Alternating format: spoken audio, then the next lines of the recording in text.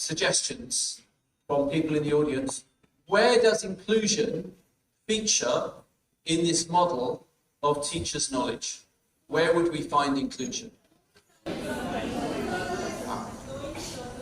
Sorry? Knowing the learners, how is inclusion part of knowing the learners?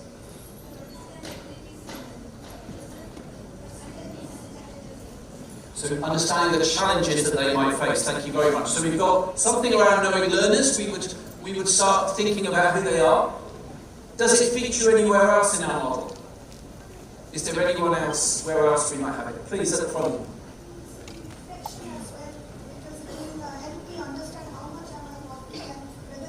Working from the classroom. So reflection is something which is important to us. Very good. So once we know the learners, we'll be reflecting on what their needs are, and that might change things. Very good. What is happening, not happening, where are the gaps? Reflection is going to help us. Thank you very much. Excellent. We'll have one more thought or one more comment. Yes, please. So, curriculum knowing is also a part, it can be a part. If I don't know the curriculum well, I would not know how to implement it for a child having difficulties. Good. Facing the difficulties. If I know my curriculum well, then I can modify it somehow. Thank you very much. So, really, really important. I'm going to link those two things together. So we've got knowing the learners, what are their needs, what are their challenges. Then we have the curriculum that we have to teach. So our reflection will make us think, what might I need to do in order to make this curriculum accessible to others? Okay, how inclusive is the British system? I've put the inverted commas around the wrong word. I've put inclusive. Actually, it should be around British.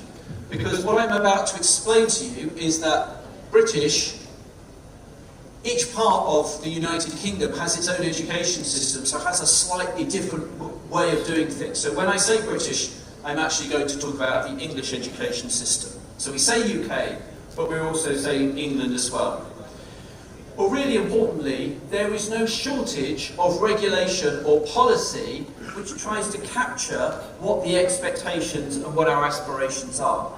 So we have a Special Educational Needs and Disabilities Code of Practice, which sets out the expectations of schools, all education establishments from 0 to 25, and the expectations that we can use for managing the experience of young people, whatever their special educational need and disability. And really importantly, it emphasises the joint responsibility between the school, the family, the child, and any outside agency as well. And it sets out very high expectations of what kind of support might be there, particularly about ensuring that that child has a right to be within the education system and what that might look like. That's also underpinned by our Equality Act, which puts the burden on either the employer or the provider to make reasonable adjustments so that a young person can access education. So those are kind of two cornerstones of the legislation. Underpinning that, in the work that we do at the university in the training of teachers, and in the work that schools do, it's embedded within the teacher education curriculum. So we have a teacher training and early career framework which sets out very clearly that all teachers must be trained to understand and respond to special educational needs and disabilities. On top of that, layered on top, we have an inspection framework that then holds schools and teachers and any other educational establishment to account for their ability to do that work. So if an inspector came to the school and found that we had special educational needs and disability policy, but it wasn't being enacted, then that could result in a bad outcome for the inspection. And then also lots of the kind of research organisations, the Education Endowment Fund Foundation, for example, publishes lots of materials about what should happen in mainstream schools. So we have very high expectations, very clear guidance, really well embedded within our curriculum. And yet, we have a very high aspiration, but the reality does not always match that aspiration. So that's not to say we don't have a successful system That's not to say that the aspiration is wrong. It's just to recognise that even when you have a policy, what happens in school, the resources that are required, don't always match. So one of the things our government doing is at the moment is thinking, how can we reform the special educational needs and disability system to try and improve it? That's at the same time when there is a shortage of resources. One of the things that's happening in the UK is that there are increasingly numbers of young people who are being diagnosed with a specific learning need or disability, which means that the school has a responsibility to provide a reasonable adjustment, but without any increase in their funding. So the system is creaking because we're getting better at recognising what those needs are. We're getting better at understanding what's needed, but we don't necessarily have the resources in order to do so. And with the reforms that are coming in, there's a concern that there will be not enough teachers, not enough resource to make this happen. And the other thing, we have these educational enhancement plans which are individualised, and there's a chance that some of those will be withdrawn. So whilst we have some really good practice in the United Kingdom, we also have some significant challenges as well. So how might we reframe and rebalance our understandings of inclusivity? I asked you to think about 3 words or 3 phrases that resonate with you when you might think about inclusion. Just a couple from people. Who would like to share one of their words when we hear the word inclusion? What are some of the words that you're using? Please at the front. Yes. An empathetic approach. Thank you very much. Really helpful. Education for all. Education for all. Universal design. So something about the process in which we're doing this. We'll take one more here. Explore. Exploring. Discover. Discovering things. And understanding. So exploring things and understanding things. Thank you very much. Someone wanted one. We'll take one more at the front.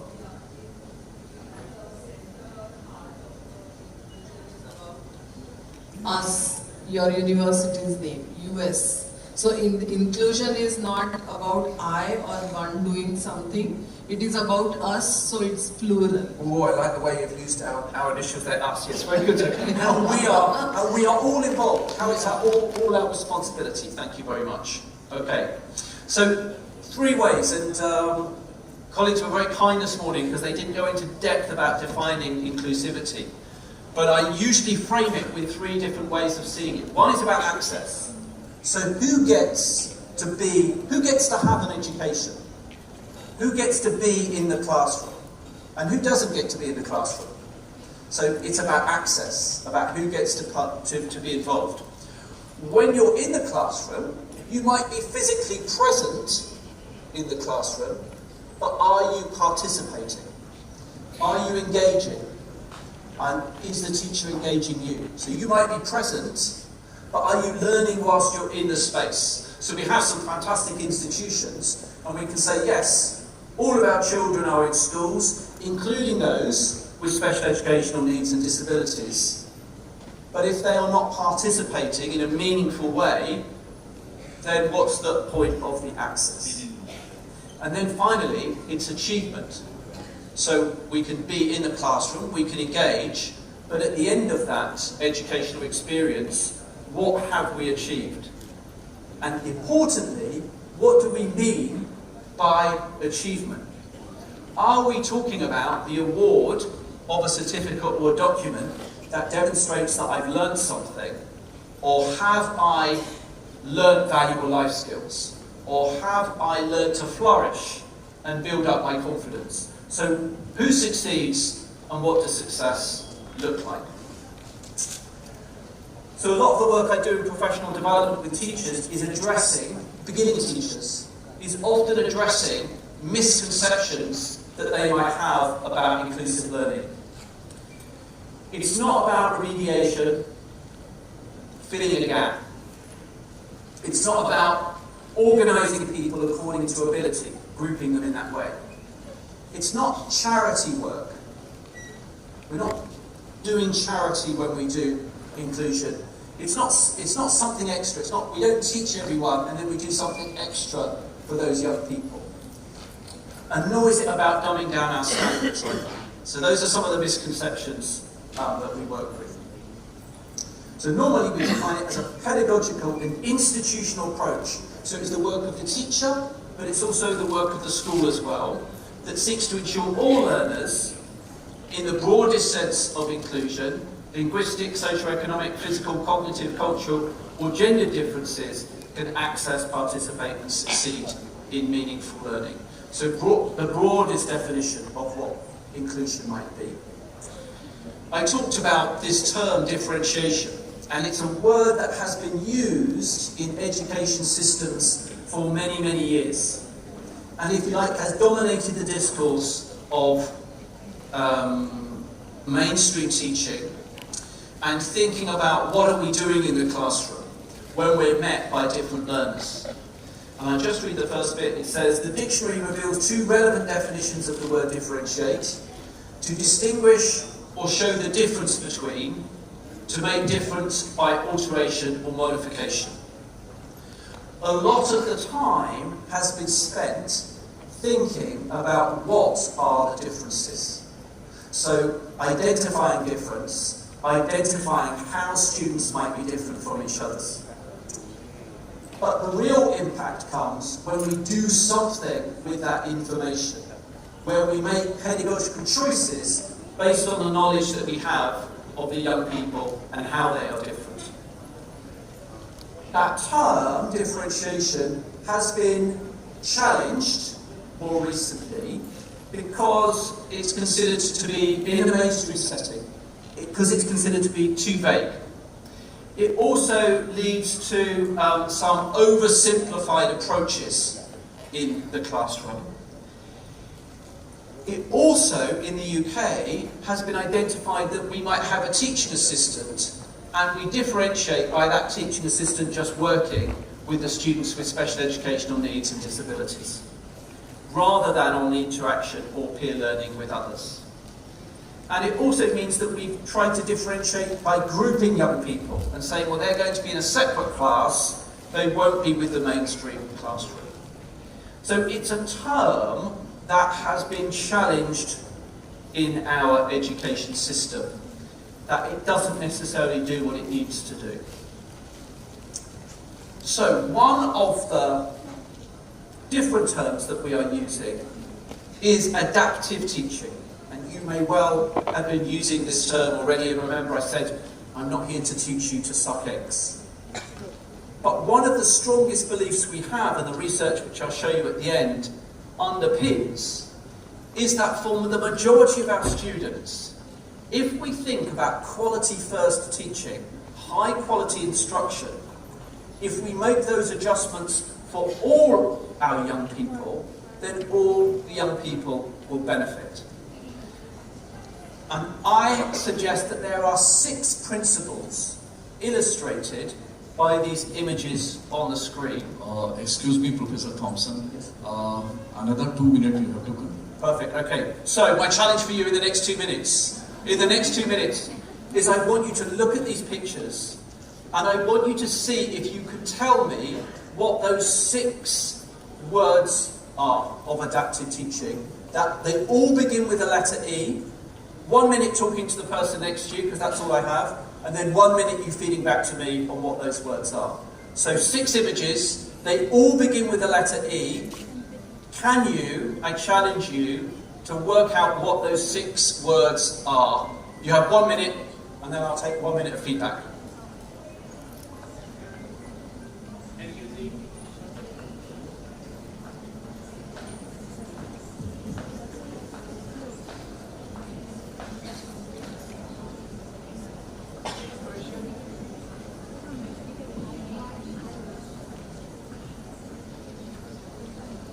Okay, so what have we got? Number 1. Engage. So we have engagement as our first one. Engaging young people from the beginning of the process. Enrollment is good but not right. Express is good, but I'm looking for explain. Explain, okay? Explain. Number 3, explore. Number 4, exercise. Very good.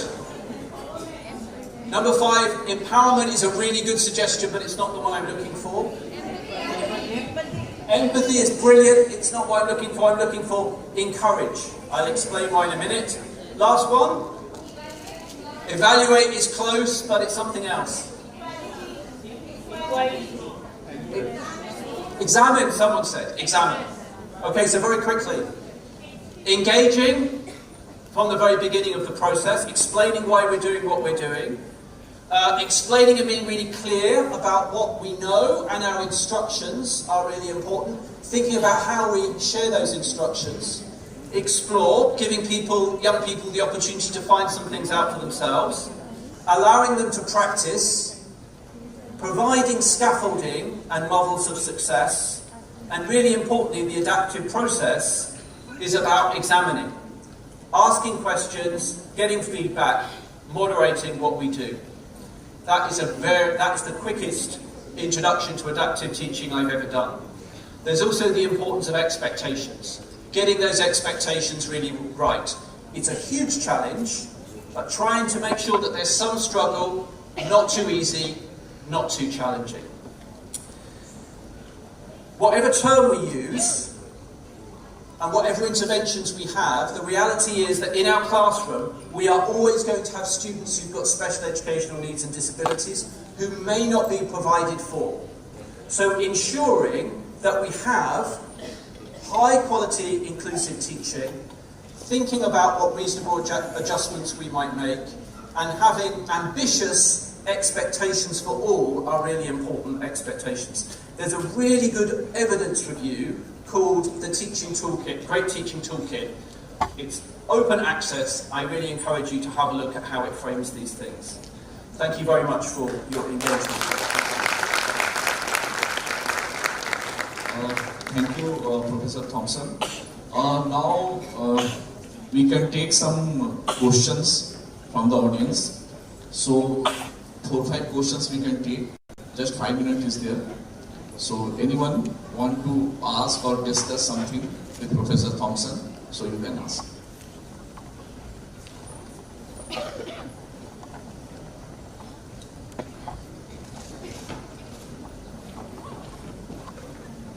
Thank you for this opportunity. This is Dr. Kotra. My question to Sir. Sir, how University of Success, how your university work together towards the success of inclusive education with support of parents, community and stakeholders? Thank you. May I ask again, sorry, I didn't quite hear I heard the stakeholders, the family and the... We need to include both parents and community so that towards the success of inclusion, how the University of Success working together from last couple of years, and what is your future plans to make it more success in this field? Thank you, it's a really good question. So I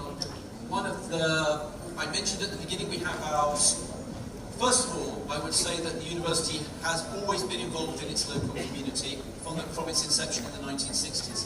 But it has this new strategy, Sussex 2035, University for All.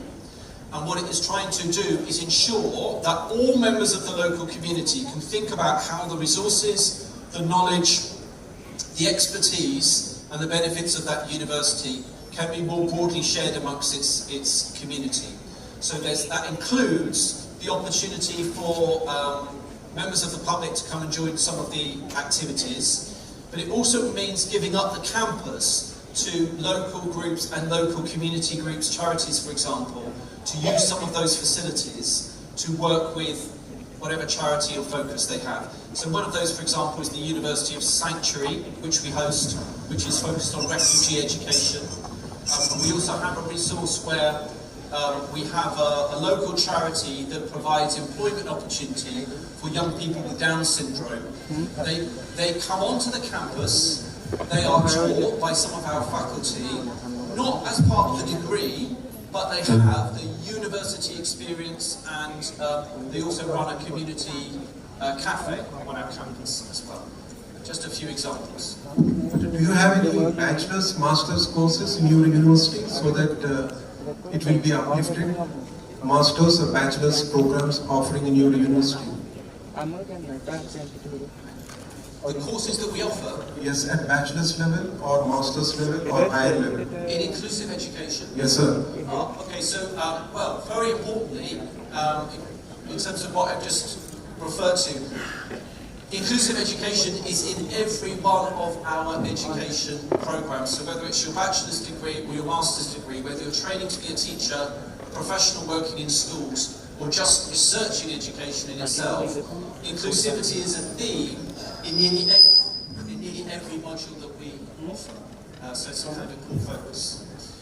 Most of the specialisms in inclusivity come through the researchers who are part of the school, who then deliver workshops, modules within the established degrees. Thank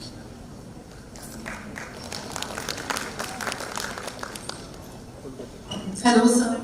Thank you so much for that presentation. It was really enlightening. So the last part that you said, support is the bridge, not the destination. So can you speak a little more about the destination, and if you can give an example of a real life example of you seeing that, if some students have actually reached that position. Thanks. I think that's really helpful. So yeah, that captures that aspiration for what education can do. And if you think about that Venn diagram, we were talking about access is good, participation is an expectation, but what comes at the end of that education system for young people? So we work with a huge range of different schools. At Sussex, we have about 250 in our partnership. And so when our students are working as beginning teachers, obviously they're working in mainstream settings and they're preparing students for exams, and obviously one of the ways in which we measure that is through GCSEs or A-level success, and that's really core. But we also ensure that our students have experience of working with students for whom that may not be their aspiration, or maybe they will not be entered for the examination. So they're often doing work with young people which focuses on life skills, or thinking about employment, or thinking about a broader understanding of education that's about arts, sports, music, or interaction with others in terms of community groups. I think the best example of that is the work we do with two schools that we are working with. One is a local academy that works in a very socially deprived area, and our students in education, we run something called the Role Models Project, where our undergraduates from across the university, not education specialists, go into that school and teach the young people, because they are close to their age, about what it might be like to go to higher education, but also what other opportunities there are for them, and provide that kind of individualised mentoring and support. And that's a good example of some social inclusion work that we're doing. Yes, ma'am. Good morning, sir. Oh, sorry. Good morning, sir. So, sir, my question is, the universal designer, UDL, for learning, efficient on its own, or does it need to be combined with other frameworks to achieve inclusivity? Thank you very much. I'm a big fan of Universal Design for Learning. If I had more time and more slides, I would definitely have used it. It underpins some of the recommendations that I was making. I think as a framework, it's absolutely crucial, and it's how we have adapted our own curriculum at the university for the students that we're working with. So not only are we encouraging our beginning teachers to understand it and apply it, we're also thinking about our own responsibility when we're teaching at university. So absolutely critical. I do think it needs to be layered on top of other frameworks. One of the dangers is that sometimes it's framed just in terms of inclusive education. Its very nature is about education for all. So it needs to underpin everything that we're doing. Please. This will be the last one. I have a question. What are the regional accommodations being extended to students with disability by University of Sussex in terms of barrier-free inclusive education? And what possible measures can be taken for collaboration of University of Sussex with Government of Odisha? he wants, what are the reasons? Reasonable accommodation for students with disabilities being extended and possibilities of collaboration. Thank you very much. So, reasonable adjustment is a huge part of the work of the University of Sussex. We have increasingly larger numbers of students who have identified special educational needs and disability. And on joining the university, they have an assessment of what those needs are. Those needs may be a reasonable adjustment in terms of assessment. It might be providing additional resource. But again, like the UDL comment earlier, it also means that as a teacher, I would have a clear indication of who's in my lecture, who's in my seminar, and what simple changes might I make to my pedagogy to strengthen their learning as part of that process. And that can be any student from the first year of an undergraduate to those doing PhD. So I have about 4 PhD students at the moment who have diagnoses for ADHD, dyslexia, neurodiversity, and at PhD level, often we are working these things out together for the very first time because it's not something that's been thought about at doctoral level. The assumption would be if you maybe had some of those disabilities, then you wouldn't engage in a doctorate. Well, increasingly, yes they are, they're doing really well, but it challenges us all to think about what adjustments are there. And then I suppose to your question about what kind of collaboration could be possible, I think anything is possible. I hope that when I spoke this morning, I emphasised the importance of us learning from each other. So I think that the University of Sussex can learn a great deal from those people who are participating today. And I'm very open to listen to anyone's suggestions about possible partnership opportunities. I think this might be the last time I'm going to speak, so I just wanted to thank the colleagues who've been doing the sign language both this morning and with me today. You've done a fantastic job in keeping up with me. Thank you very much. So, thank you, Professor Thompson. Sir, you have... Good afternoon, sir. So last question, can I... What you can do during the lunch time or other time, you can discuss with Professor Thompson, okay? So, because some speaker is online and she's waiting. So this was a very good enriching session for all of us. This is on differentiations and whatever like theoretical and policy things are there and how it is going to be the practical in the classroom, so that we learn. But in India it is very difficult these things because we have around 240 million children in the school and around 1.5 million schools are there and around 2 million children with disabilities are there in the school. So teachers are really struggling in India. So here we all are a kind of messenger, a kind of agent of change, and we will take this message to our school. So thank you very much, sir. Thank you. Thank you, sir, for that engaging session and for that final insight, Professor Singh. I would now like to invite Professor Vinay Kumar Singh to felicitate our esteemed speaker, Professor Simon Thompson. So please just hang on a minute for the felicitation. Yeah. We have a round of applause for that engaging session.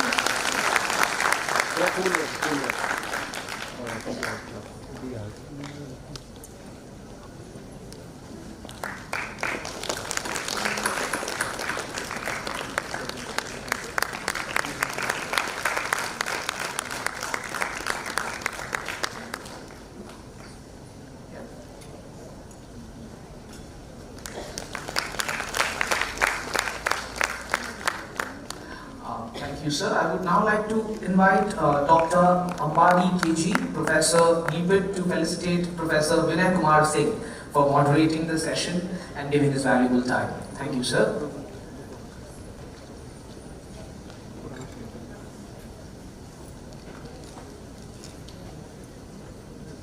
Could we have a round of applause for Dr. Singh?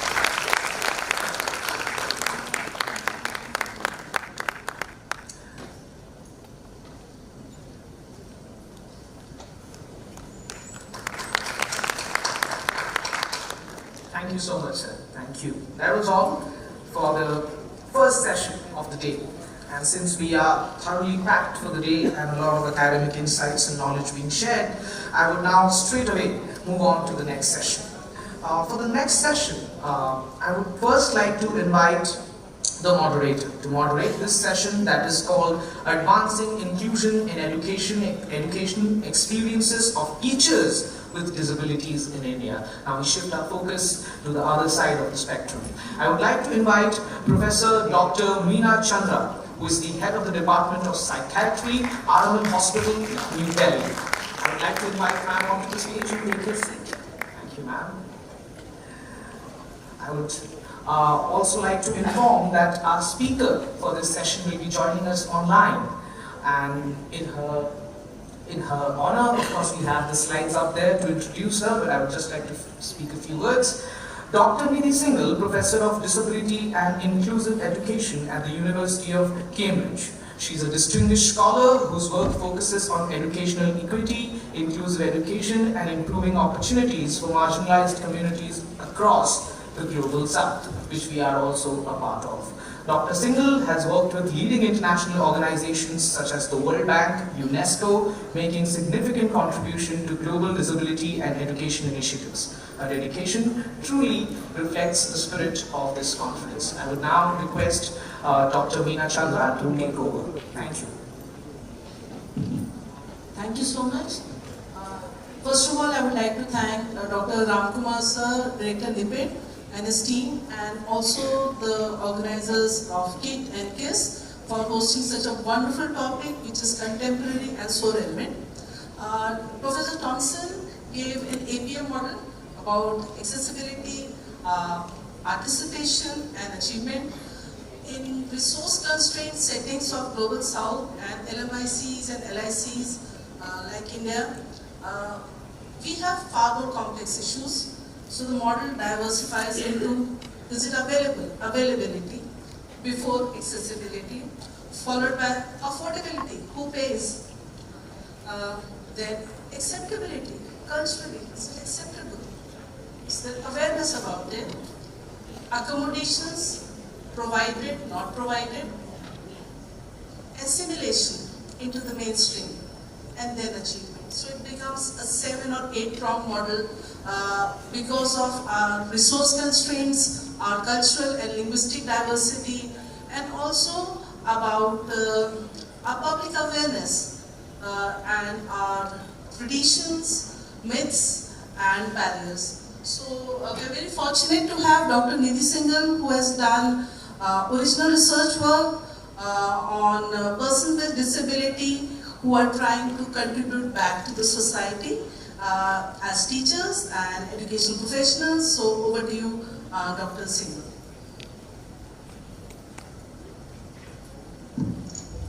Thank you so much, Professor Chandra. Good morning, everybody. Rather good afternoon. I can hear myself, which might not be very helpful.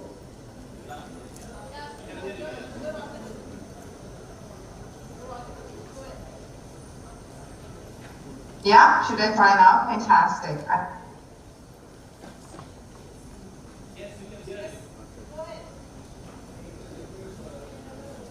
Okay, I'll try again. Okay, so Professor Chandra, thank you ever so much.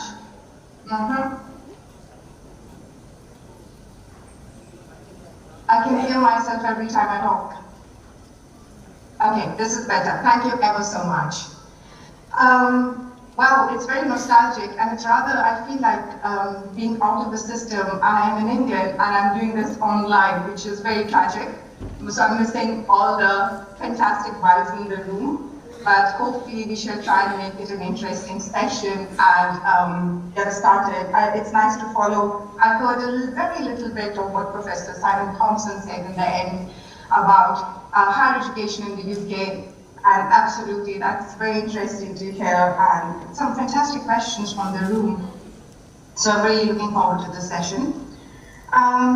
I want to first of all, not surprisingly, acknowledge the organizers of the conference. Really grateful for the opportunity, and it's wonderful to be speaking to communities back home. I'm going to shift gears a little So a lot of focus was not surprisingly on students, and that tends to be this focus in inclusive education. We tend to talk about students with disabilities and how to get into the system.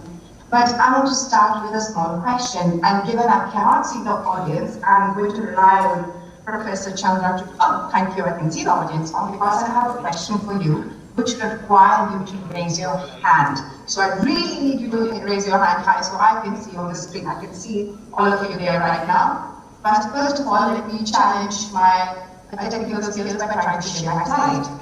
Okay? So my question is going to be very simple. How many of you in the room have been taught by a teacher with disabilities, visible disabilities, that you knew about during your school years? So I'll have to stop sharing because otherwise I can't see all of you. So how many of you, could you raise your hands? How many of you remember 1, 2, 3, 4? Okay, 4-ish, yeah? Okay, fantastic, thank you so much. That's not something that's very common. We don't necessarily think about teachers with disabilities because our personal journeys have not been influenced by teachers with disabilities. But that's the area that I'm particularly very interested and keen on, and I'll be talking about. And I'll start, I've got a long slide because I've given an hour, but I'll not do death by PowerPoint. Hopefully I will have opportunities to ask questions again in the end. But I'm going to start by talking about why is it important, then share some of the research we've been doing. And so we've done research in lots of different countries, but I'll definitely forefront data from India so that it has a lot of more relevance for the context which we are talking in. Okay, so to get us started, here are my slides, and hopefully you shall be able to see them very soon. Considering I cannot now see anybody, can someone tell me, can you see my slides on share, on SlideShare, like proper slide deck? Professor Meena Chandra, could I ask you to just simply tell me yes or no? Yes, we can see your slides. Fantastic, thank you so much. So I'll get started. Okay, so as we've established, not many of us have been taught by teachers with disabilities during our school or later years. But why is this important? Why is this question even important? Persons with disabilities are indeed some of the most neglected in the workforce. We naturally do not talk about persons with disabilities in the broader workforce itself. You know, there are huge discussions around barriers from education to employment. We tend to talk a lot about inclusion into education, but not enough about inclusion into employment. Even though the strongest arguments for inclusion for education are economic arguments. Okay, so there's a pathway which I'm saying remains missing from education to employment. Diverse learners need a diverse teaching workforce. We acknowledge across the globe that the diversity of learners is changing, and more so in India. We have a whole range of first-generation learners entering into classrooms. We have huge diversity, which you mentioned earlier. Dr. Singhal, if I may interrupt you, can you put your slides on SlideShare so that it is full screen? I have him on full screen at my end. Because here, now it is full screen. Thank you so much. No, again it is not full screen. For you. Okay, perfect. No, it's not full screen again. It's not full screen again. Please put on full screen, SlideShare. If you can put SlideShare. Yeah, now that's better. Yeah, that's better. Perfect now. Okay, I'll continue. So, teacher diversity also fosters inclusivity in schools, and that's important to remember. And indeed, as I've said, teaching offers vital pathways for persons with disabilities. And teachers with disabilities is something that is now coming up in the discourse in significant ways. I'm not sure how many of you are aware of this, but the first ever UNESCO global report on teachers really forefronts teachers with disabilities even though the discourse till now has very much focused on diversity in the teaching workforce in relation to gender, in relation to maybe social class distance is a big thing which colleagues especially in Pakistan have been talking about, and indeed caste, which is very much pertinent in our context. But teachers with disabilities is something which is not talked about enough. So what is the current evidence in relation to teachers with disabilities more broadly? I just want to check if I'm still on slideshow because I changed my slides and that might be an issue. You are on slideshow. This is good. Excellent. I shall continue now without interruption. So, in one of the reviews that we did in 2024 with my own team of researchers, here we covered research studies which have been published from 1999 to 2024. And in the research that we were looking at, so these are already published research papers, there were 4 themes that emerged. So when you're doing a literature review, you're looking for themes and thematic trends. And one is like many of the researchers were definitely talking about reasons for becoming a teacher. You know, why did persons with disabilities decide to become a teacher? There were a lot of pragmatic reasons. There wasn't anything available to us. There were lots of personal variables, very strongly a sense of social justice. Okay, so these were the reasons across many different countries, etc. Teachers, this is what the studies were telling us. Teachers really strongly thought about their own impact, you know, so what is the impact they were having on the classrooms? They talked about the fact that they were persons with disabilities and teachers were normalizing discourses around diversity in the classrooms. Children would look at them and say, this is natural to have a diversity within broader society. It was very useful for parents of children who are coming to their schools, especially children with disabilities, to see that there were prospects for their own child with disabilities. Of course, not surprisingly, many of these studies also highlighted how teachers were struggling with disclosure dilemmas, that is, to tell the school that they have a disability or not. There was a lot of hesitancy in requesting accommodation. There were a lot of negative biases amongst teachers. But indeed, there were a few enablers, that is, there were a lot of supporting communities that were happening. And when I say communities, they were primarily in terms of families, informal peer networks, etc. But some of them talked about mentors in the school settings, colleagues who really took them under their wings, and empathetic leaders means leaders who were ready to listen to them and help them with accommodations, etc. So this is what we were finding in the literature. But what's really important to look at is what I'm going to show a world map here, and primarily for the benefit of everyone in the room, I'm just going to describe it. Basically, this is a world map, and it shows where is the concentration of research studies focusing on children with disabilities.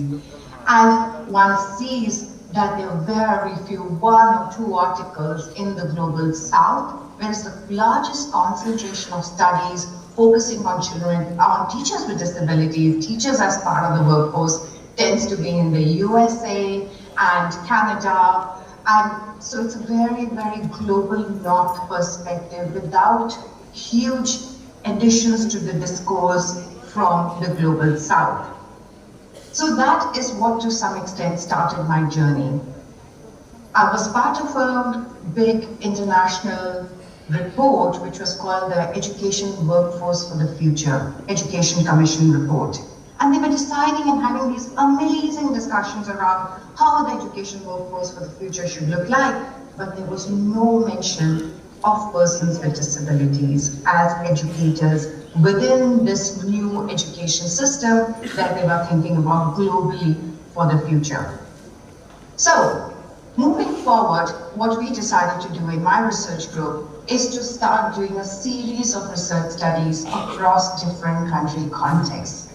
So the most recent one, which is on the top of the list, is in India, which is a currently ongoing project, and I'll be primarily talking from that.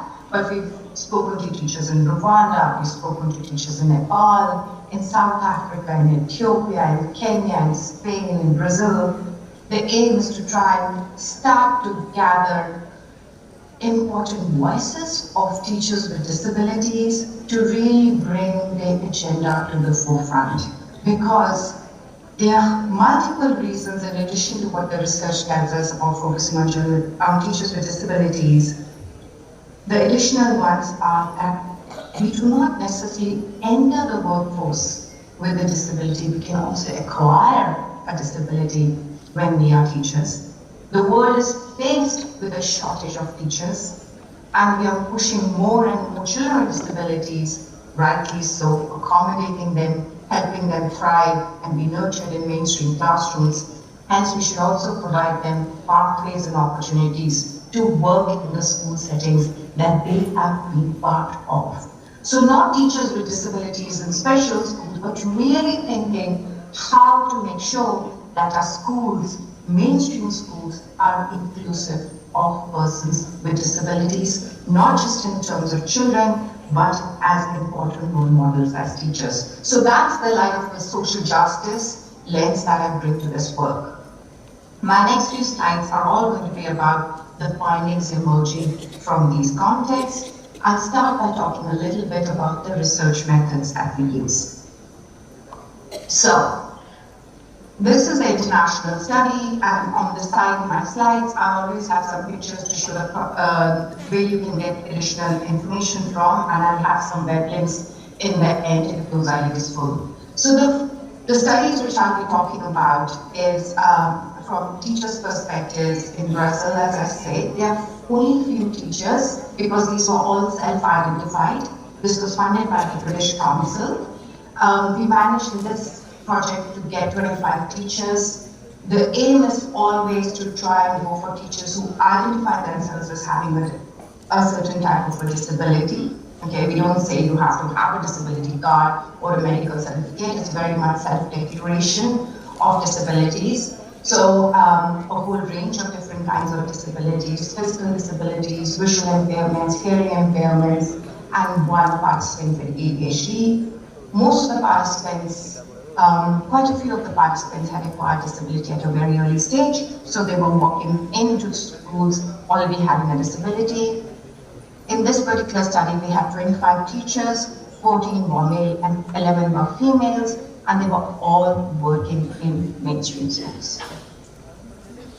So the India study is in addition to that. Again, we covered, it's a pan-India study, so we covered around 10 states in India. We have data from 25 teachers working in mainstream schools across these different states, 10 females and 15 males. And again, they're self-identified as having different types of disabilities, declared as having physical disabilities, vision impairment, and one with hearing impairment. Just to flag, most of our data in most of the countries, not all, was collected online, either through WhatsApp or more stable ways of online connections such as Microsoft Teams, or even looking at other ways of video and audio transfer of data, and I'll explain that in my methods. We sent out calls on social media, teacher networks, etc. In India, we're working with this organization called Type Foundation, which is actually a really strong network of teachers. It's an NGO based in Gujarat, and which has very strong links in different parts of the country. So we worked with them there, and quite a bit of the data was collected in person. Some of it was collected online. In Ethiopia, all our data was collected in person. I had a lovely colleague working at the University of Bahir, and we collected data from one particular region in Ethiopia, so it was easy to go and collect that data. Whereas in countries such as Jordan, Brazil, Spain, etc., all the data collection took place online, not surprisingly. And if you see, as I mentioned in my previous slide, the numbers in each country are not the strongest, apart from in India and Ethiopia and Sri Lanka. But what we do is provide some really, really important trends across these different countries. Very important to flag here is my aim is not to homogenize disability experiences across different country contexts, But what is important to acknowledge, a lot of commonalities emerged. Commonalities around the significant exclusion of teachers with disabilities, and that is what I'm going to talk about. Within the India context, I think it's just important again to rehearse that actually we have really strong legislations in place. We have a Right to Education Act, we have Rights of Persons with Disabilities Act. None of these acts actually specifically talk about teachers with disabilities. They talk about employment of persons with disabilities, but not necessarily about teachers with disabilities. A lot of focus on these acts is not surprisingly on children, especially in the Right to Education Act. But what is also very heartening to see and recognize is that there is more acknowledgement of the need to collect data about who are the teachers with disabilities, and UDAS Plus data is really interesting one because it has a variable on teachers' disability. So it does encourage people who have disability to self-identify themselves on the UDAS data. What we see from the UDAS data is very small numbers of teachers with disabilities in different mainstream schools. So the numbers vary from 3% in government schools to less than to 1% in aided schools. In government schools, it's more men with disabilities who are likely to identify themselves as having a disability, and in private schools, it's more women who are likely to identify themselves as having a disability. The numbers are small, but it also underscores the point which I'm trying to make earlier on. There are teachers with disabilities in mainstream schools, and it is our responsibility, it's again a rights-based responsibility to ensure that they are nurtured and that they thrive. So what other kinds of research methods we use? Just to give you an example, so we were very clear that in all the studies, so my first study actually started within UK, which I don't talk about, but that was like a pilot study, which then I used in the instruments were contextualized and then used in different contexts. Not surprisingly, as the work evolved, our robustness of the methods, what we were able to use, evolved significantly. So I started this work in 2020, and it's been 6 years of doing this at various points in different with different sets of teachers. One of the standard ones which we use is not surprisingly semi-structured interviews. We spend a lot of time talking to teachers, trying to get rich histories, what are the experiences. All our data is gathered from the perspectives of the teachers themselves. So that's really central to us. It's about forefronting their voices, their perspectives, and their experiences. How do they experience being a teacher with disabilities? How did they reach where they reached? So we take a life cycle approach. What motivated you to become a teacher? How were your experiences on being trained to become a teacher? And then rather importantly, very importantly, what does it mean to be a teacher? What are your experiences with parents, with students, with colleagues, etc.? So when I use the word semi-structured interviews, these are interviews with certain themes, but they're very much in depth. We do 2 sets of interviews with our teachers, a first interview and a second interview. In many cases, we've used photo elicitation, and I'll show you some examples. We have used a range of participatory methods. Of those are photo elicitation, audio notes, and soundscapes. So photo elicitation is very much, we've given, asked teachers, given them a prompt for all 3 participatory activities. We simply gave them a prompt. Tell us what are the things that help you thrive as a teacher, and what are the things that challenge your work as a teacher. So simple prompts. We want 5 photographs or 6 photographs of the things that are very, very important to you. 3 enabling things, 3 challenging things. They click the photographs, then we come back to us, and then we talk through the photographs with them to analyze this. So we analyze it collaboratively rather than relying on our own lens. For teachers who are unable to click photographs, we've provided audio notes. So again, exactly those things, those 2 prompts, asking them collect audio notes during the times when you feel like talking to us, and then they send us little audio notes and we analyze with them, why did they capture that audio note at that time, what does that incident tell us, etc. What does it mean to them and what does it tell us? And finally, soundscapes. And this is one of my most favorite methods, which has been very, very interesting, especially in the Indian context, and I'll come to the findings later. Soundscapes is basically 6 of our teachers who identified as being visually impaired, captured their journeys of walking to school, making their way to school, traveling to school, which in some cases included walking, taking the metro, taking a rickshaw, etc. And these immersive soundscape sound recordings provided some really powerful insights around accessibility in the wider society and how it impacts on teachers with disabilities. So I'll talk about all this later, but this is just an example, just an overview of the methods we used. Of course, not surprisingly, in countries where we were not speaking in the language, for instance, in Ethiopia, we weren't fluent in the local language, but that's where our local partners were incredibly helpful. We transcribed and translated the data, etc. Okay, so moving on to the real crux of the presentation to some extent, I'm going to start with India findings, then I'm going to look at some cross-cutting themes, and then I'm going to end by talking about some specific divergences in different country contexts.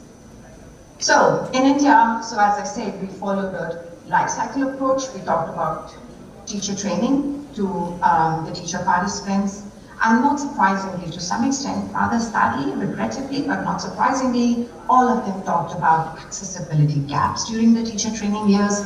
They talked about gaps within the training content, like not being taught about how to teach children with disabilities, forget how to operate and do their own teaching as persons with disabilities. Huge accounts of lack of support from teacher training colleges who didn't know what was supposed to be done, and not surprisingly, negative societal attitudes. And they also talked about how this restricted their own confidence and opportunities.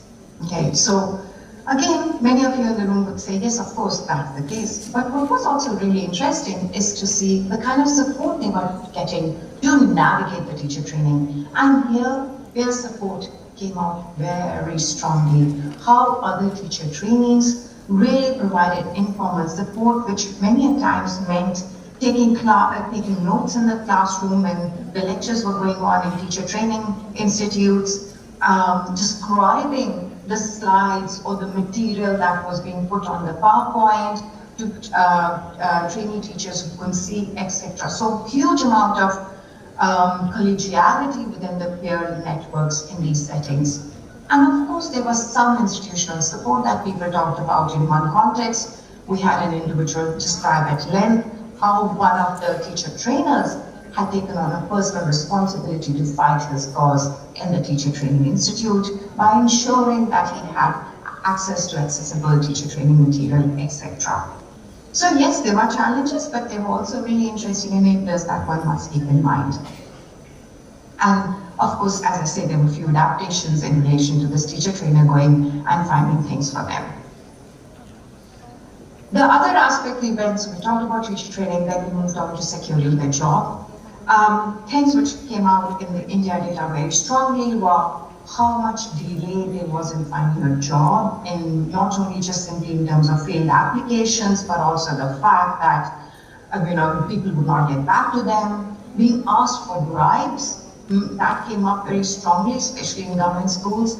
Again, they talked about lack of support and adaptations when they would go for job interviews, and negative attitudes during selection. So one of the interviewees of women with disabilities describes an experience of sitting in front of an selection panel, people who are interviewing her, and they kept asking her, but how will you do this? But how will you do this? It was this whole notion of lack of trust in the person's ability to deliver the job, to do the job, even though they had the right certification, etc. So this lack of trust and negative attitudes, again, became very powerful in terms of them securing a job.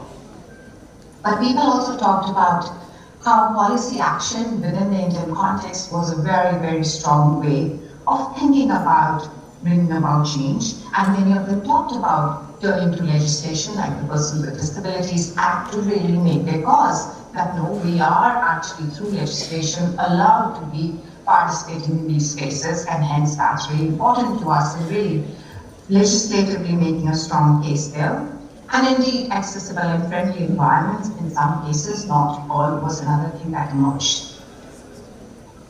So, to some extent, my heart lies in really trying to understand what happened in the workplace. So, after having navigated all those challenges, what is it that keeps these teachers going? On this slide, I have, in addition to my text, which I'm talking through, in this slide, I have 3 photographs. And the photographs primarily show one, a ramp in a school setting. And the second one, it's a magnifier, which a person is using to help increase the text size on the book that they're reading or the paper they're reading. And the third photograph shows actually, it's inside a school compound where there is a little writing on the wall that says PWD parking, which is parking for persons with disabilities. And this individual has taken this photograph because he talks about the sheer neglect by the amount of rubble lying in the parking space, which is dedicated to persons with disabilities. And when this person who took this photograph for us, shared this photograph to us, drew very strong links with how disrespect towards persons with disabilities was evident through small acts such as this within the wider school setting, where something that is totally for them is actually filled up with rubble and debris. Our teachers in India definitely talked about similar themes like accessibility barriers, lack of adaptations, negative attitudes, lack of recognition.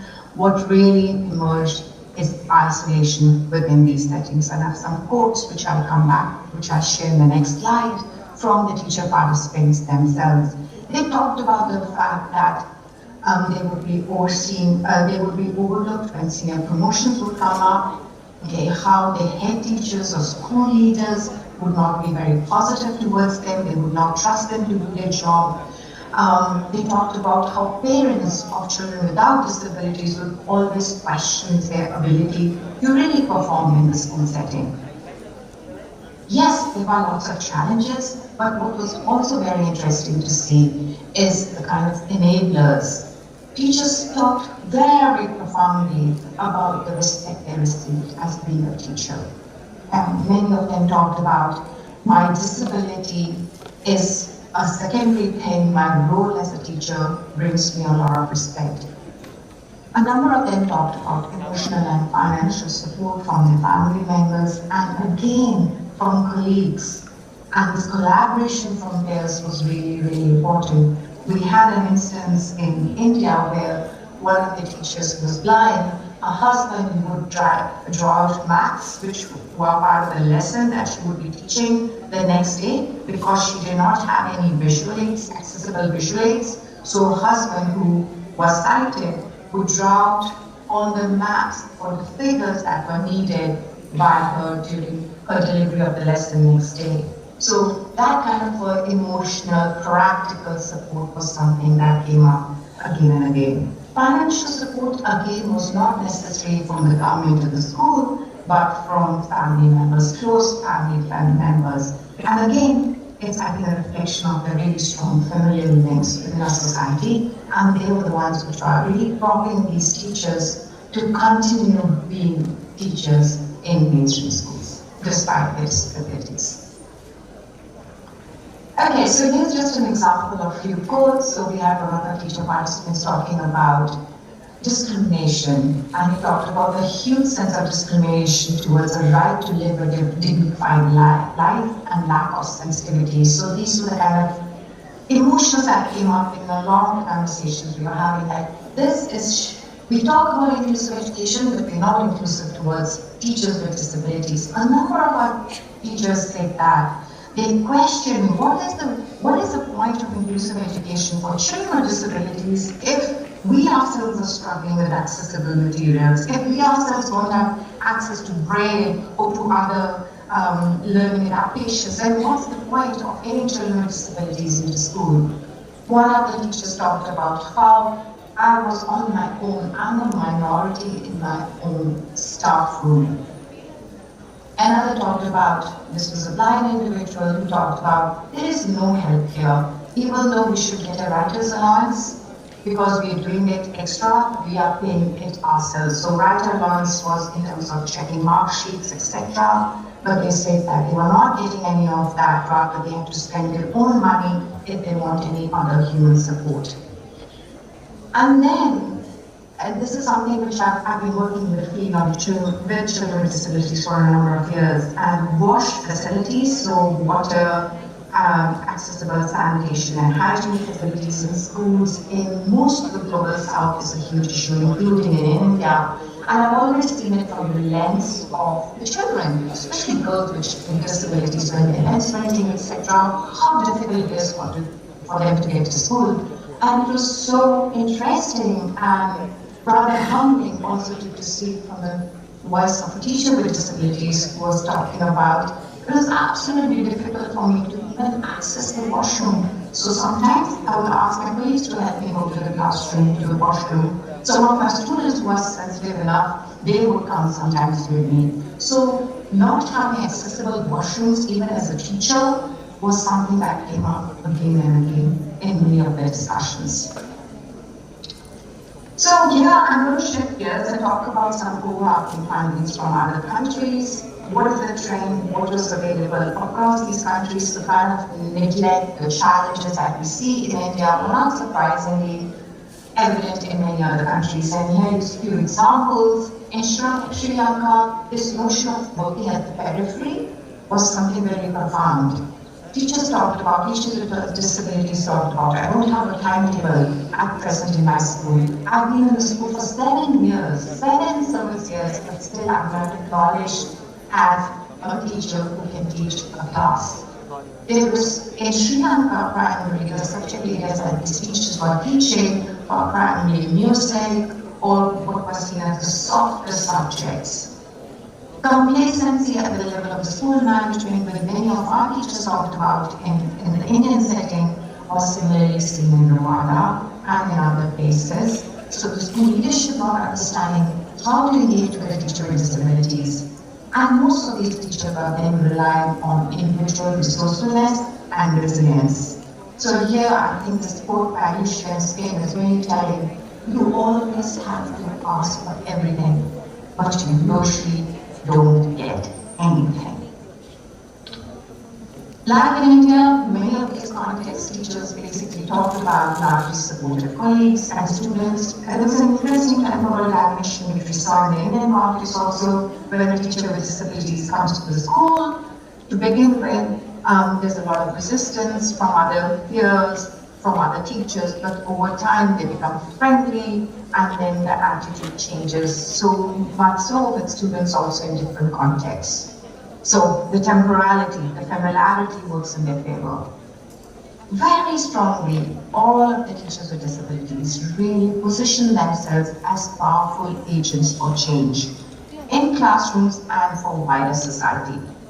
And this, I think, really is summed up very well by this colleague, teacher in Rwanda, Mugisha, who said, what I do, it will be a motivation for them, that they're here to the students in the classroom, both with disabilities and without disabilities.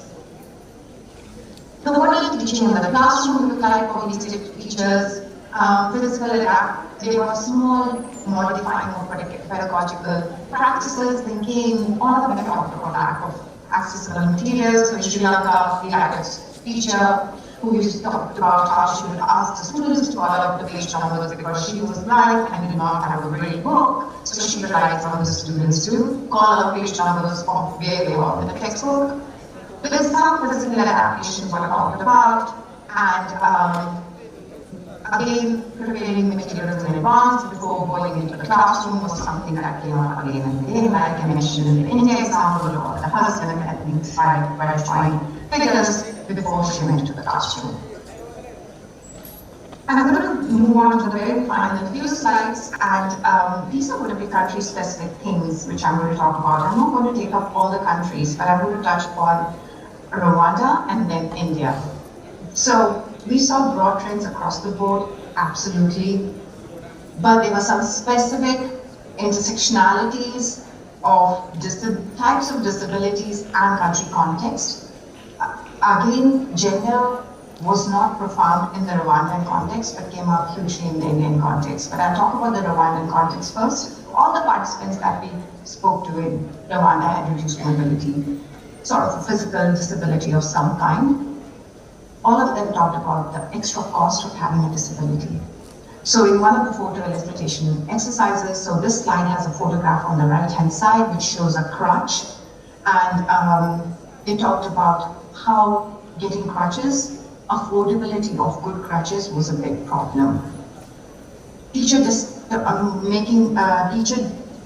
walking to school, so the distance between the home and the school was substantial in many cases, and not surprisingly, people with reduced mobility were not able to walk very long distances, so they had to rely on public transport, which was more or less non-existent, but then they would have tuk-tuks, like small autos there, and they would have to take that, but then that would be very expensive, so the teachers talked about this extra cost of being a disabled teacher doesn't get reflected in the pay, which was very, very low broadly amongst teachers in Rwanda.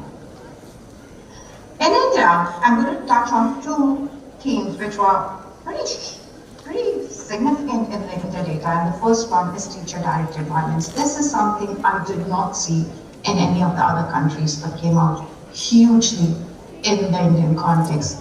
So violence, we always talk about in India, violence inflicted by teachers on students, but here I'm asking you to think about the other way around, violence which was directed towards teachers.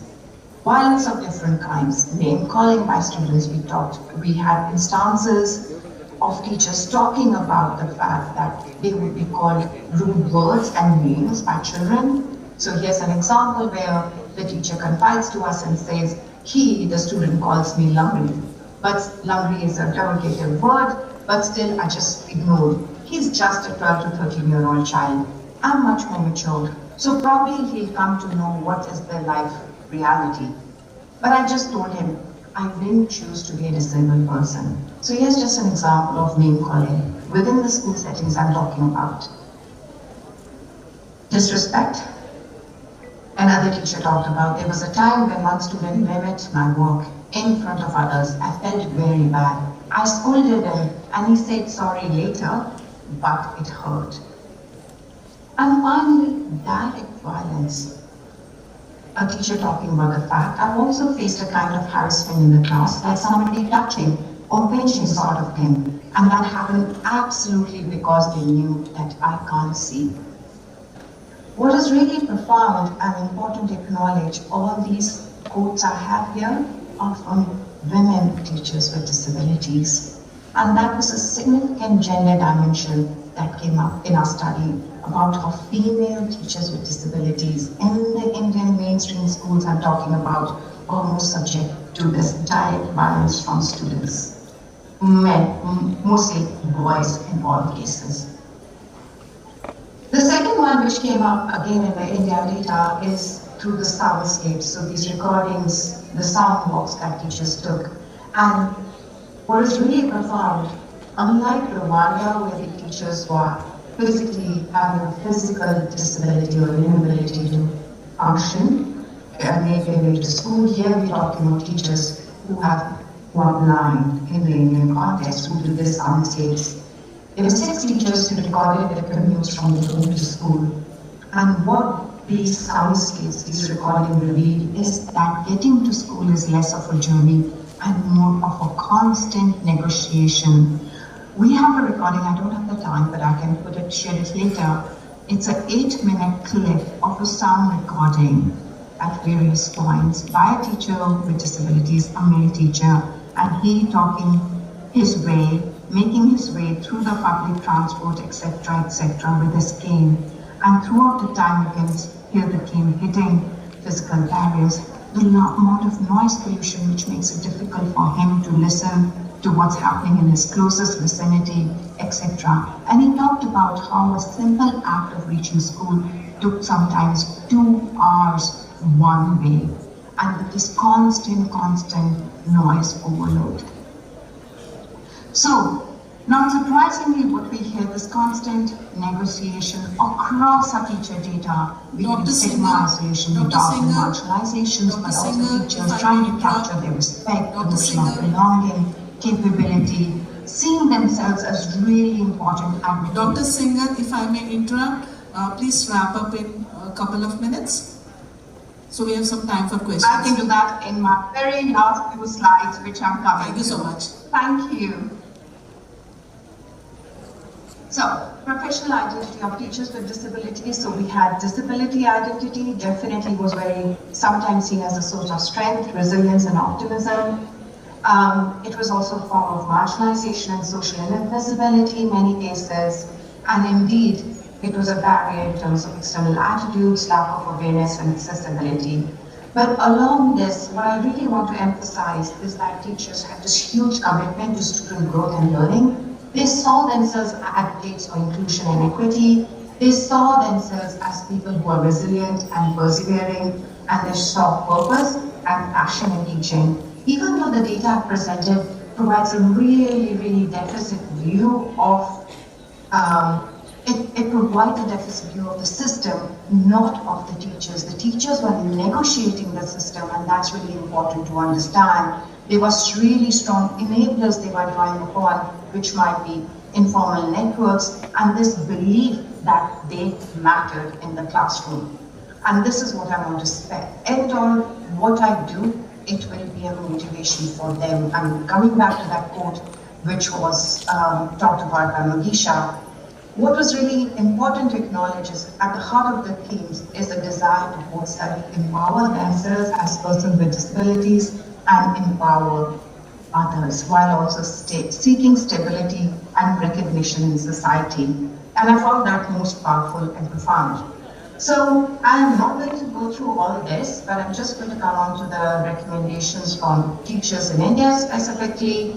So they all talked about the need to rewrite the narrative around Divyang, which is a very politicization of disability without any positive change, is what they felt. We need to see change happen. We need to revise our laws to make sure they are more in line with lived realities. They are not impractical, but they need to be implemented.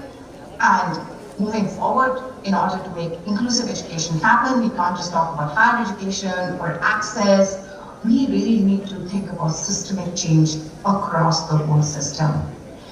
Here's just an idea of the kind of work we're doing. Most of this is open access. There's a YouTube video, there are various blogs, there are open access reports, which I'm happy to share. But finally, just to thank everybody who makes this research possible. Those are my partners and others and our own team of researchers. And I am going to end there, Professor Chandra, back to you. Thank you so much, Dr. Singhal. Very insightful, thought-provoking, and impactful presentation. And though it talked about teachers with disability, it can easily be, referenced to other professionals with disabilities, because the lived experience of disability in community settings and in professional settings is likely to be similar, though there is less research in India. So I would now open the house for discussion. Any question? Yes, sir.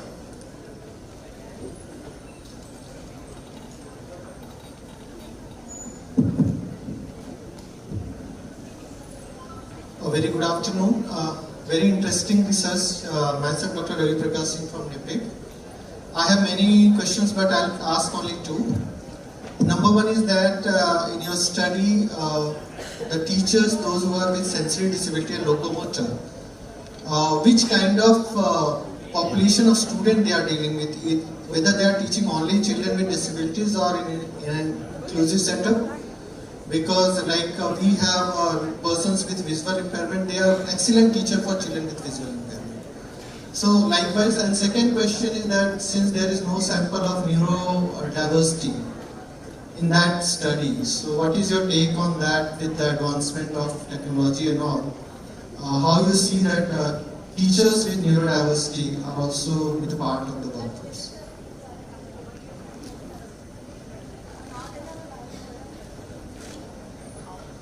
Professor Chandra, do you want me to answer this question? Yes, please go ahead. Please go ahead. Should I answer? Please respond. Yes. Okay. So, Dr. Prakash Singh, thank you so much for your question. So, in relation to the first one, I'm sorry if it wasn't clear. The whole data is from teachers with disabilities working in mainstream schools. So, जो आपको mainstream में बच्चे मिलते हैं वो.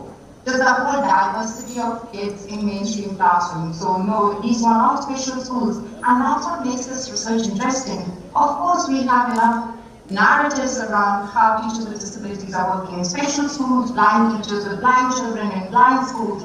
But these are teachers with disabilities who are in mainstream schools. The schools which you and I are talking about need to be inclusive. So that's really important to emphasize. And that's what I want to say, like, we don't think about this population, but it's there. And we need to start thinking about them and start thinking about how to support them, because that's what makes for an inclusive culture move widely within the school setting. So this is a missing dimension for inclusion from my perspective. The second one about neurodiversity, I love that question. So I am one of those people who is very, very careful about simply taking concepts and terms from the global north and trying to put them and plump them into our context, right? And this is a longer conversation, because what I'm going to say is going to be very controversial, and I really need to unpack it. I think we need to understand a little more what we mean by neurodiversity in our own context before we start using the word. How are we thinking about who are the children? How, I mean, is it a medicalized way of thinking about it? We have been dealing with basic sensory, visible disabilities, okay? I'm not saying this is not a population that's really important. What I'm saying is be more critical about the concepts and the terms that we're going to use, which are basically built in the global north and now are being transported to the global south, okay? So I'm sorry, I will not be able to answer your question, because my notions of disability is very much driven by the local notions of disability. How do teachers themselves see who identified as having a disability? I wasn't going with a list of these are the disabilities and this is what I'm looking for. I hope that answers your question. Thank you, Dr. Singhal. Very well put, because it's time we start seeing disability in the context. As WHO International Classification of Functioning tells us, participation, inclusion, exclusion, and maybe all models of global north may not be applicable to the global south. So that's a debate for another day. Any more questions? Good morning, ma'am. So ma'am, my question is, how can we change the society's mindset to better accept teachers with disabilities? Such a brilliant question. Thank you. I'm sorry, I didn't get your name. Ma'am, I'm Shreya Chaudhary. I'm Shreya. Shreya. Fantastic. Thank you for your question. I think it's a really important thing we're talking about. How do we change society's mindset? I have seen a huge amount of change in India per se. In the last few years, I've been, in the country context, etc. In the last few years of me growing up there and then being as a researcher based primarily in the global south, there are huge differences in how we talk about disability, the visibility of disability, but then also undoubtedly there's huge discrimination and disengagement and societal issues, But I still see a lot of strength in the fact that things are changing. We're more ready to talk about these things, and acknowledging and amplifying is itself a really, really important thing. So all of you sitting here, you have come for a conference which is primarily looking at issues around inclusivity, right, with a strong lens on disability.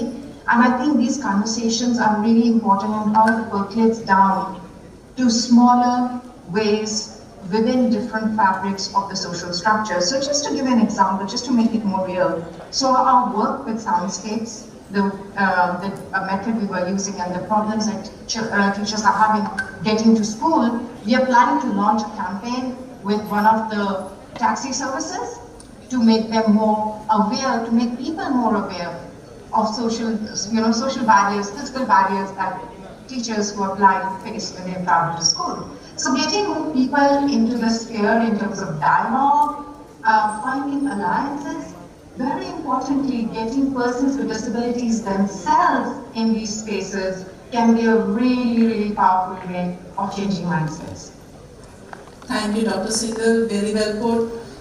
Engagement with the larger society, with persons with disability, with all stakeholders, with academicians, brand ambassadors, advocacy group, with community at large is the key for setting the agenda for change.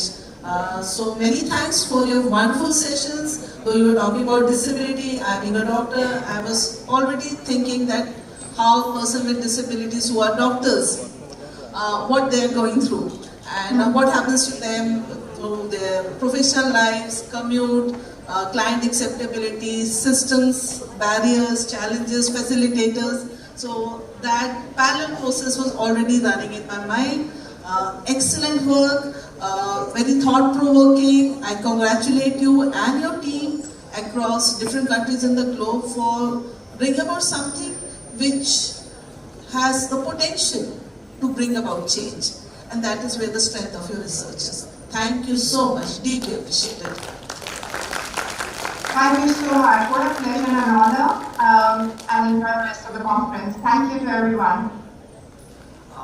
Thank you so much, Dr. Singhal, for bringing in scholarship to areas that we often don't talk about. We cannot present you a token of gratitude because you're far away, but our best wishes are with you, and a lot of thanks for your valuable time. Since Dr. Chandra is here with us, since Dr. Chandra is here with us in person, I would like to invite Dr. Sunita Devi, faculty DBIT, to kindly come to the stage and do the honors of felicitating her. Thank you so much, ma'am, for your valuable time. Round of applause.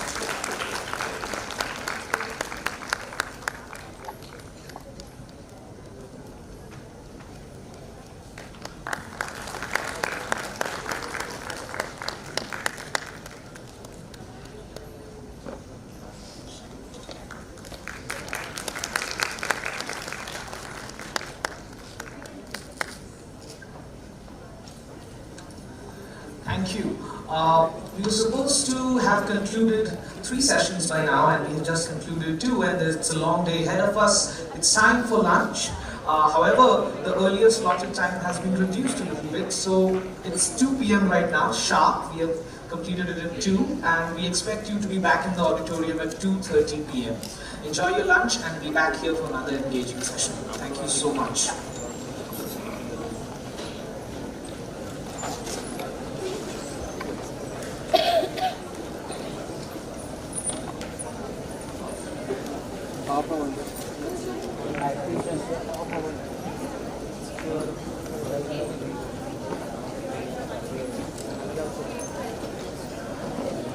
If you're visiting for lunch, there are also stalls that have been put up by students.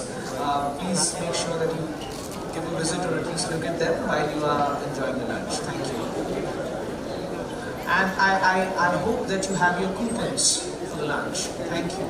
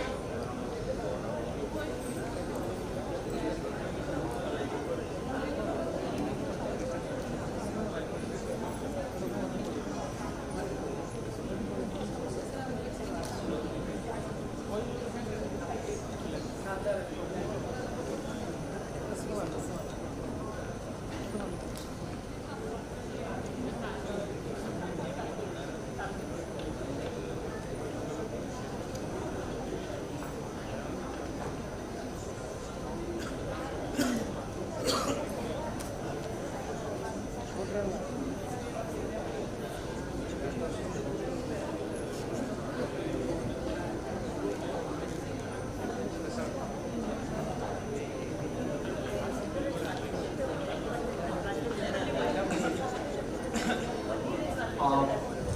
a little beyond the completion of our lunch time.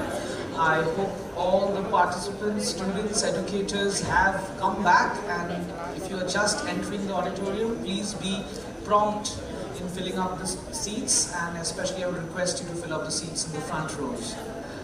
Requesting everyone to assemble and settle down at the earliest. We are due to begin the next session. Thank you.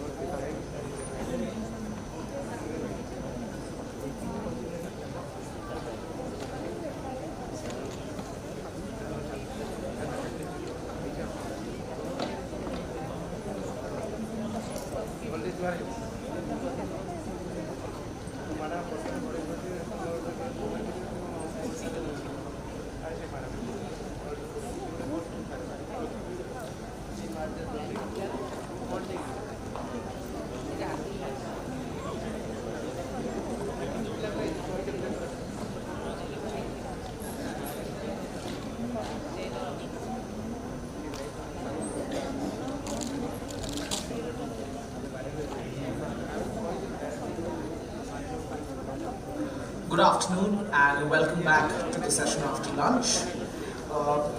This session is titled Educational Justice for Neurodivergent Children in India, Inclusive Education, Communication Rights and SDG 2030. A lot to unpack from the perspective of legislation and communication rights and attainment of the Sustainable Development Goals.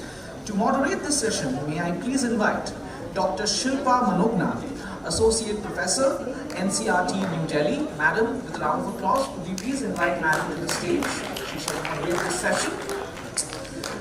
To speak on the subject at hand, we have someone really special, Shri Sannyasi Kumar Behra, a respected civil servant and a dedicated advocate for the rights and empowerment of persons with disabilities. He currently serves as Deputy Secretary, Department of Social Security and Empowerment of Persons with Disabilities, Government of Odisha. It is prudent and important that we have somebody who is the representative of the government to speak to us on this essential subject. I request sir to please honor us and come onto the stage, and I will hand it over to now Professor Manogna to take it over and allow sir. Thank you.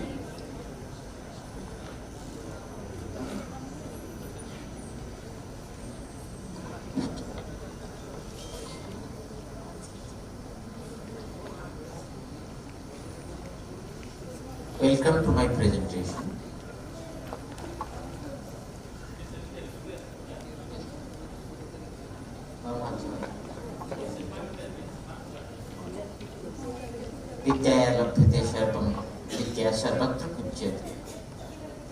Education can give everything, can liberate people, and education is regarded all where across the world. So my presentation will be on educational justice for neurodivergent children in India, inclusive education, communication rights, Sustainable Development Goals 2030.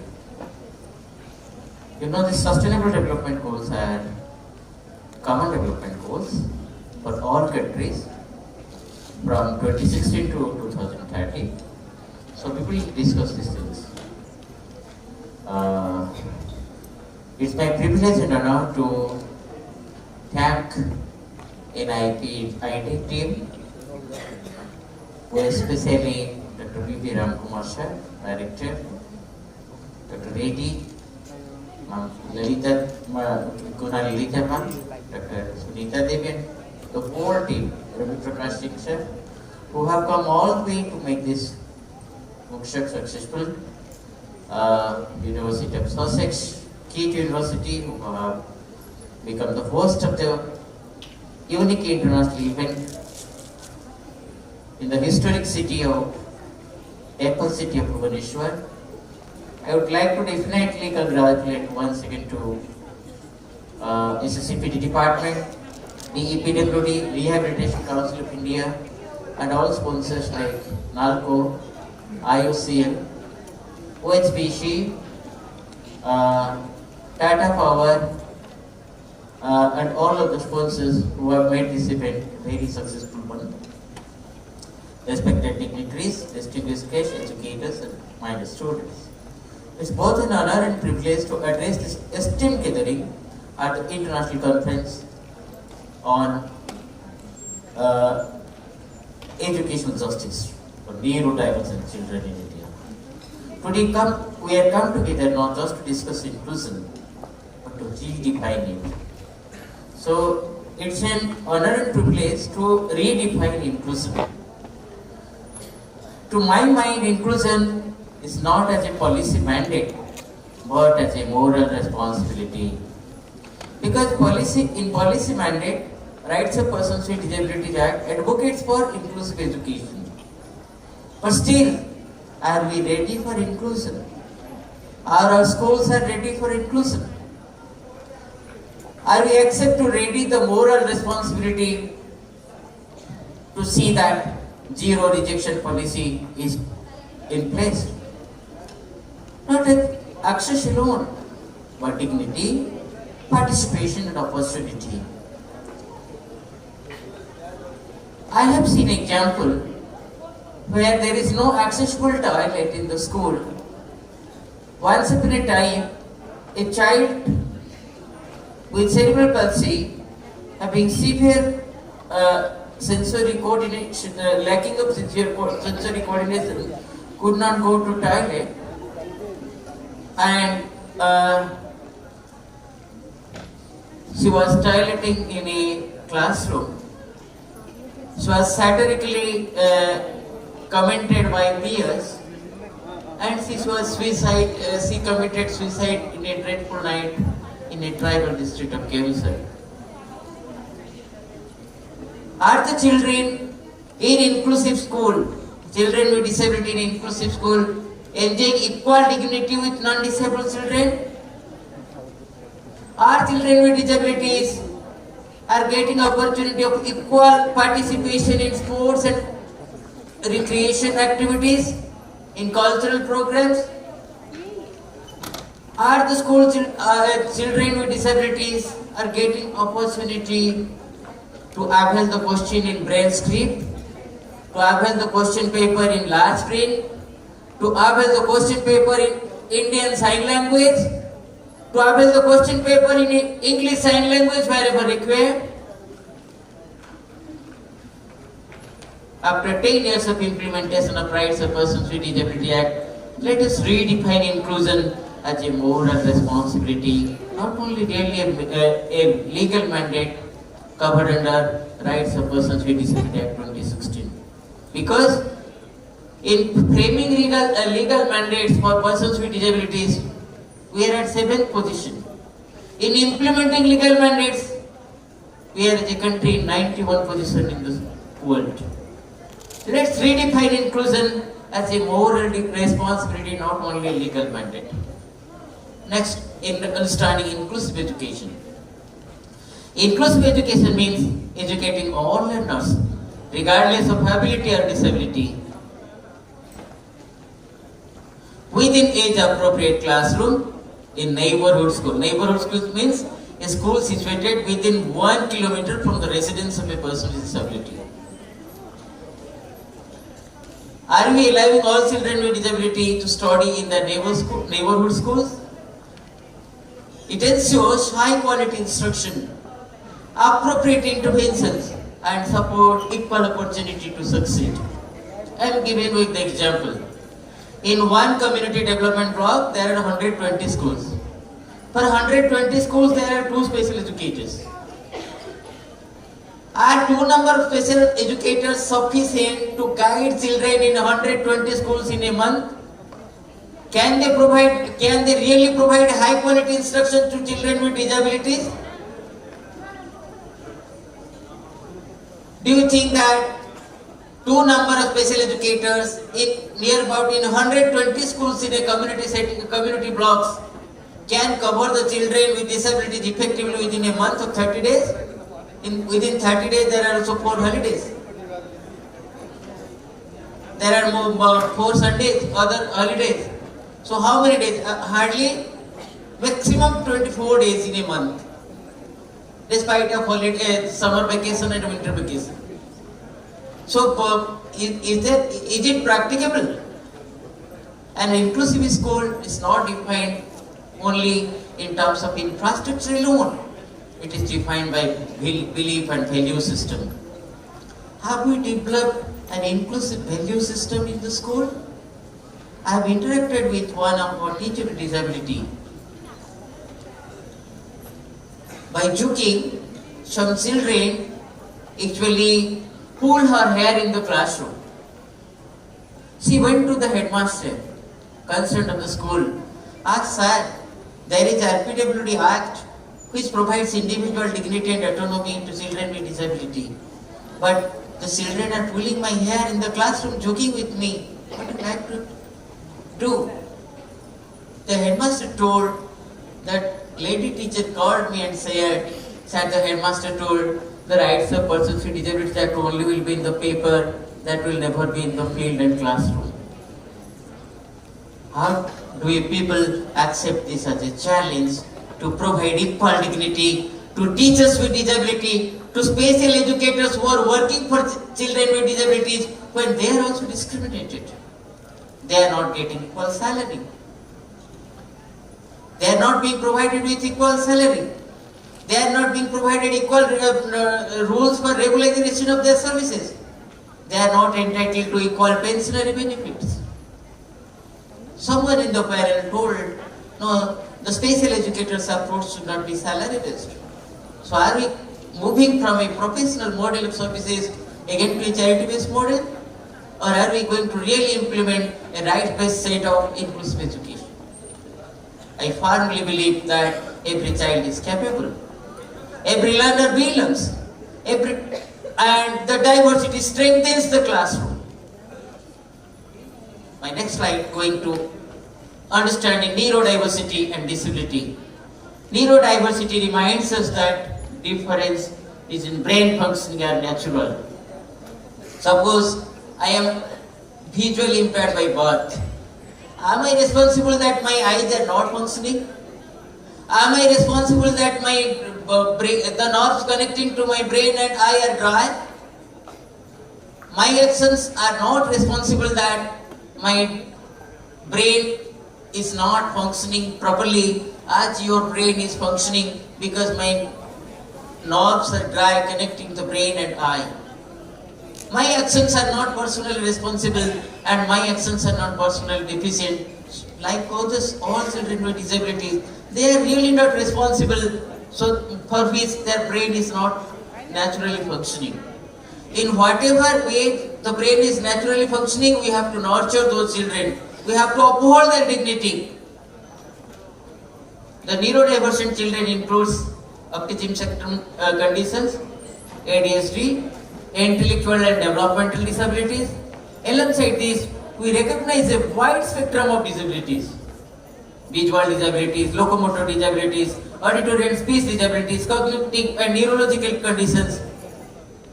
The shift we make is clear, from a deficit-based model to a strength-based approach. If we have to assess the strength, then we will have to decide to make the individual care model services according to the individual strength. To make individualized education plan according to the individual strength. But are we ready to provide an individual care-based model to every child with disability within our inclusive education system? Are we ready to provide an individualized education plan for every child with disability in the inclusive education system? Are there required number of special educators available within the education system to cater to the needs of every individual child with disability? Technology as an enabler of inclusion. Assistive technologies are not optional tools. They are gateways to participation. It is not option that whether you are going to provide assistive technology to our children with disabilities or not. All the students with disabilities must get the assistive technology which will lessen the impact of their disability and will enhance their education in an appropriate school environment. Screen readers empower visually impaired users. Magnifiers support low vision learners. Speech recognition and adaptive devices support those with locomotor challenges, from braille slate to AI-powered tools.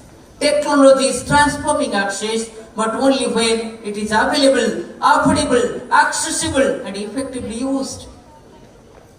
Barriers to inclusive education. Despite progress, significant challenges remain, which includes infrastructure. Many classrooms and campuses are not still accessible. There is a 5-year target to make all government buildings accessible. Now, 10 years have gone from the date of enforcement of rights of persons with disabilities Act with effect from 19th of April 2017. Are all our schools accessible? Digital barriers. You see, Madhu app, Diksha app, there are many other apps being designed by our Ministry of Education, NCERT, State Council of Education and Research of the respective state. Are all these educational apps accessible equally for all kind of children with disabilities? Are there audio captioning system? Closed captioning system? Are there audio description available in all those apps? We'll have to re-look into the system to evaluate our system. How inclusive is it to remove all the gaps in the way of inclusivity? Access to assistive devices and training remains limited. Assistive devices mostly are not affordable. There is no repairs and maintenance center. Though imagine a 5-year child is using a mobility cane which is being used by a 60 years old person.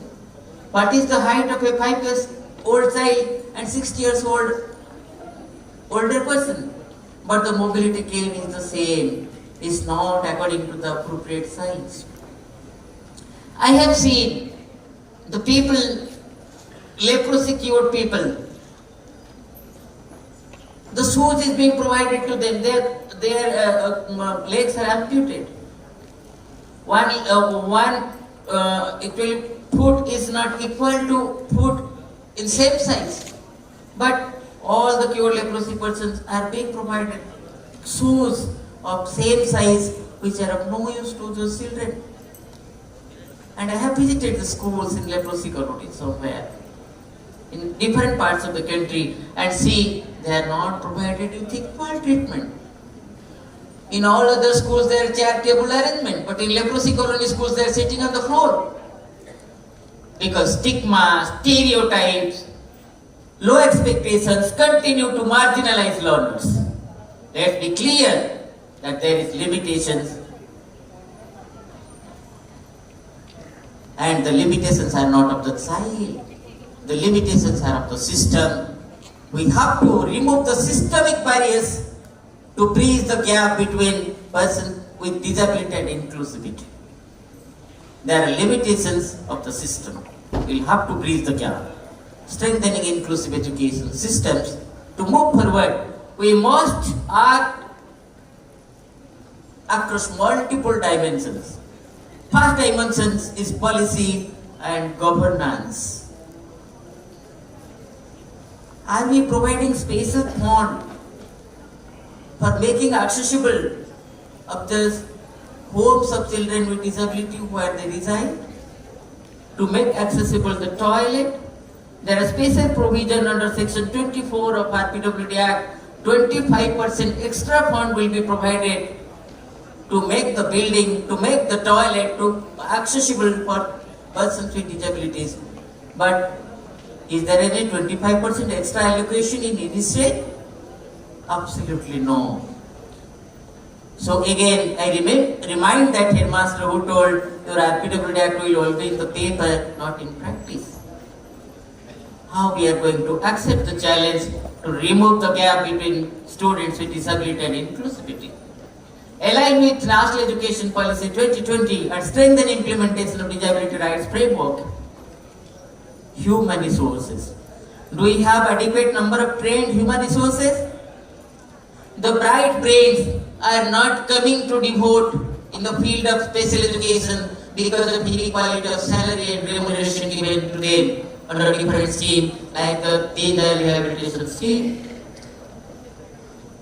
Each school teacher is employed in special school under lead area scheme is getting the same set of remuneration being provided in any CBSE model school or Kendriya Vidyalaya? If not, why? Are the special educators are the second class citizens of the country? Or the third class citizens of the country? Don't they have right to get equal salary for equal work and equal treatment in the same school environment where the non-disabled teachers are performing? Training of teachers, not just special educators, but every educator to teach inclusively. Is there an inclusive approach, inclusive pedagogy, inclusive teaching method which can be adopted for both the non-disabled children and children with disability? We'll have to relook into it to bridge the gap between students with disability and inclusivity. Technology integration, ensure accessible digital ecosystems and promote assistive tools. Curriculum and assessment, adopt flexible, adaptive, inclusive learning materials and evaluation system. You see, only UGC provide ₹1,000 to ascribe for one session writing for a student with disability. Are the universities adopting the UGC rules in their university exam? Early identification and intervention. I believe that inclusion begins early. Tools like Prashak 2.0, systematic early identification for children with special needs. In identification must lead to action. We always make survivor identification in some clusters through camp approach. But what after identification? What action do we undertake after identification? Do we have any time-bound action plan after one child with disability is detected? What action plan do we have for timely intervention immediate after identification to bridge the gap between person with disability and inclusivity? Academic support, therapeutic services. Have we developed any mechanism so that the therapeutic services can reach in the remotest village of the country? In the last mile of development? Without this, identification becomes a level, not a solution. Identification should not only be a level, that should be action-oriented to bridge the gap between students with disability and inclusivity. Sorry to interrupt, Vedaji. You have 8 more minutes to wind up, so you may plan accordingly. Alright. We must transform how to see learners. So my presentation is with you all. You can see this. I would like to skip to the last part of my presentation to conclude with. There should be students' voice in school policies. The children with disabilities must be heard while we are formulating school development policies. In one rural area, a grant was provided by Samagra Shiksha Mission for accessible infrastructure, but the fund was used for coloring the school building. In the entire community development block in all schools, I humbly asked one of the headmasters, sir, the grant was given to build accessible infrastructure. What have you used for coloring the building? Why? He told, sir, Actually, we didn't know what about accessible infrastructure. We had to utilize the fund time bound. That's why we have made this. Actually, we spent the money for coloring the building, just we have to submit also the using time. Look how much awareness is required at ground level. Inclusive education reduces marginalization, no doubt.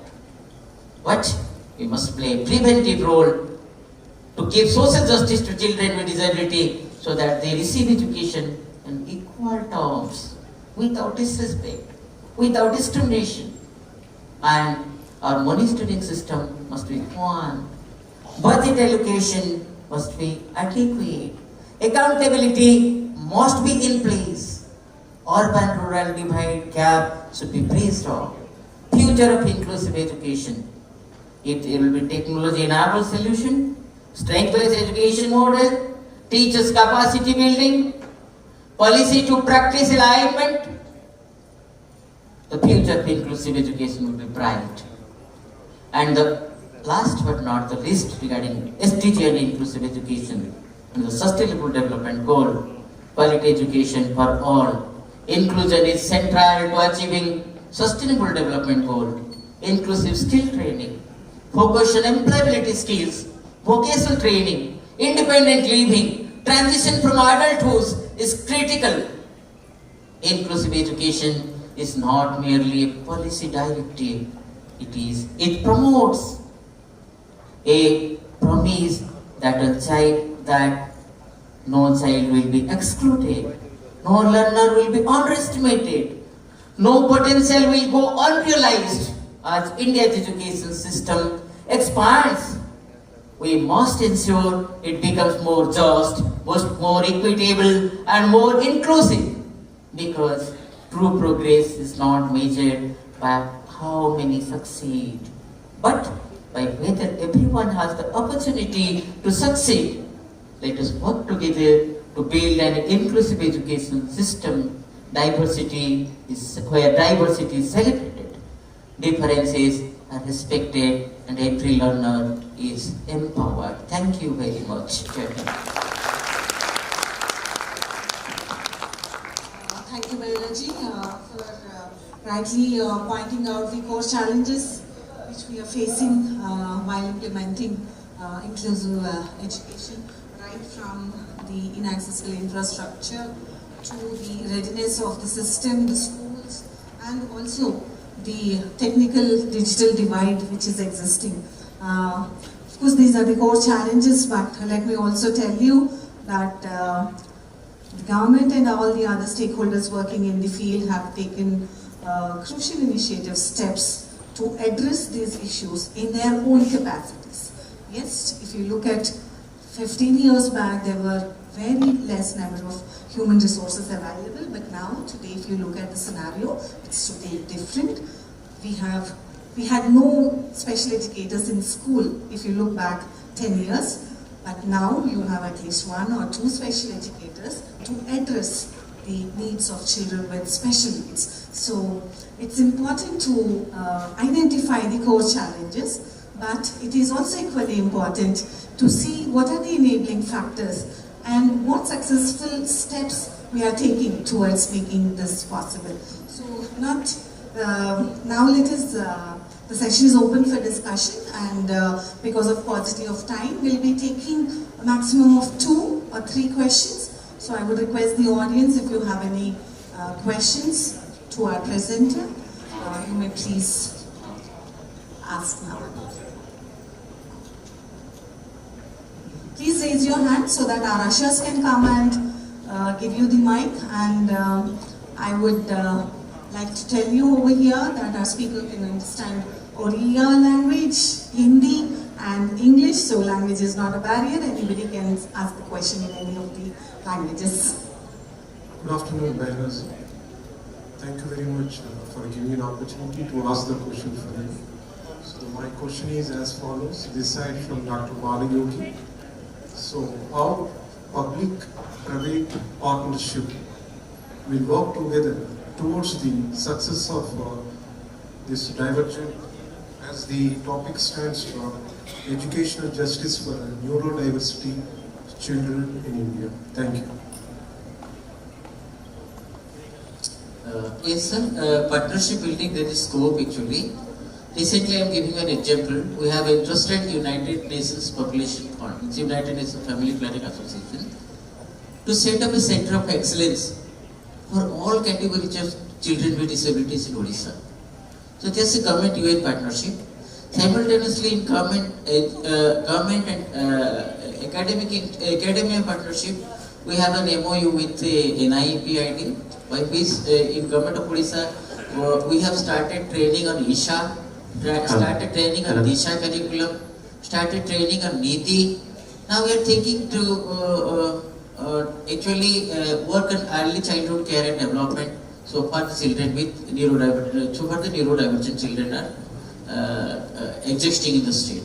So there can be many more collaborations in terms of government and corporate collaboration, government NGO, civil society collaboration, government and national institutes collaboration, government and UN agencies collaboration. So there is possibilities of collaborations because the area is so expanded. Area of education, inclusive education of neurodivergent children is so expanded. So wherever the expertise is matching with the budget to bridge the expertise gap and budgetary constraint, there can be many more collaborations.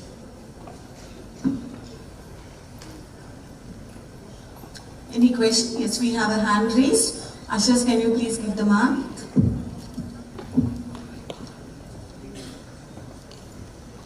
Good afternoon, sir. It was indeed a pleasure hearing your talk.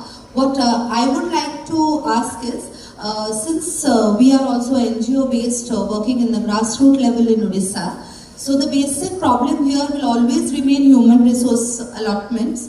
So how far is parent intervention can be considered in transitioning the children from a home to a school setup and again from the school to a therapeutic environment? How important is the role of parents, and how can we do something on that on a large scale so that actually this concept works out? Yes, that is possible because we have already set up 320 block resource centers through our Samagra Shiksha Vision.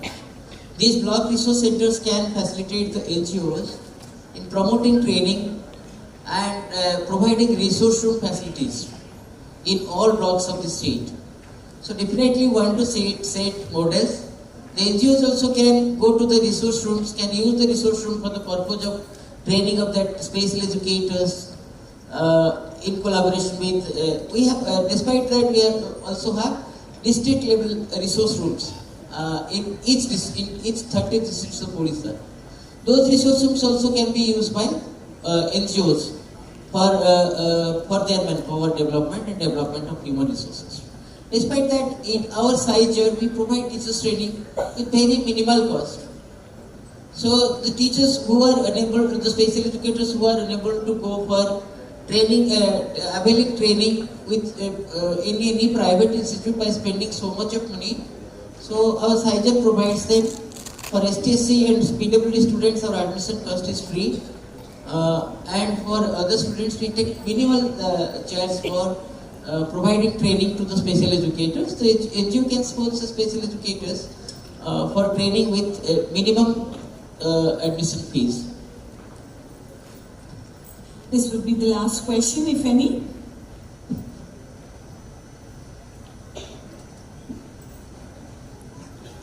Last question. Good evening, sir. It's a very good presentation. I am Dr. Dhanavendan from NIPMED, Chennai. Actually, sir, Government of India, Ministry of Social Justice and Empowerment, DAPWD, they have an AGP program, Awareness Generation Program, which they are, continuously they are making it, the programs for teachers, officials, government officials, and the public also, providing awareness in all the areas, like especially rights of persons with disability, Swachhata Abhiyan, and many of the schemes they are implementing through Awareness Generation Program for PWD, SCST, and marginal people with disabilities. So, and that awareness scheme actually, still we need but schools are not rejecting the children with disability because, as you said, zero rejection.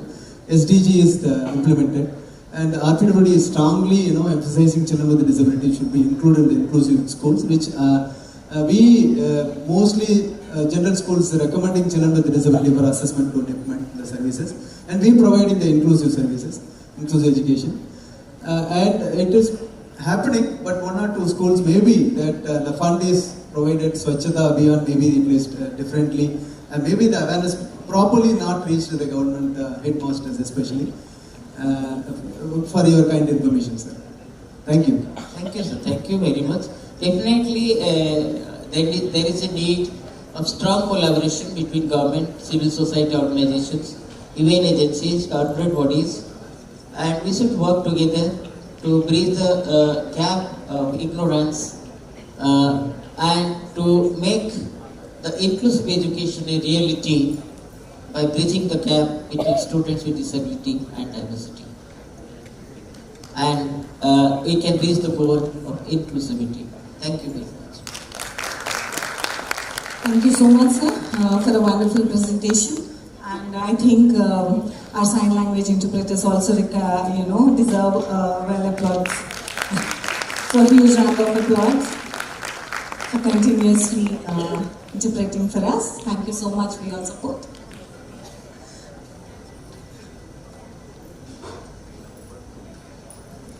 Thank you so much, sir. Thank you, ma'am, for moderating. I would now like to take the opportunity to ask Madam Dr. Shilpa Manogna to please felicitate Sri Sannyasi Kumar Behera, sir. Could we please have a round of applause and the memento and the shawl for the presentation.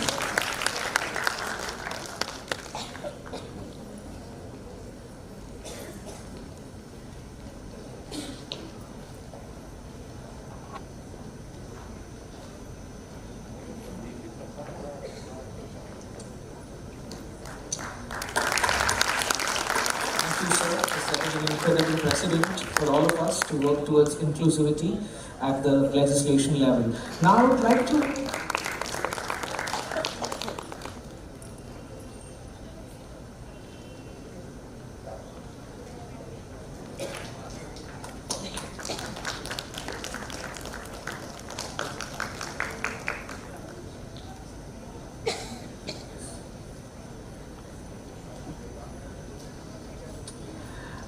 now like to invite Mr. Pradeep Ghoshal from Tata Power Odisha to kindly come to the stage and felicitate our moderator, Dr. Shilpa Manogna. Thank you, ma'am, for your valuable time and an insightful question-answer session.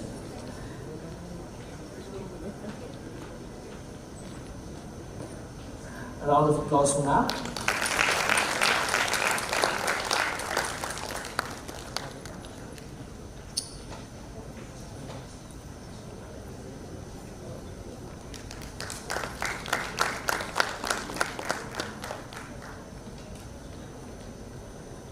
Thank you. We'll just need 2 minutes of your time as we set up the stage for the next session. Thank you.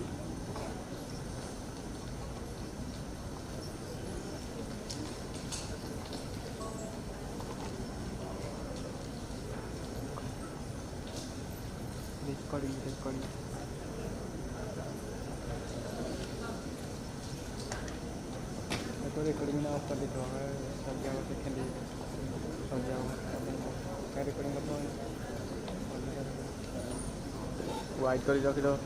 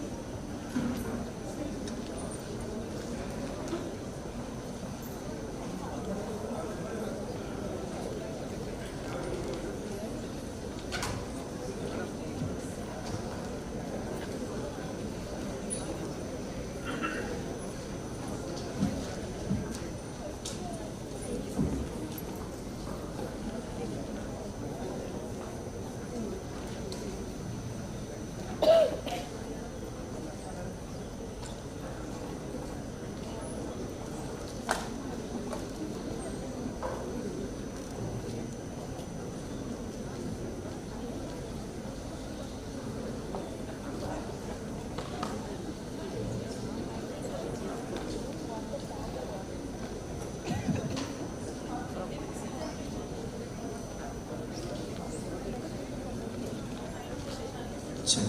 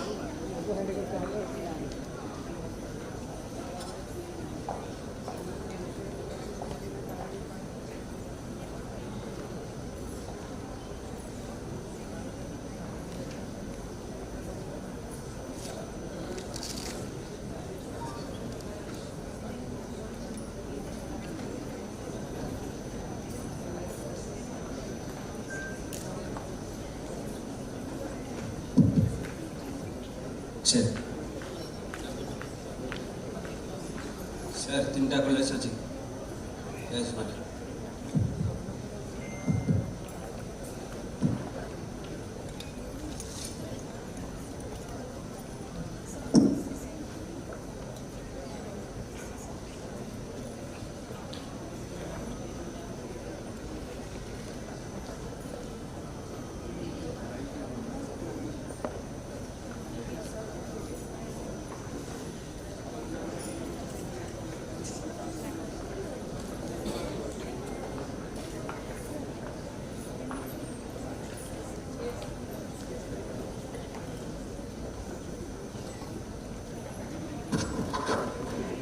This is a request to all the participants. Please move to the front seats. I know it is very nice to sit at the back. We all love being backbenchers, but please, just to be more involved in the conference, could you move to the front seats, please? All the participants, please start moving to the front seats.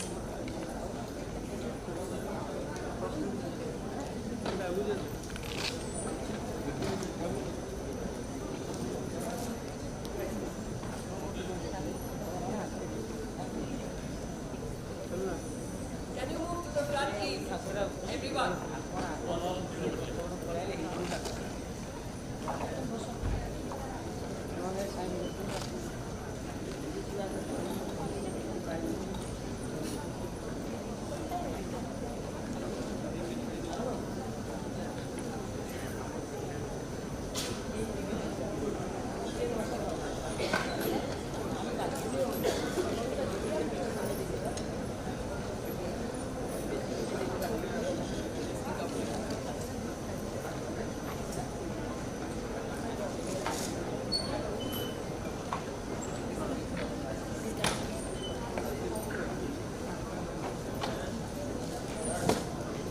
Yes, can you move to the front, please, everyone?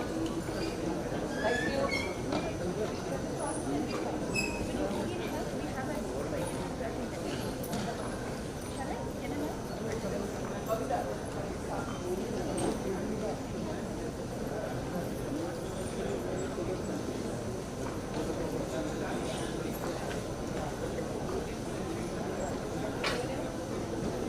Yes, please come to the front. Ma'am, please come here. We'll have to-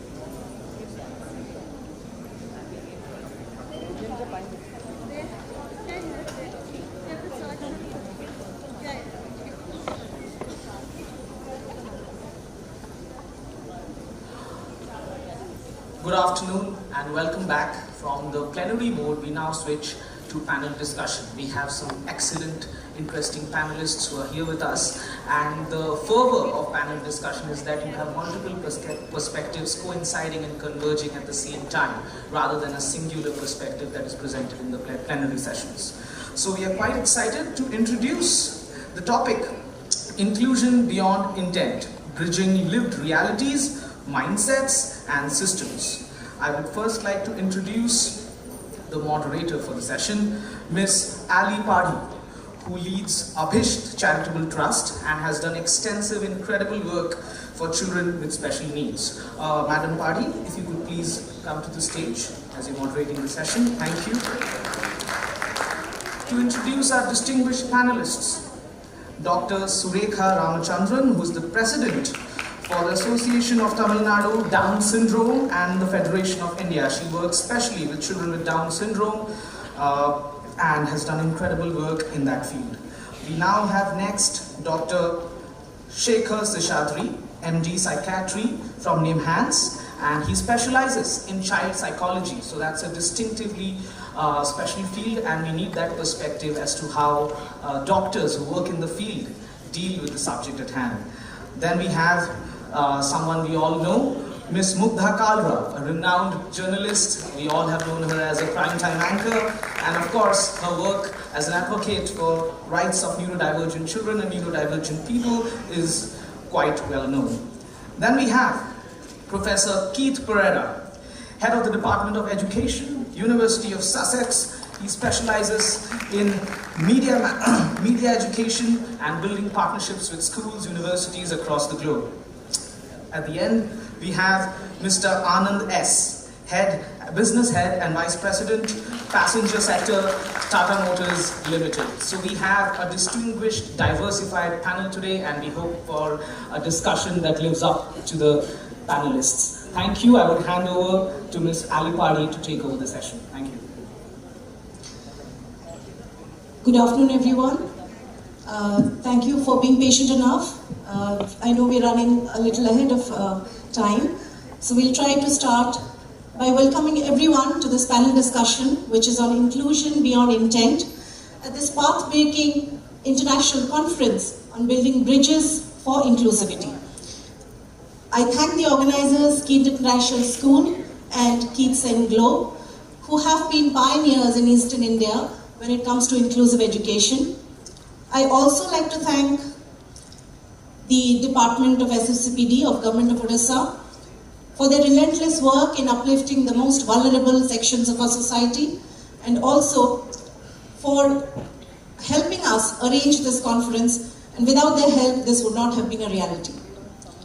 I would also like to thank the entire team of NIPIT, who have been empowering persons with disabilities and changing the landscape of rehabilitation in India. They have recently launched path-breaking initiatives such as the ISA Tour and the Disha Special Curriculum, amongst a host of other such initiatives. Thank you, everyone. I would like to extend a warm welcome to our esteemed panelists, who are experts in diverse fields, ranging from rehabilitation to mental health, to journalism, to automobiles, and psychiatry. In no particular order, let me welcome first Mr. Anand S., who is the Vice President and Business Head of Commercial Vehicles and Passenger Business at Tata Motors. He brings powerful perspectives in corporate and industry inclusion right from the shop floors to the hallways of management. I was speaking to him just now, and I understood that Tata Motors has amazing initiatives like the Saksham initiative, which leads to the Kaushal skill training program, and they have an elaborate process of including everyone with disabilities into their organization, and they're the only organization to receive the diversity certificate, which is the ISO 30415 at their Dharwad plant. So welcome, sir. It's a privilege to have you here. Moving on, I would like to welcome Dr. Shekhar Seshadri, psychiatrist, ex-professor at Department of Child and Adolescent Psychiatry at NIMHANS, Bangalore, and ex-advisor at Samvad, which is a support, advocacy, mental health intervention for children in vulnerable circumstances and distress. Dr. Sheshadri is an advocate of music and theatre in interventions, very innovative approach. Dr. Sheshadri was also a crucial part of drafting the POCSO Act and other initiatives under the National Commission for Protection of Child Rights. I welcome you, sir. Moving on, we have Madam Dr. Surekha Ramachandran. She is the President of Down Syndrome Federation of India, and it wouldn't be wrong to say that she is a crusader in Down syndrome advocacy across India and also around the globe. A devoted mother to a person with Down syndrome, and I got to know that she has been fighting this battle for the last 40 over years. I think most of us in this room wouldn't have been born back then, and she brings lived realities and family-centered advocacy to the fore. She is the author of 3 books and recipients of multiple awards for her relentless work. It's a pleasure to have you with us, ma'am. Moving on, we have Professor Keith Pereira, Associate Professor at School of Education and Social Work, and he heads the Department of Education at University of Sussex, our crucial partners in organizing this conference. Thank you, sir. His career spans over 20 years, and he has led prestigious courses such as MA in Education and several IT courses and Media and English. His keen interests lie in the role of all educators in being inclusive educators. And he takes special interest in education tech and generative AI. A warm welcome to you, sir. Last but definitely not the least, Ms. Mukta Kalra, journalist and consulting editor at CNBC TV 18 and a BBC 100 Women Honorary.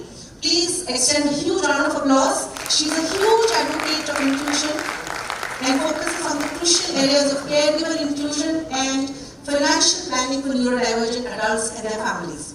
She wears many hats, needless to say, and is also the author of an Amazon bestseller, I See You, I Get You. I request everyone to get your hands on that book. In addition to this, she is also pursuing a PhD in assisted living, sponsored by Zero Tha Foundation, and she's planning for longevity, life cycle planning for persons living with neurodivergence across India.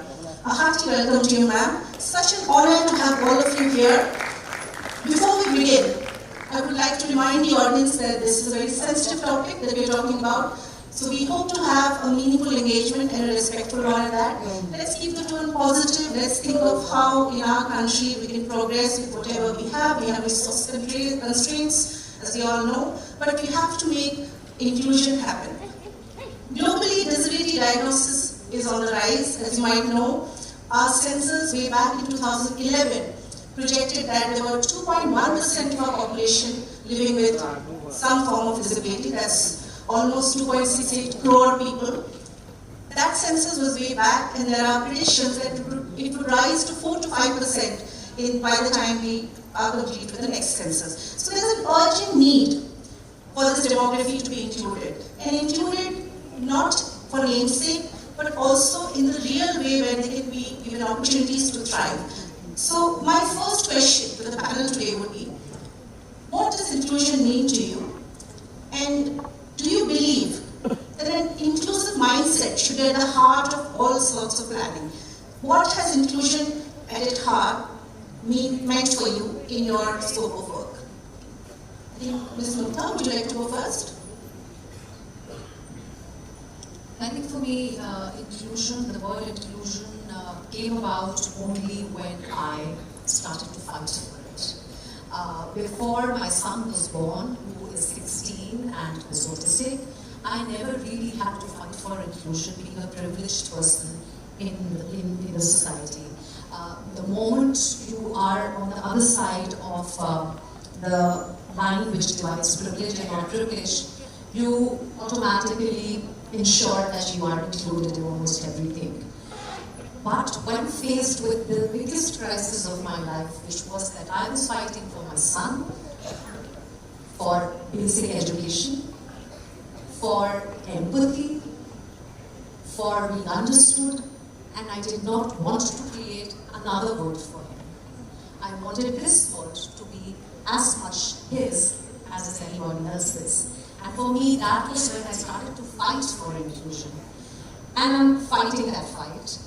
So inclusion for me should be something where I don't need to make an effort to be seen. or where I don't need to fight for my right to just be like other people. That for me is inclusion, and that is missing for a lot of us. A wonderful inclusion should be a natural phenomenon, should not be an afterthought or an add-on. Dr. Shekhar, would you like to say something?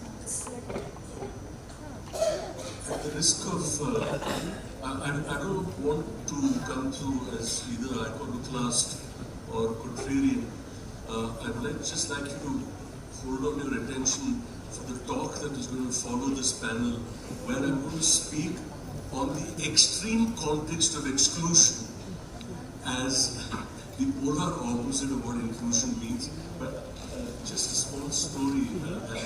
Please. Very near Nimhans, from where I retired, is a social service complex run by the state government, which has the women's home, the boys' home, the girls' home, a home for intellectually disabled boys, and a 0 to 6 home for abandoned children. It's an adoption agency. Now, the home for the 0 to 6 and the home for the intellectually disabled boys are the worst run. Tell me why. Because they don't have a voice. At least in the boys' home, this kid who's run away from Jharkhand or Orissa or has been trafficked for work may say ki, bhaat acha nahi hai. It's quite possible that the staff of the institution will say, chup rahe, tere ko biryani khana kya? But at least he will ask. Now these kids don't have a voice. In the home for the intellectually disabled boys, there is a space 15 feet by 20 feet with a sloping floor with a gutter at either end, where some of these kids, some with severe to profound disability, with locomotor disability, crawl on their knees to urinate and defecate, and every 30 minutes it's hosed down. Guess what was next to this facility? The kitchen. So when I visited and I said, how can you be doing this? They said it's a new construction. I said, build a freaking wall. Give the entrance to the kitchen from the back. Because don't these kids have sentience and dignity? So there is a context of inclusion that is deeply ideological and spiritual, that looks at the preservation and of the sentience and the dignity of people that we are trying to assist. I just want you to register this story, and we build on this theme as we go along with this panel, and as well as what I have to say in my address that follows. Keith? It's not easy following him, is it? So I'm going to answer the question almost literally, if that's okay. So I'm British. I'm a second generation Sri Lankan, and I grew up in London in a social housing complex. So I suppose the percentage, and I trained as an English teacher. I was an English teacher for a number of years.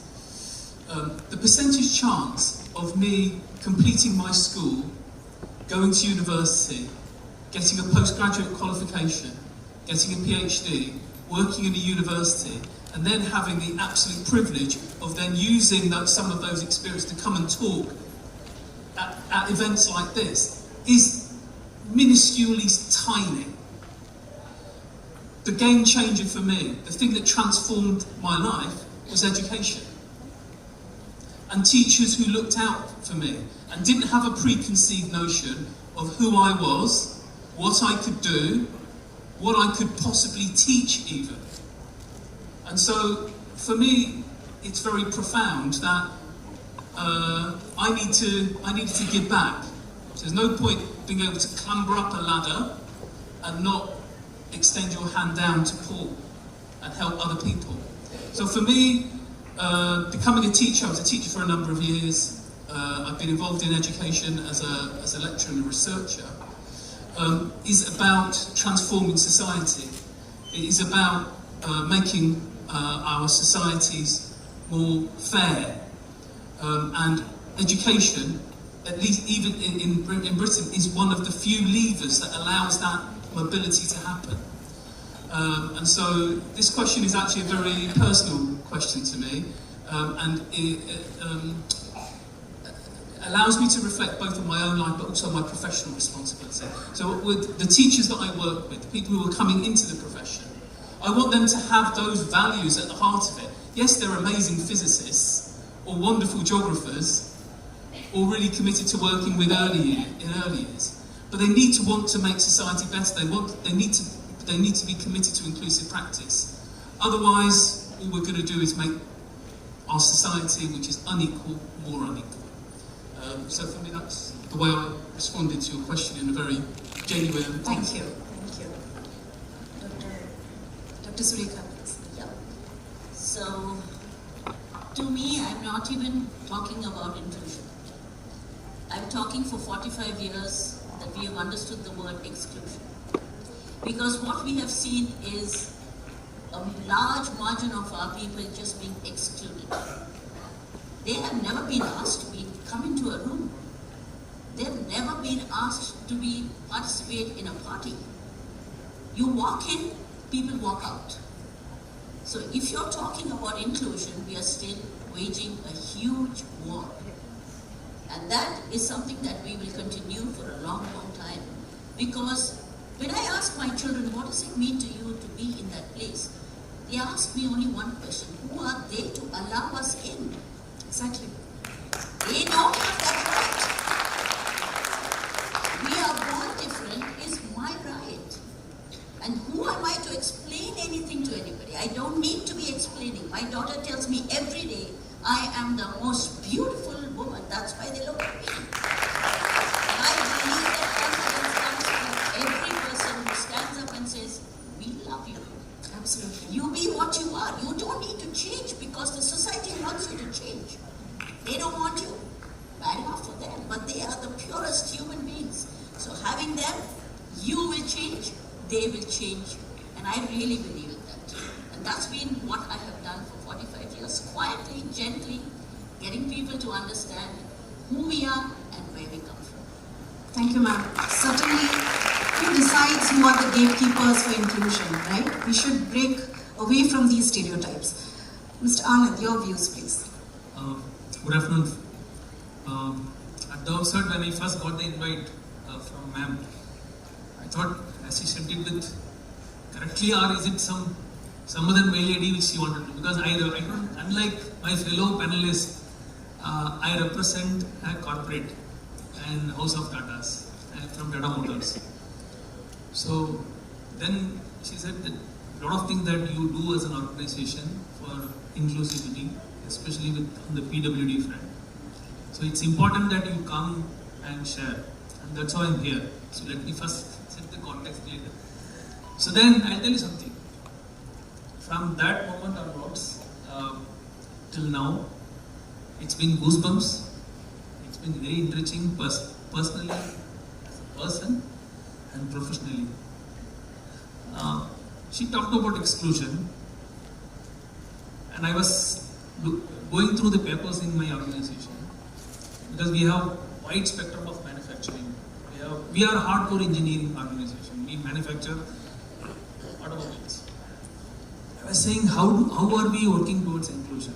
Some of the things that we are doing, I will explain as we move forward in this manner.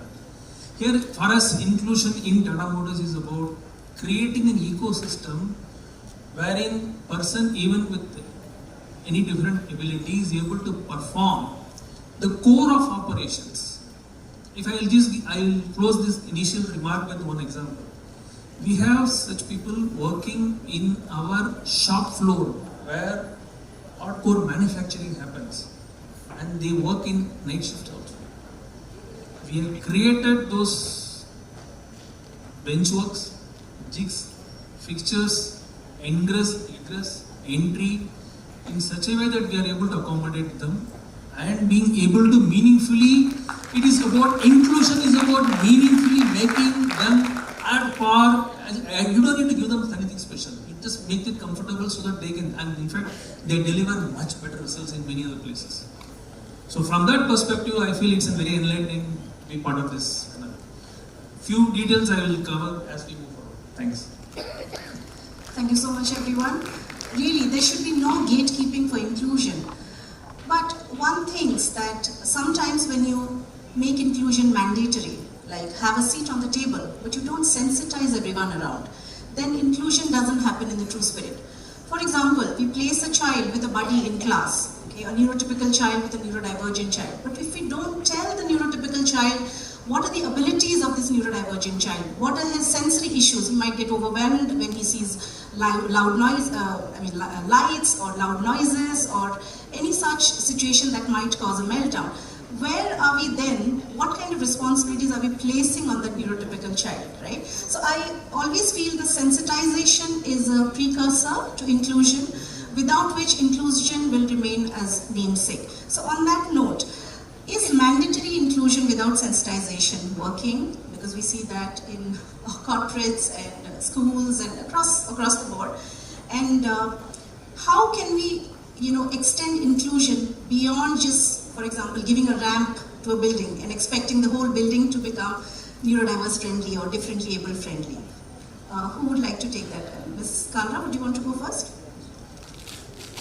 No, I think that is very important because I go to corporates and train people on neurodiversity.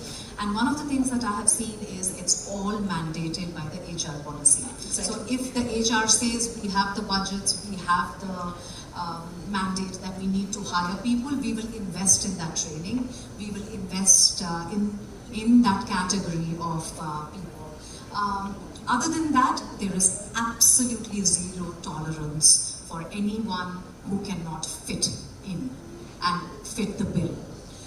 Secondly, what happens is even when you are trying to get people on the floor, as you said, if the colleagues are not ready for it, if the colleagues don't understand why a certain person who works very diligently but keeps his glass or the cup on the table like that, and somebody or the other is coming and moving it every single day away from it, or somebody who's not making eye contact, or somebody who's perhaps taking a pause before starting. They don't understand the nuances of neurodiversity and how it can manifest. And the challenge here also is that not one person on the spectrum is like another person on the spectrum. We're all unique. And so with physical disability, they know what the decorum or what to expect or what to say or what to do, which also is challenged, I feel, in a lot of ways. But in invisible disability, it is absolutely missing. People don't understand even how to perhaps address them, how to perhaps make things easy for them, or just treat them like regular colleagues. The third issue is, and this is happening a lot at the state level, wherein you have forced reservation onto departments. You have forced reservation into companies. And the company heads are saying, "Aap ghar par baitho, hum aapko aapki salary ghar pe pahuncha denge. Don't come to the office." So that whatever I need to do, the basic minimum as mandated by the government, I will do it, and I will get rid of all the other tamjham that is going to happen if I were to invite you inside. So my fight has always been about that if today I am sitting in an organization, I always tell them, do not start your journey from hiring. Start from doing an anonymous poll in the company and ask how many of you are masking, how many of you identify as neurodiverse, but you have never come out in the open. How many of you are raising children who are neurodivergent? Start with understanding people who are already in your company. We are unofficially 1 in 50 looking at neurodiversity. We are 22% ADHD or somewhere on the neurodiversity spectrum in the country. And nobody has an idea that the person I'm working with could be neurodiverse. So start with caregiver inclusion, start with understanding people who are already working in the system before actually you go on to understand. Because once you start understanding them, that's when you can build upon empathy, and it should not be from the lens of sympathy. Yeah. Thank you for that. My question would be to Professor Pereira next. Talking about mandatory inclusion and how sensitization should precede inclusion, how does it extend to an inclusive education scenario where people with disabilities are mostly placed in mainstream classrooms, and how do we ensure that true inclusion happens for them to thrive? Well, can I take it back one step before they get into school? We were talking about teachers. There's something very amazing about working with beginning teachers, so people right at the start of their career at the university, and then they have their classes and they do some preparation, then they go into placement. Because in those initial weeks where you are working with a group of prospective English teachers or geography teachers or music teachers, for the first time ever, you make transparent the process, or the pedagogic process of teaching and learning. Because although they're learning to become teachers, they're in the position of being students, and they're having to reflect on how learning happens not just to them, but to other people. So we're in our own world often, a lot of the time, and this is for some the first time they've had to try to think like somebody else, try to imagine how somebody else might understand this content, understand how somebody might react to be given this task in this time frame. And so out of that, we've all got experiences, so they can share their experiences of being learners with each other, that hopefully gives them a bit more professional knowledge that they can take into their practice. So I think that for the first time, people are able to have some very honest reflections and share those reflections of what it is like to be in an exclusive classroom. A classroom where you haven't felt as though the teacher even knows who you are, certainly not your needs. So I think that's one thing. And I suppose the second thing I would say, again, I work with postgraduates in the main who are training to be teachers, and they've been through an entire system. But many of them have kind of succeeded in spite of the system. And when it gets to this, which is a very pressurised 9-month course, those coping mechanisms which have been successful thus far unravel. And actually people as adults are now going back to be assessed, to try and get a deeper understanding of the learning needs that they have and try to develop new strategies. And that's a really important role for the university with that body of students. So, given that we're talking about inclusion, what kind of disability-friendly language should we use so that someone, while they're getting included, they're not stigmatized for the very help that they're seeking, for the very accommodations that they're seeking? And how can we ensure their mental health? I think I would like Dr. Surekha to talk about it, and Dr. Seshadri after. Yeah, would you like to go first, Dr. Shekhar? We're talking about mental health here, we're not talking about mental illness. Yeah. And there are two parallel tracks here. One is the well-being of family caregivers, and the other is the personhood and the well-being and dignity of the child in question. Now, the well-being of the parents has its own narrative and life cycle, because if people are heterosexual and they believe in this overrated institution called marriage, forgive me for this statement, but marriage is an oppressive institution. It's a very patriarchal institution, especially where women are concerned. You expect that you'll give birth to a healthy child, and that child will grow well and will do well and be clever and obedient and talented and so on. And then the story goes awry. And how, do helping healing systems, other than the core interventions that you provide, which are disability focused, look at the meta-narrative around this reality. And how do you actually tell someone that, the child was born at term but has had a stormy neonatal history, and this is an at-risk child and so on. Since Keith said that he taught English first, I'm tempted to actually quote Emily Dickinson when she said, "Tell all the truth, but tell it slant. Success in circuit lies, too bright for our infirm delight. The truth's superb surprise, as lightning to the children eased, with explanation kind, the truth must dazzle gradually, else every man be blind. So, beautiful. A huge round of applause for that, please. So, how do you work with parents to live with the idea and the truth, and also with the challenges that caregiving brings, especially as your child grows from toddlerhood to childhood to adolescence to adulthood?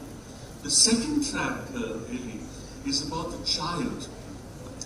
And just a small story. This is not just about challenging behaviors in children who are neurodivergent and how do you deal with this medication, behavior therapy and all of that.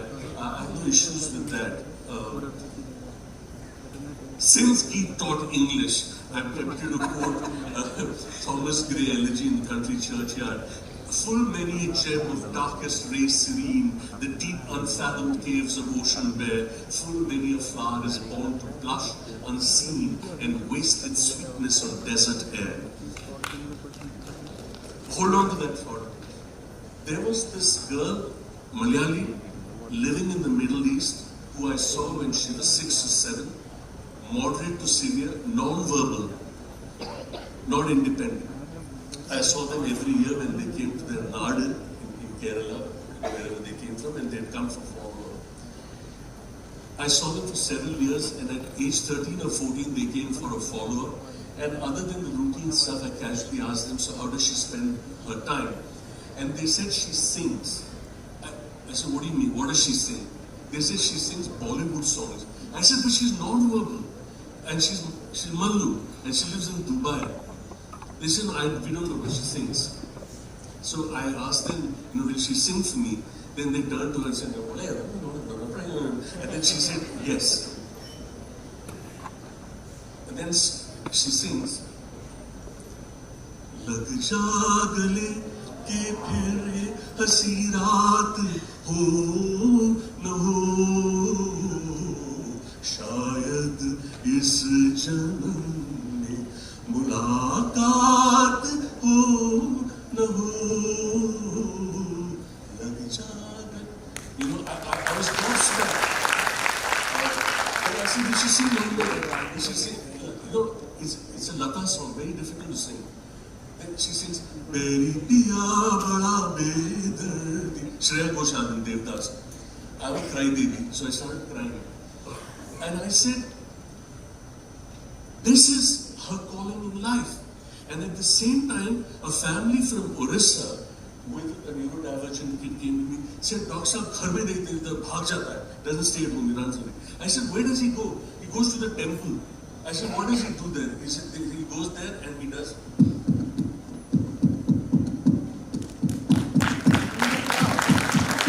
I said, that's his calling.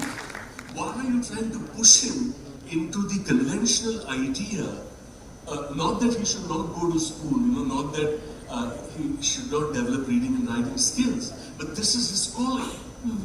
So mental health is not just about dealing with challenging behaviors, that's one part of it. And I think this affirmative context of mental health is something that we need to keep in mind to really address this very important issue that Ali is raising. So I just want you to register some of these ideas. Many of you who are scholars who will go on to be practitioners, to keep as the spirit of what might inform the kind of work that you do. That's wonderful. We should really get to know the child before deciding the path ahead. Dr. Surekha, you want to add something? Difficult to keep me down. Very interesting subject. So I will take up from where Dr. Keith said we need talking to about teachers. To me, I think when you have to sensitize the group, I think it's more the parents. And it's the entire society. If I stand up now and ask everyone here what they know about children with challenges, I don't think I'll get the right answer. And that is the truth. That's hard, unless you've had a lived experience. No, it's not necessarily. I think today we're coming into an atmosphere like this, we should have some knowledge. We're talking about building bridges. Now the bridges are not going to be built overnight. It's got to be us who are building those bridges. And unless we understand the subject, like I would know everything about autism, I would know as much about Down syndrome as I know about autism or any other disability. I would learn about it. So if I identify a child, it doesn't have to necessarily be only the parent or the teacher.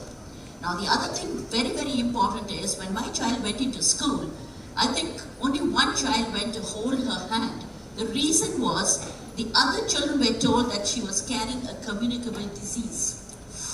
Now, please understand where we come from, that people are not aware, they don't want to know something that doesn't touch you. So, if you tell me that they don't need to know, I don't agree. You need to know everything. If you're entering this room, understand the subject before you're entering. And that is when I told the principal of the school, and I go to every school to tell them how important it is to explain to the parents rather than the children, because the children will only do what the parents say. And the children don't have any differences. This much I can tell you. They only see a child. But if the parent has already imbibed this in them, like I think Dr. Sheshadri was talking about mental health, mental illness. When children with Down syndrome have any type of a mental challenge, like an illness, the doctors are refusing to treat them because they feel they are born like that, they will be like that. So even they have not studied the subject. So they withdraw from the subject. My daughter went through 17 years of depression because nobody was ready to treat her. I had to do the PhD myself. So it becomes an onus for the parent to explain to everyone what the child is. About every child, we have to sit down and write a little book. But my point is, how long? What bridges are we crossing? Who's building these bridges? They're just this big gap. So I think when you're talking in a platform like this about building bridges, there's a huge, huge gap. And we've got to build those. Thank you, Dr. Sureka. I think Ms. Kalra would like to speak about this and add her own points, but what I understand is inclusion is important not just for those living with disabilities, but also equally crucial for those without, because both benefit. It goes both ways. Yeah, Ms. Kalra. We were talking about caregivers. A lot of my work and advocacy is for caregivers. One of the first things that I now recommend, which I missed back then, was the fact that I didn't get the right counseling. So I always tell young parents who I meet, whenever you are finding about the diagnosis, and the diagnosis comes for the entire family, if you can afford, seek therapy. Because your journey about acceptance will be very different from your spouse, will be very different from your mother-in-law, father-in-law, your own parents, your own siblings. And everybody perhaps is dealing with the shock, the surprise, and the reality. And the child will thrive. The child hasn't seen any other life. So the child is always the master of his destiny, right? But the caregivers need all the support right from the beginning to make sense of this new life, because life does change. There is no sugarcoating it. If you are raising a child with any kind of disability in this country, you are going to have it tough. It's not going to be easy. And so that mental preparation for the caregiver is extremely important, and there has to be a whole lot of community that is coming together for that.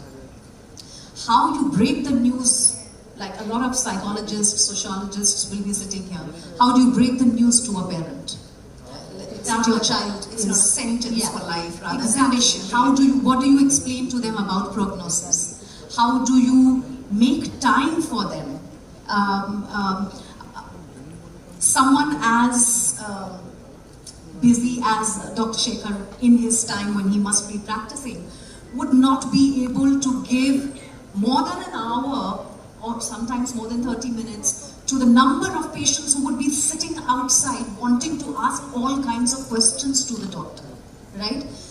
That's the reason why, apart from doctors, we have lived experience experts.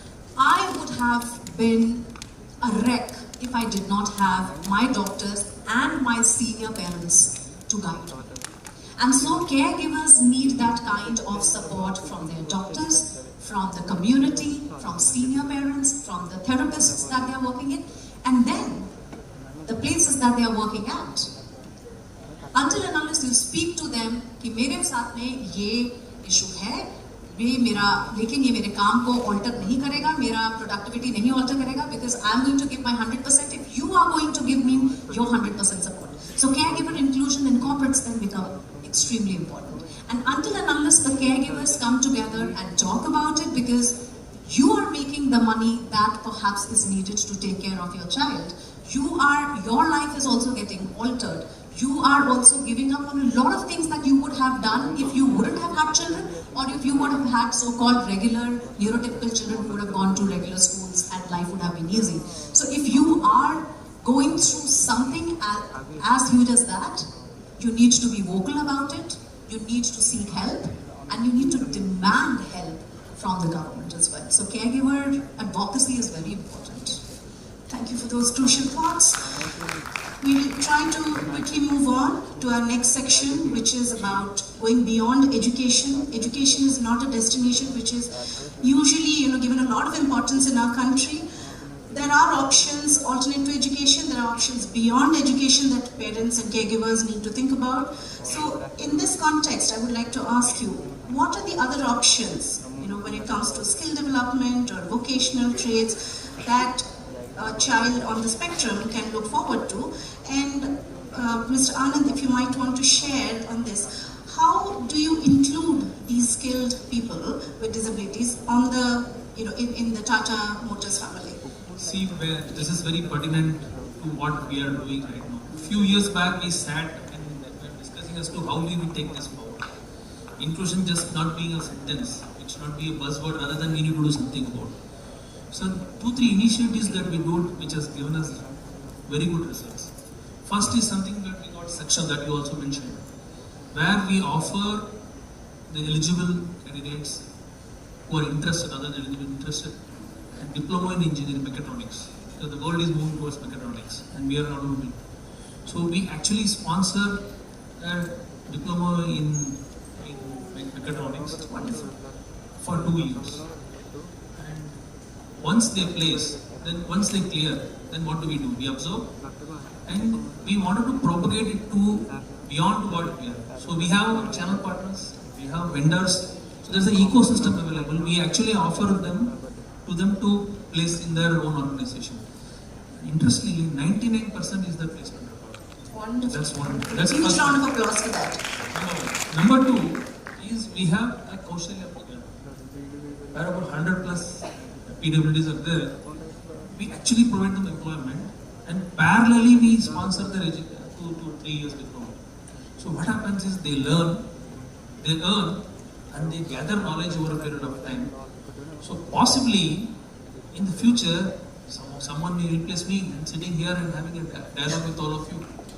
That's the kind of vision, because we are actually working on building up a skill set beyond just fixtures, making it comfortable, rather than give them the skill set, give them the knowledge, which will develop them as a corporate leader, not just a technician in the software.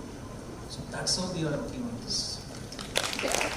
Professor Kipera, if I may ask, because you are from the UK, which is seeing the best practices in education and vocational trades. So what are trade options for kids out there? I think I'm going to be honest, actually. One of my colleagues who spoke to speak earlier today, Joshua Shepherd, research was all about the provision, school provision for autistic children, which varies, but there are statutory kind of things schools have to provide. The challenge was at the end of their compulsory schooling, that transitional point, both into employment and also independent living. This is the real weakness in the whole system. It all falls apart at that point. So I think that there's a shared challenge here. in managing that transition. Our transition point is always hard for any of us, but there are particular barriers, weaknesses in the system that we jointly need to address. Within our own institution at the university, moving from undergraduate to tall masters to PhD, there is a pathway for all of our students, and appropriate levels of support at all stages. I have PhD students who have a whole range of learning needs, but research is absolutely vital when they get their doctorates. Ms. Kala, would you like to talk about, because we've been working on researching a lot about assistive. This was just a small observation. Sure, please go ahead, sir. Look at the spectrum here. Unskilled work with supervision, unskilled work without supervision, semi-skilled work with supervision, semi-skilled work without supervision, skilled work with supervision, skilled work without supervision. My suggestion to you there is there is an abject lack of creativity in addressing issues that Alia has raised. And I want you to link this with what others was making. You can't run centers where they are freely baskets all the time. Absolutely. There is a whole world of possibility available which the system needs to explore to create opportunities for employment in mainstream organizations that make complex organized vehicles. And it doesn't need a degree in automobile engineering to actually. So I think there is a lack of creativity in our system. I mean, these are creative individuals here, but I'm talking about the large system and the outcome of events of this nature to come up with persuasive.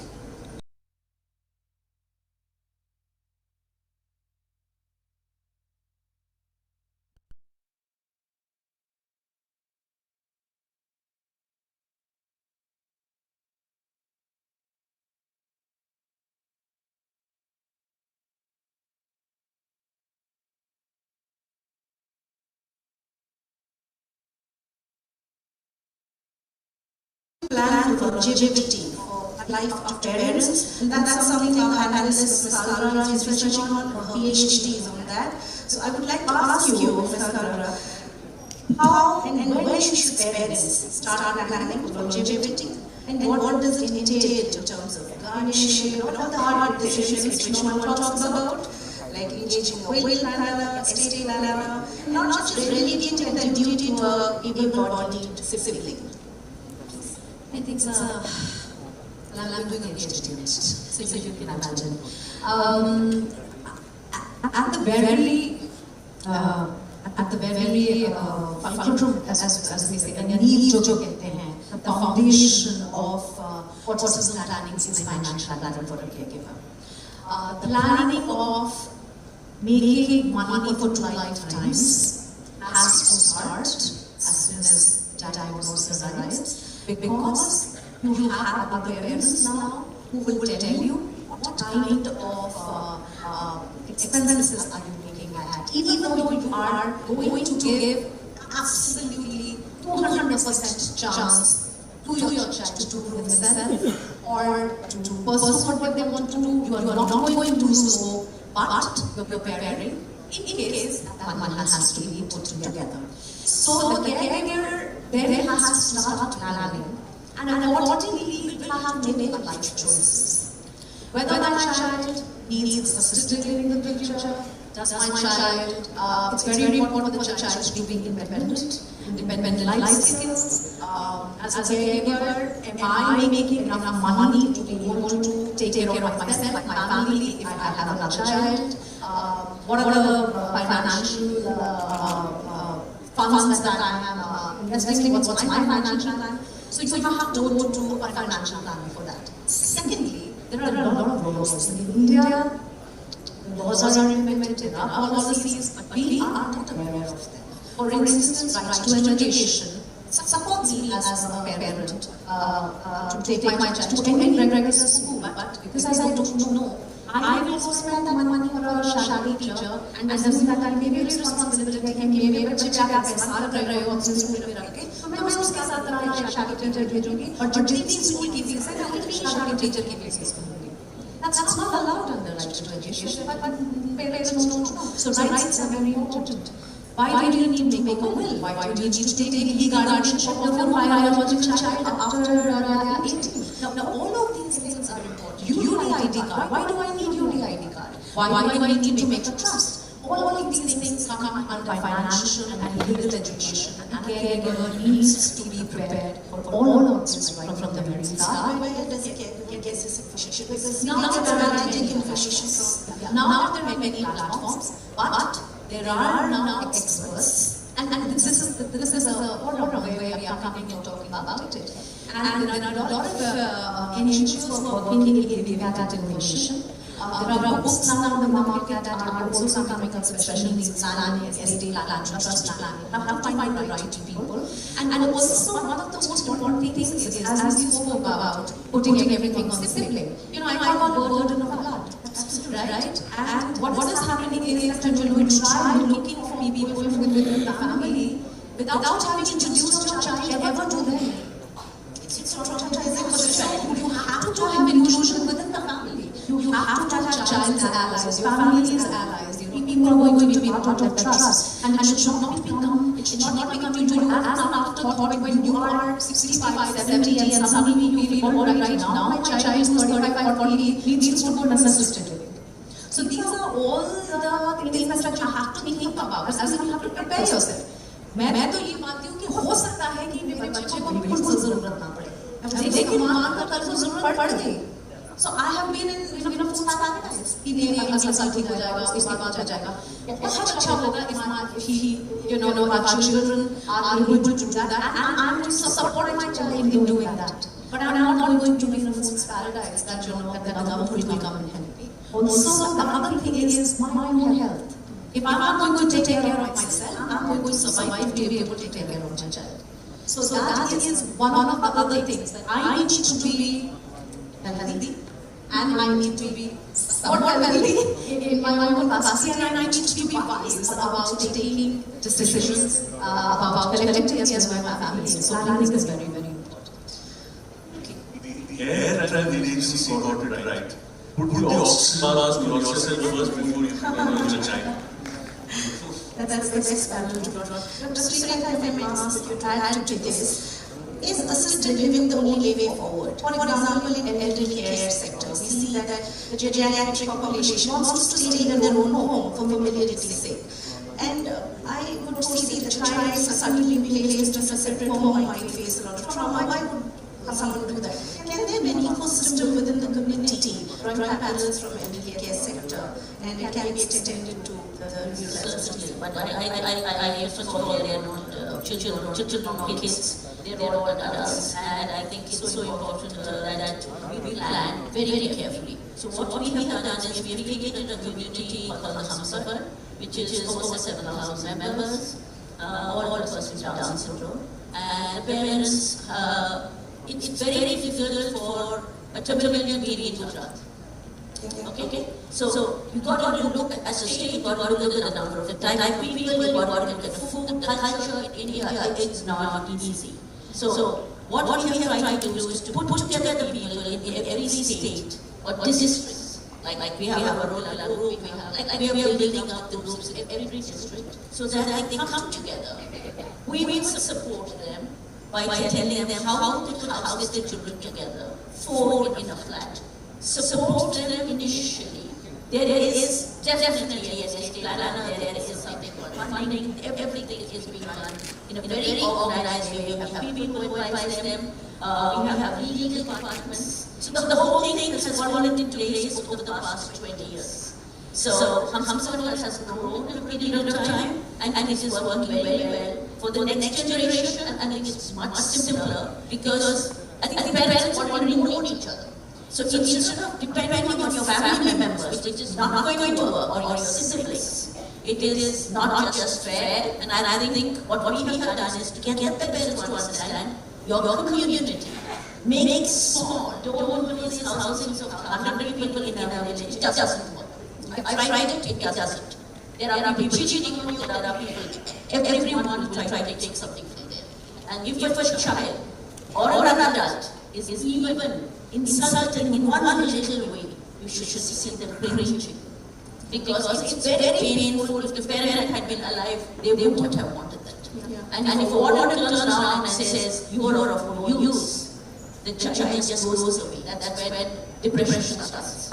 And we have seen it happen. So we are trying to save the next generation by not pulling them out of their places, keeping them within the community, in flats which are in the city. Because you're saying inclusion, then you're saying put them in some village. I don't understand. Are we saying inclusion, are we saying or remove them? So we are trying to build a system for the next generation where everybody, 4 to 6 families will come together, grow together, understand each other, and they can even be partners. Like Sir said, marriage is no longer an institution. So I also vouch for it. Be together, enjoy the company, and I always vouch for that. I say they need the company. It's so important that you explain to them, and it's so beautiful the way things work. It's really wonderful to learn about that. In the interest of time, just a few final thoughts I would like to, say something. I just wanted to introduce the audience in the context of assisted living. Thomas Steiner was an Austrian philosopher who founded an anthroposophy. Anthroposophy is that branch of philosophy that leads to the organization of human potential. So there is the anthroposophic practice of medicine, recognized by WHO, and you will not believe phase 3 trials of IV Cisco in palliative care of terminal cancer to reduce IV Cisco. The anthroposophic practice of education, which is Waldorf schools, and residential communities of adults with intellectual disability called capital. Capital communities exist all over the world. The only capital community in India is Bangalore. My friends, it's an intentional community. Unlike other spaces where adults whose parents are living home, their service providers, in an intentional community, the capitalists believe that they benefit equally from the shared living. So it's not taking only providing the service. They benefit equally. So it's shared living, and they have a lot of techniques of urban biodynamic farming and so on. It's an absolutely evocative concept which looks at the person or adults with intellectual disability with a kind of respect and dignity that you will not imagine available in any other facility. Do read about Campbell and Steiner and anthroposophy. I assure you, many of you will be inspired to look at how this concept can be adapted and adopted into the kind of long-scale care facilities that we run for adults with the whole range of moderate to severe or even mild neurodiverse conditions. Thank you, sir, for your opinion. Final thoughts, final question. What is that one thing you want to quickly change, immediately remove as a barrier, if you have the power, to foster inclusion in India and make it better in the next 10 years?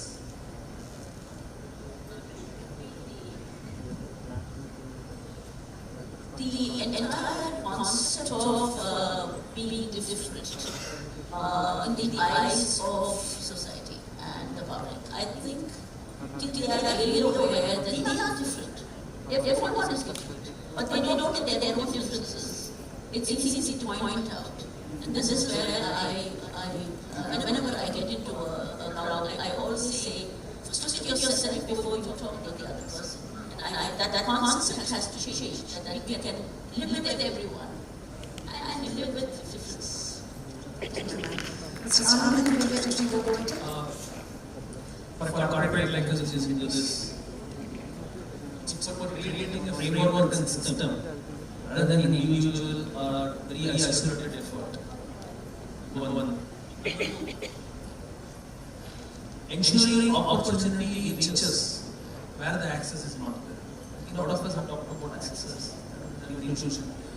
Create a framework wherein you are able to reach out to those where there is no access. Therefore, bring out the potential. That is changing.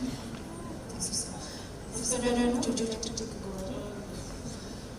I don't feel very well qualified to comment on the idea.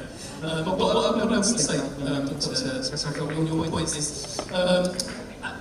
this is what men, I know, but in Britain we have sometimes taken to extreme this sense of difference, and at its extreme, it creates barriers between people, because I'm different, because I've got something, a characteristic that you would never really be able to understand. Therefore, it creates barriers. This is about bridges, isn't it? And so I with my students, will talk about the importance of different diversity and respecting that. It's always to find the points of similarity as well. And those points of similarity are completely intersectional, cut across all of the areas that might conceivably be a barrier. So that's what we need to do. Differences. I'll reserve my comments for the next session, because I'm going to speak about extreme exclusionary practices. I'm going to speak 72 minutes. Just kidding.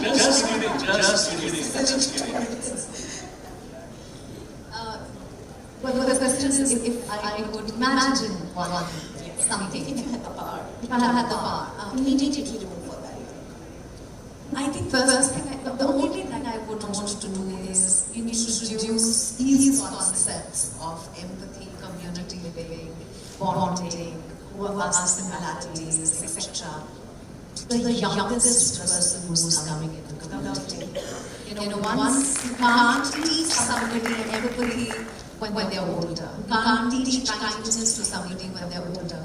The young ones come with a clean slate, and when they are asked to just be around people who are different than them, they choose to be who we want to see the world being our world. The most natural form of empath is a baby. A baby will start crying if she sees someone else crying without knowing why that person's crying. There are three processes that systematically destroy this gift. They are called parenting, education, and growing up. Thank you, panelists, esteemed panelists, for those wonderful, eye-opening opinions. I'll take two questions from the audience, if I could have a raise of hands. Just two questions. Sorry, I can't allow more because we're running. Yeah. Yes, sir. Someone would like to give him a mic?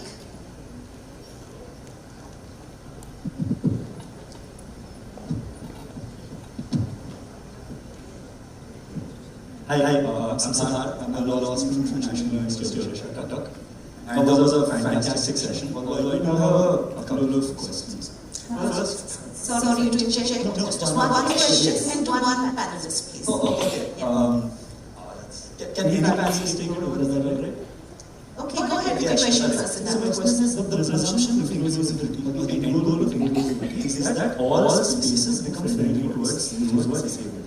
In that sense, the idea that Mandana brought up, that it becomes easier to become empathetic once you actually fight against it. That's very common also brought up. Makes it obvious that legislators, those who are drafting laws, those who are drafting regulations, don't necessarily have the same experiences that are required to display said empathy. So how do you, anybody in your experience, suggest ensuring that legislation, rules and regulations build on empathy, considering that most of these individuals don't probably have the same experiences that you do? Anyone wants to take that? Well, I would just want to tell you that through my PhD research, I found out that Indian legislation and policy is actually one of the best in the world, but it's not implemented.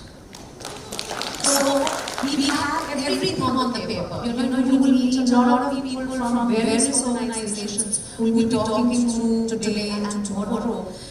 My goal, we have excellent legislations.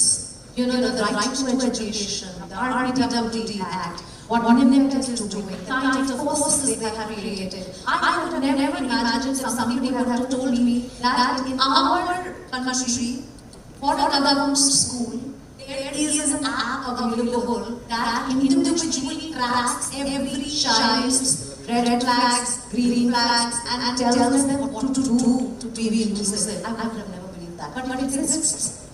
Implementation is the issue. And I think for implementation, जब तक सरकार ये डरना ना चलाए तब तक कुछ नहीं होगा.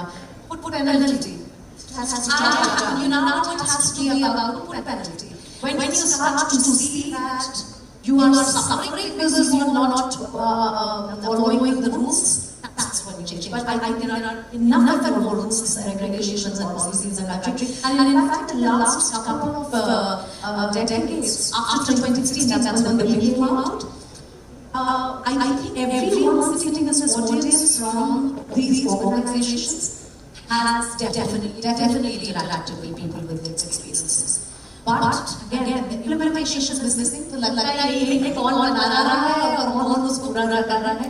But I think the laws and regulations are there. I've been told that we are exceeding our time, so unfortunately I won't be able to take any questions because some of our panelists have to go in other engagements. So I want to thank everyone here, our esteemed panel and the audience for being such a wonderful and patient audience. And I hope your takeaways are that we all need to be that ecosystem to foster inclusion in our country and beyond. Thank you so much, everyone. Have a lovely afternoon ahead. We need to thank them officially, so dear dignitaries, please remain on stage. May I take the opportunity of inviting our esteemed Registrar of 18th University, Dr. Daniel, on stage to felicitate the panelists along with Chairperson KIT International School, Dr. Mona Lisa. May I request Sir and Ma'am to do the honors, to extend a token of gratitude to our esteemed panelists along with the moderator for the session. Can we have the felicitation tray? Yes, to begin with.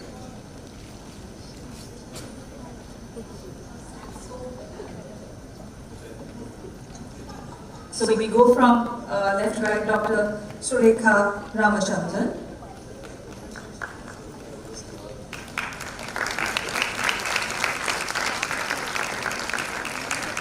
It was such an enriching session. I think the applause should be louder. To say that we literally learned to their limits.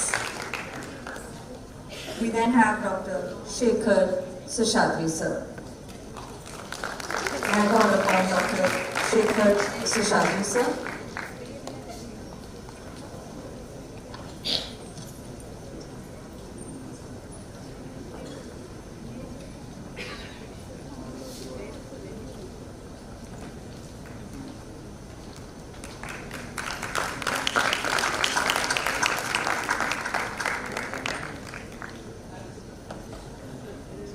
Followed by Ms. Mukha Kalra.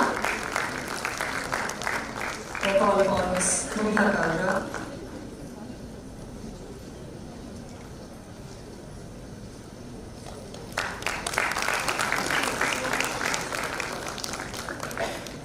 May I call upon, yes, Ms. Mukha Kalra, so that we can extend our honors. Thank you so much, ma'am.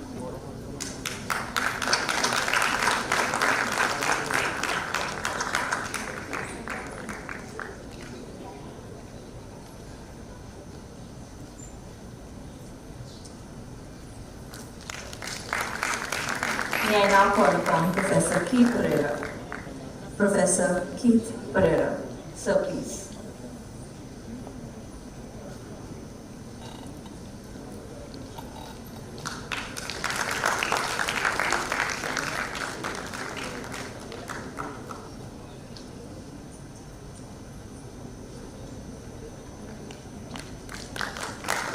May I call upon Mr.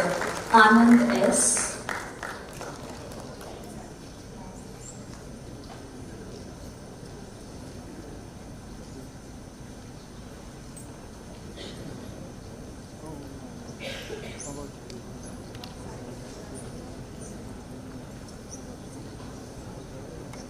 Mr. Anand S.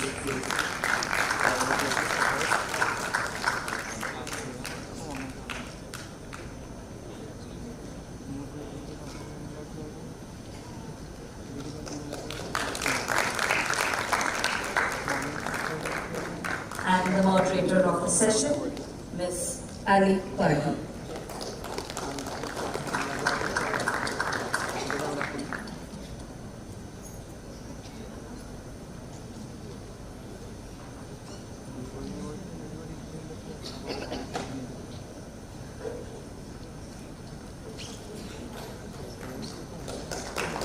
The moderator of the session, Ms. Ali Pardi.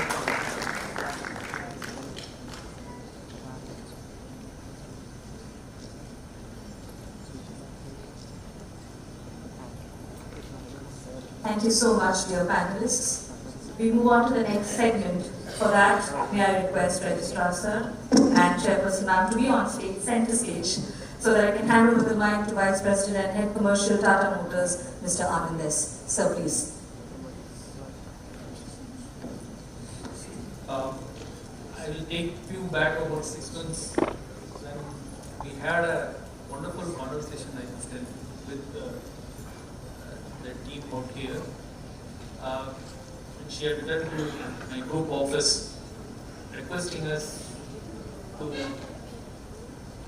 check whether as a responsible commercial vehicle manufacturer where we manufacture buses, we have about 250 neurodivergent children, which they would like us to work on developing a bus suited for that application.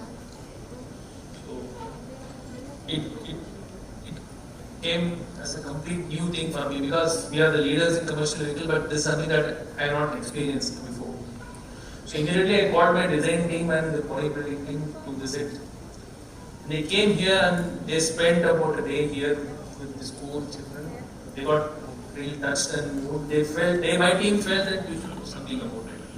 But it's a challenging task because you need to build features that is very smooth, very good in lighting. You cannot have sharp edges, so on. There are a number of features that we need. So the team is working for the last 3 months, 3 to 4 months, to develop a bus which will suit that kind of need. Hopefully with God's grace, in about 6 to 8 months time, we should come out with the designed,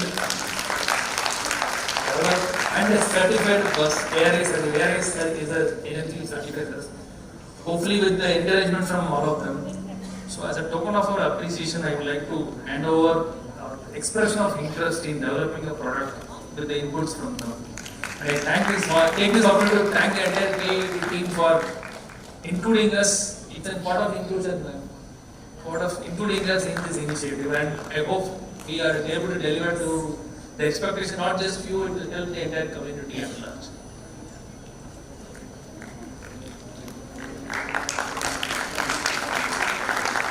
The story where not sympathy but empathy counts, in true sense, inclusivity.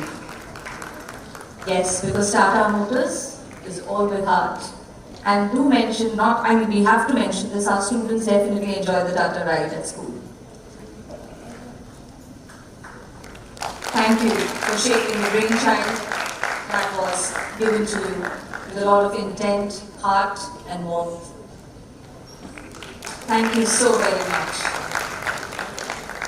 I think we should we should be kind enough in applauding for this, because this is an objective which is wrapped with a lot of empathy and just with a vision to support the students of special education. Thank you so much.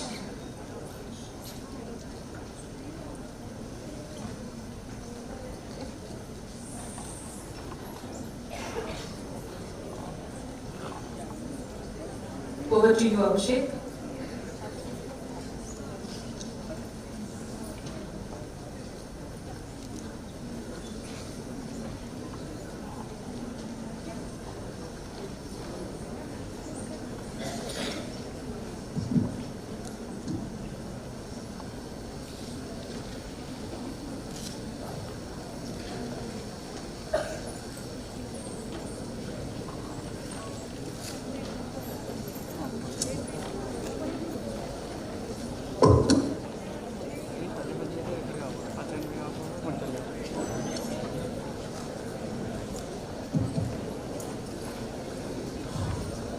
Well, that was quite an enlightening session. So many perspectives, so many insights, and it's quite tragic that we couldn't go on for longer.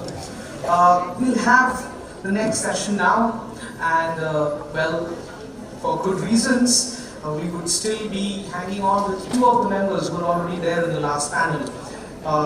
The moderator for the session would be Dr. Keith Pereira, and he would be moderating the session that is Beating Safeguarding for New Divergent Children.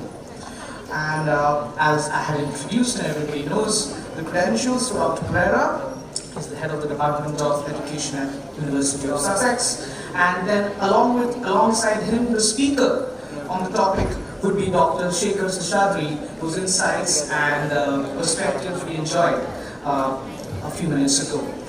Professor Health, Azim Premji Foundation, former director, NIMHANS, Bangalore. Welcome, sir. I leave the stage and hand it over to Dr. Pereira.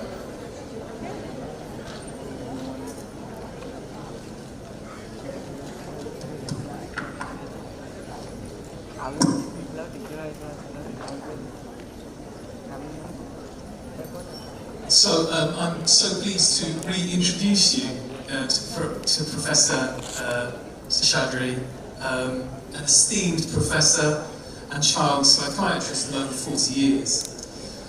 Previously, he has been a senior professor in the Department of Child and Adolescent Psychiatrics, and his work has had an impact nationally and also internationally. His areas of work and research include trauma and trauma-informed practices, interest in gender and sexuality. So I've had the pleasure of meeting him from the start of the conference, and so I am very confident that he will provide us with an informative, insightful, inspirational, maybe iconoclastic contribution to our day. So over to you, Professor.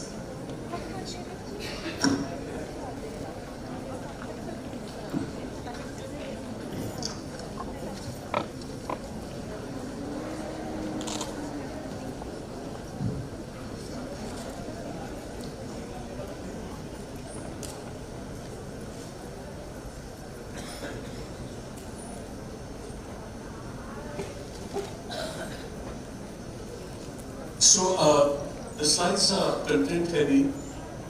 Ignore most of the content except for the ones that are highlighted. I want to bring to your attention the fact that the Convention on the Rights of the Child, of course, speaks about the right of the disabled child to special care, but also Article 34, which states that protect children from all forms of sexual exploitation and sexual abuse.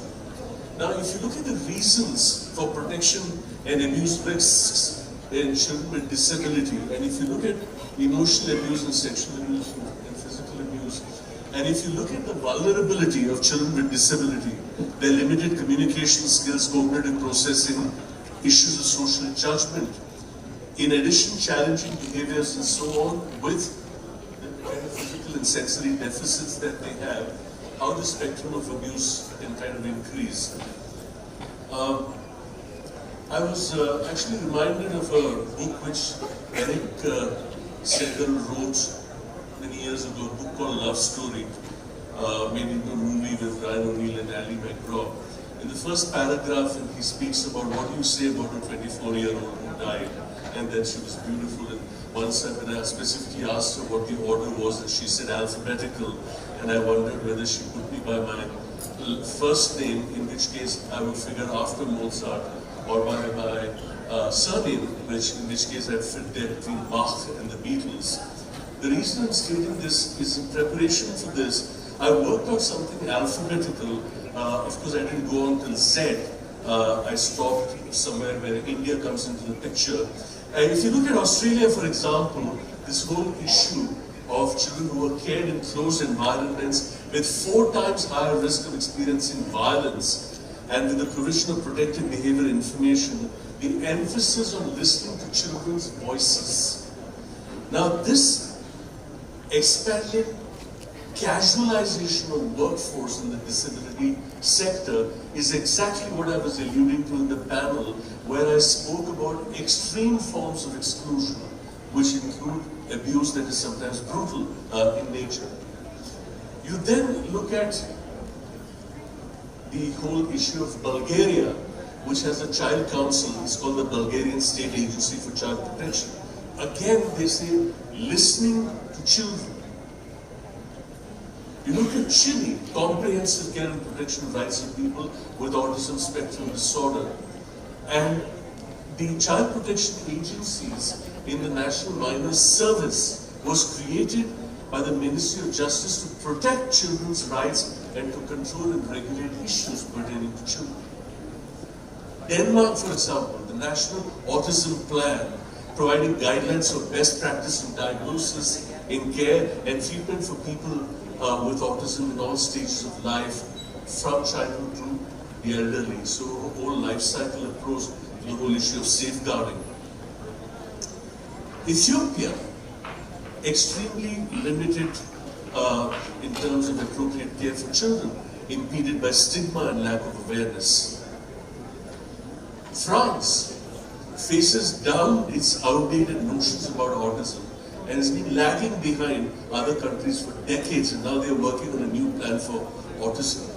And they speak about France's deteriorating child protection systems. Ghana speaks about learning environment that should be free from discrimination, safe and friendly for children within the school, and that sanctions are in place for those who transgress the requirement. Indonesia, a law that includes autism, that ironically about people with autism who commit criminal offenses, and how this law therefore should consider experts to handle this rather complex situation. Jordan has a module for children that looks at inclusion of persons with disability in the whole protection programming.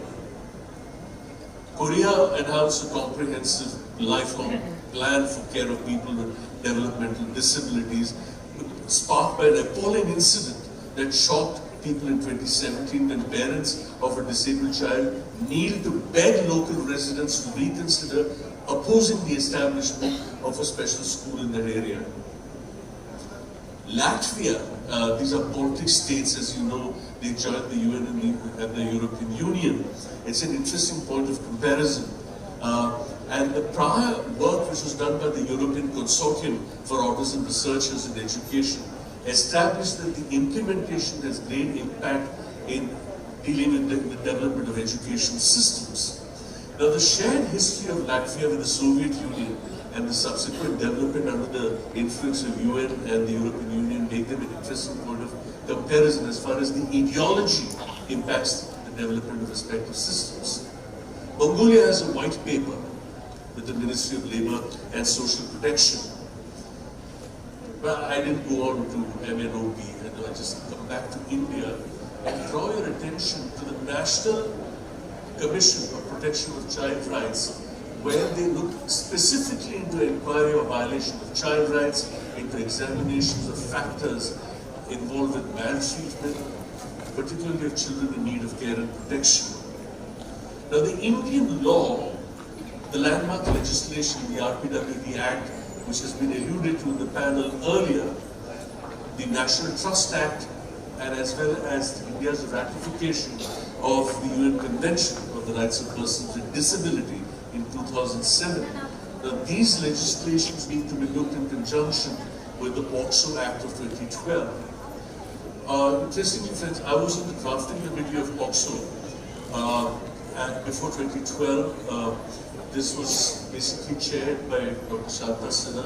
Those of you who are not familiar with this name, extraordinary lady, Padma Shri Magsaysay Award, started the MV Foundation in Andhra, rescuing millions of children from child labor, putting them into grid schools and then mainstreaming them.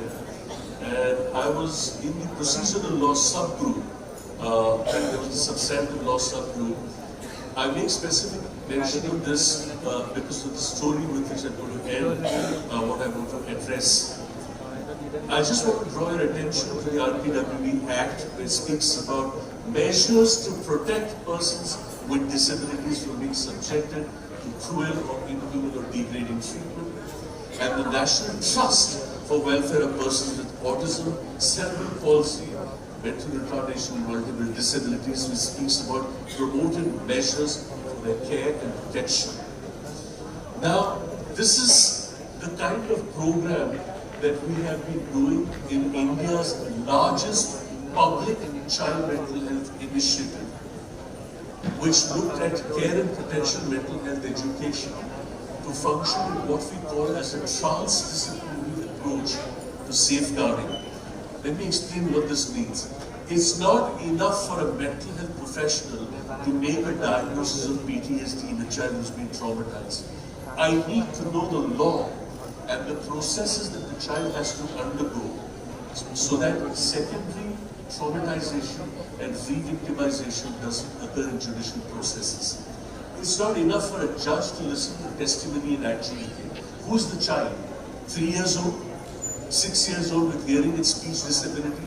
9-year-old with intellectual disability? 14-year-old with severe incapacitating PTSD?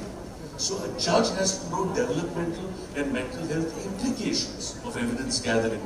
And this is why when we work with children in the context of protection and personal safety, we look at various windows which child care service providers need to look at as you work with children, whether it's a child or whether it's an adolescent. The issue of emotions, of privacy, of consent and boundaries, of health and safety, and so on.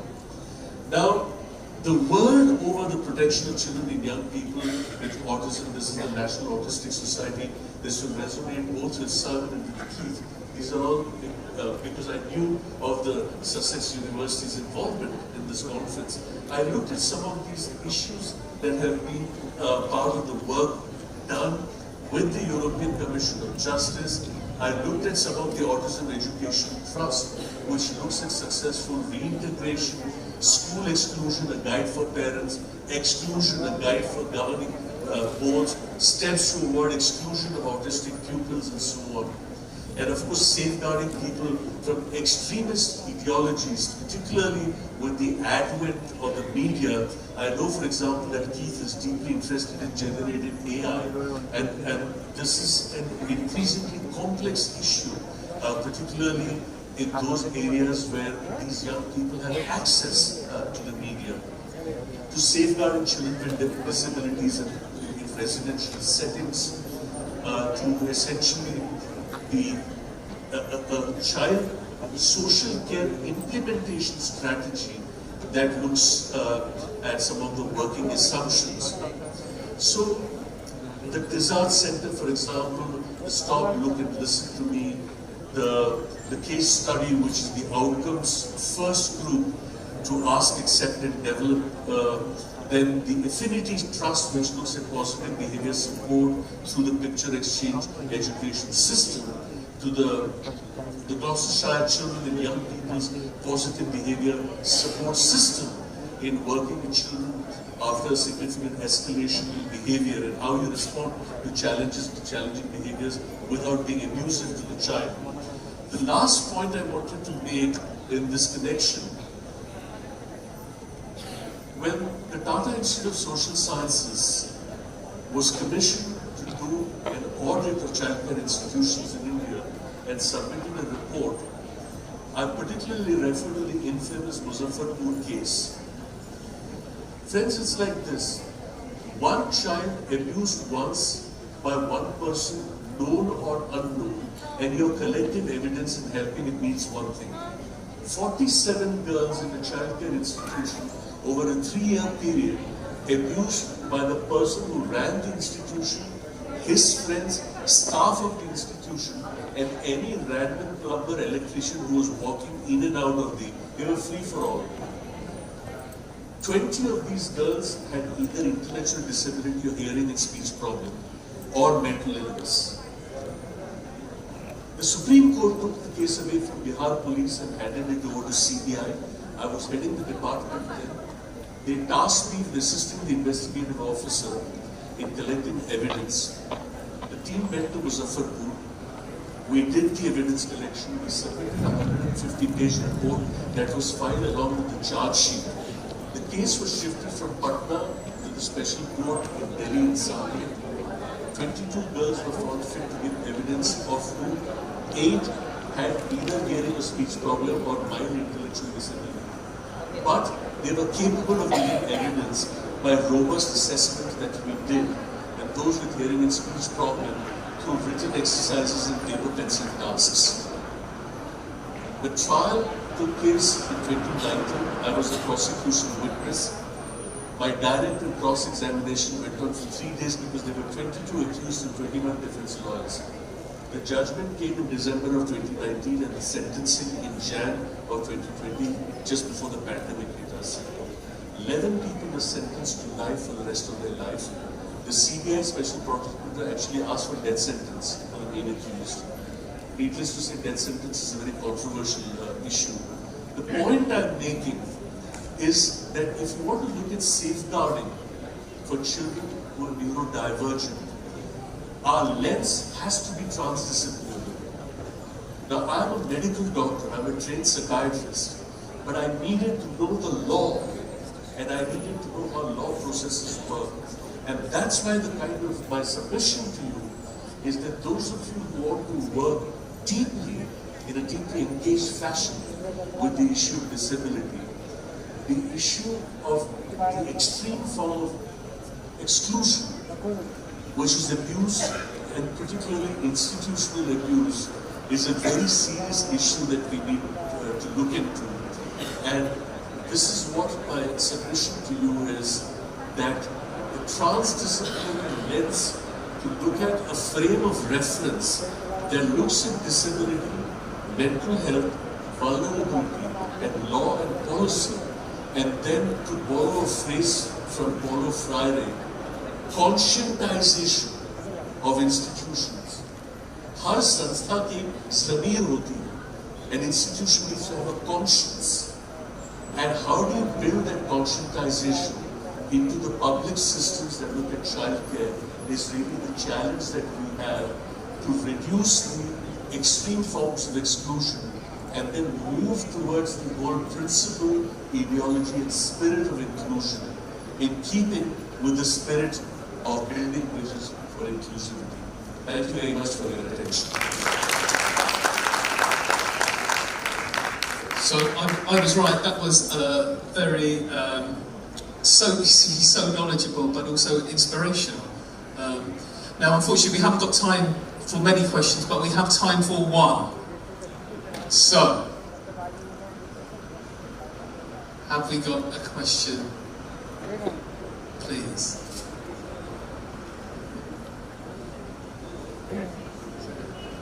There's a hand.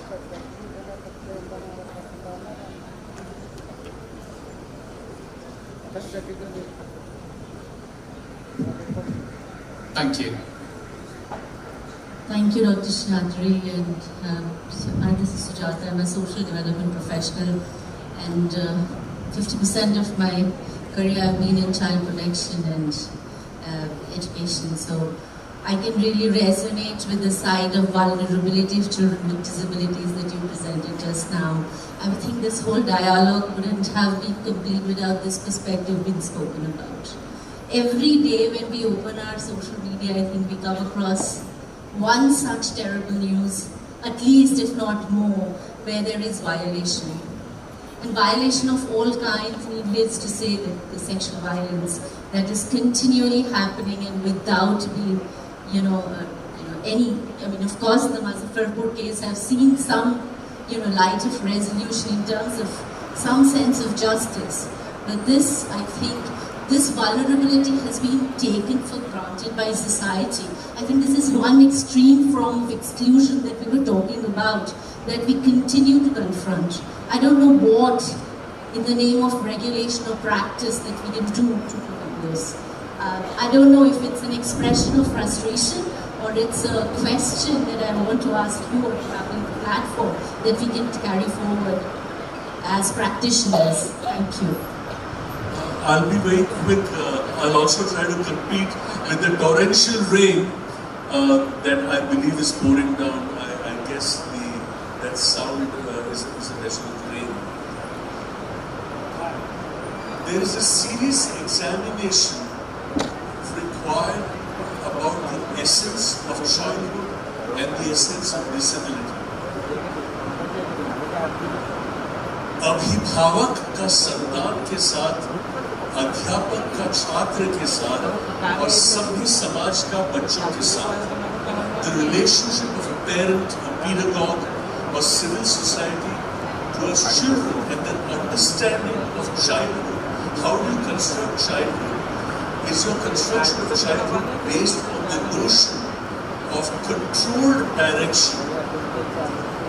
Is the question that needs to be asked in response to what you're stating.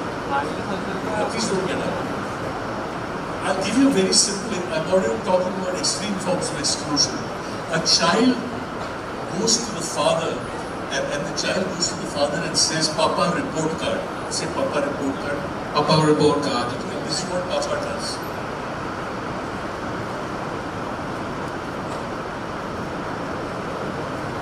That's all. Nothing is said. और तू कब सुधरेगा? When will you improve? और तू कभी नहीं सुधरेगा. You will never improve. और तेरे जैसे बच्चे पैदा क्यों होते हैं? Why should you like you born? और तू मरता क्यों नहीं? Why don't you die? 99% of people who contemplate self-harm have at some point of time in their lives heard a feedback that devalued them. And the best thing you can provide to children is provide them a sense of value. That I value you as a person. And the moment you take value away from the human being, great harm is being done.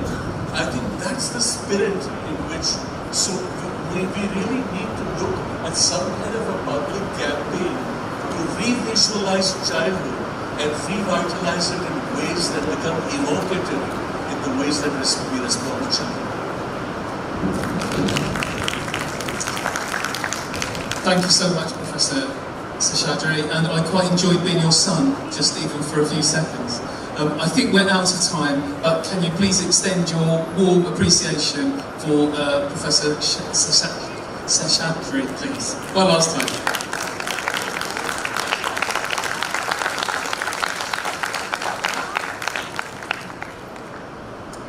Thank you so much, Dr. Seshadri, and thank you for keeping us on time as well.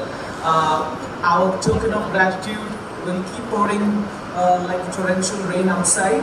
I would now request Dr. Pereira to please do the honors and felicitate Dr. Seshadri.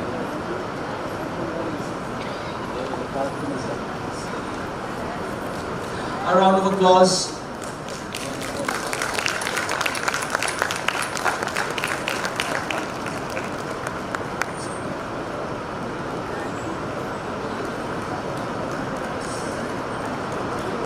Thank you, sir.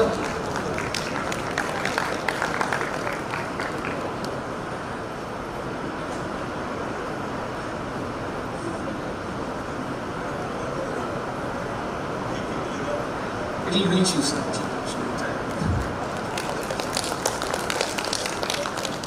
I would now request Dr. Sravana Reddy, Deputy Director, NIPID, to come and felicitate our moderator, Dr. Keith Pereira. Thank you, sir, for giving us a valuable time and for the concise moderation of the session.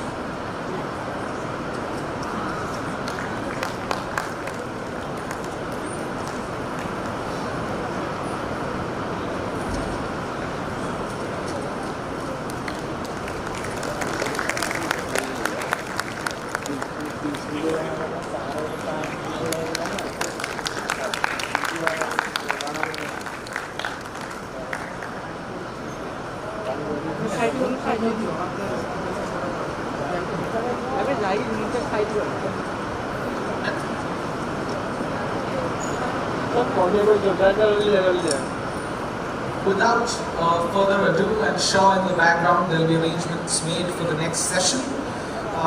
The next session is an online session like the one we had earlier.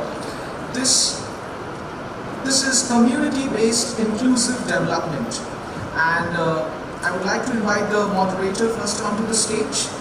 Dr. Rahul Ganguly, Charles Strutt University, Australia, and he has immense vast experience in working on group divergence and sir, please. And the speaker for the session is Professor Nathan Grills, a renowned public health physician, researcher, academic with over 20 years of experience in global health. He's a professor at the Melbourne School of Population and Global Health, University of Melbourne, Australia, and has led impactful health and disability initiatives across India and many other countries. I would now like to hand it over to Dr. Ganguly for this insightful session. Thank you. Thank you all for coming. Hello, Professor Nathan. I'm from CSU, so good to see you. So just to let you know, it's 9:30 in Australia. So please give a warm welcome to Professor Nathan for staying awake this night. So without any further ado, I would love Professor Nathan to start his presentation. So welcome, Professor Nathan.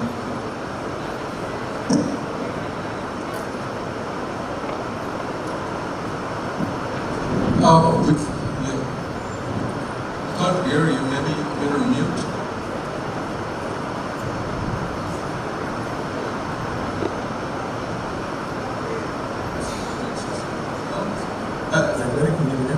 Oh, we can hear you now. Okay. So. I would say thank you very much for the introduction. It's a real pleasure to be here with people who are working for a long time and people who I really admire their work. So thank you for the opportunity to share today. I'm just going to start my presentation.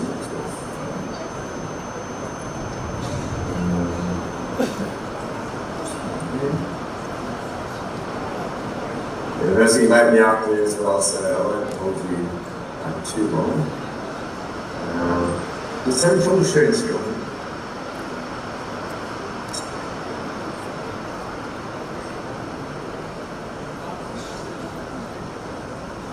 Just can't find my screen to share.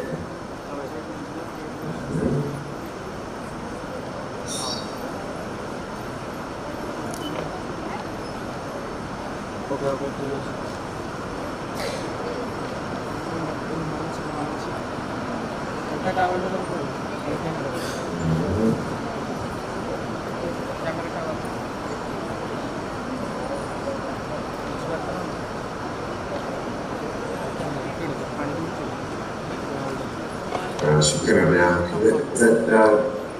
Is that able to see that slide? Yeah, it's coming now. Yeah, sure. All this about. Yeah, thank you very much. It's a real pleasure to be able to share on community-based inclusive development.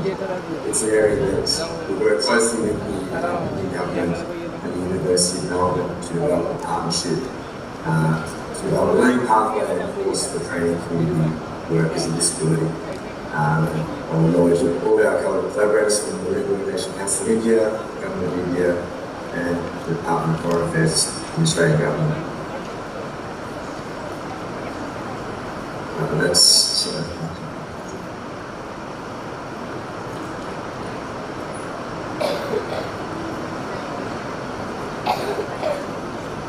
So the need for community-based inclusive development workers in India is clear.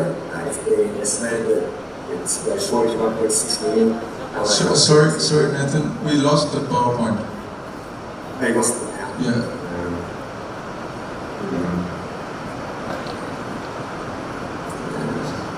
Let's try again. So can you see it now on the screen? Not yet. Okay, try again. So that's, you can see. Yep, it's coming now. Yeah, it's all good. Sorry about that. Must be late night over here, so that's like that. So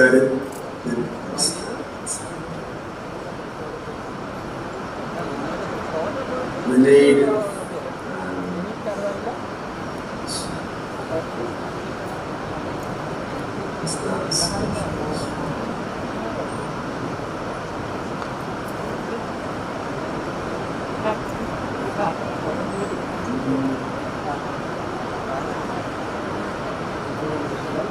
Is that visible for you now? Is that visible? I think when you're clicking it, it's disappearing from the screen. It's not there now. You can't see it now. No, we can't. If you do the full screen, I think it's going somewhere else. Yes. Yeah, sorry. Okay. Yeah, we got the half screen. Don't do the full screen. Just do the routine slide stacking.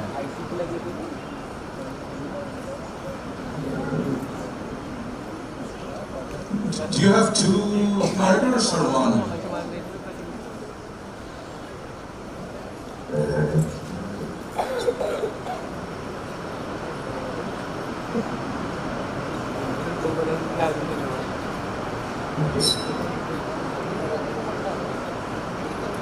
Can you click on the 3rd button beside the video, the one which shows an arrow up? Can you see that one? I can't see you very well. Can you see the microphone one? There's a microphone button. Yeah, at the bottom, it's at the bottom of the screen. Then there is a video icon, and then there's a up icon.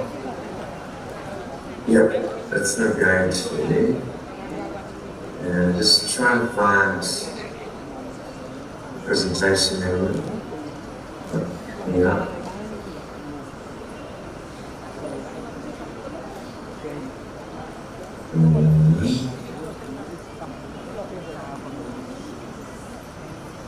Just try and share it here.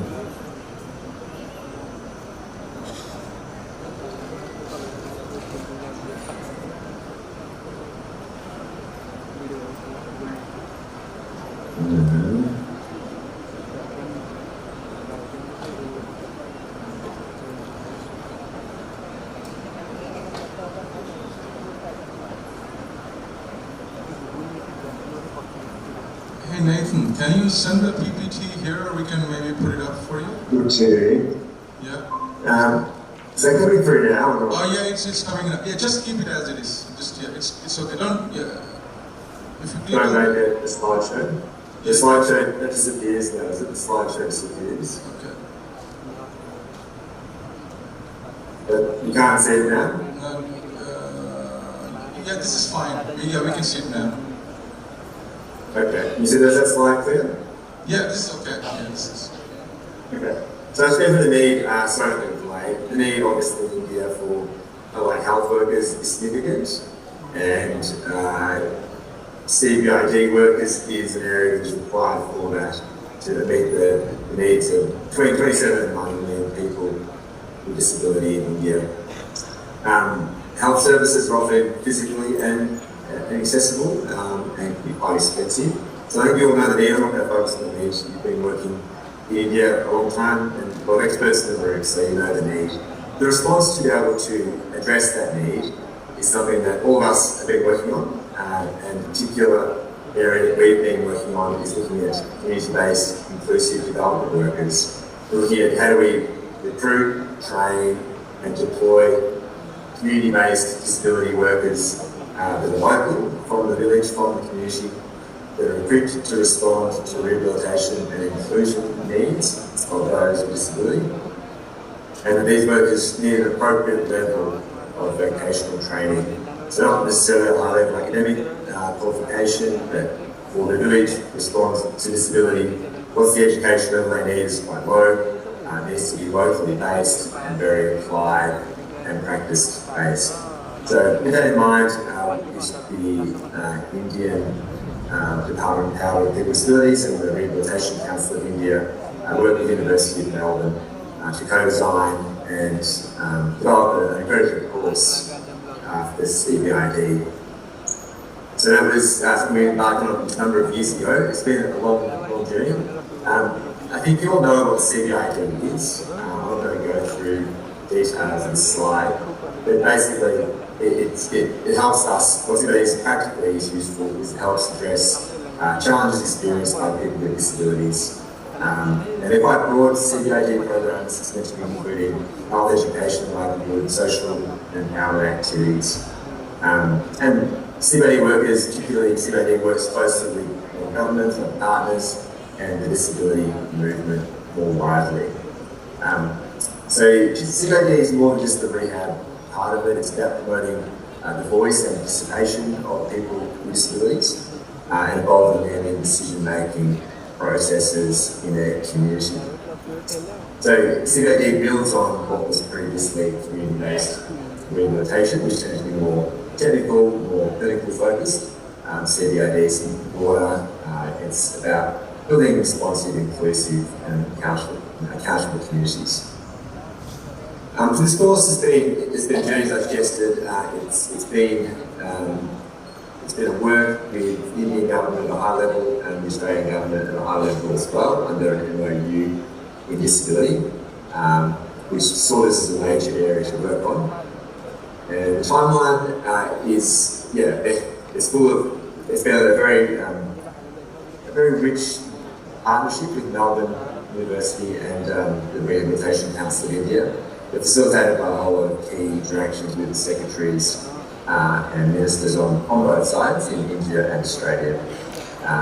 So it took a lot of work to get to the point where the CBID course was launched and rolled out in 2020 of August, right in the middle of the pandemic.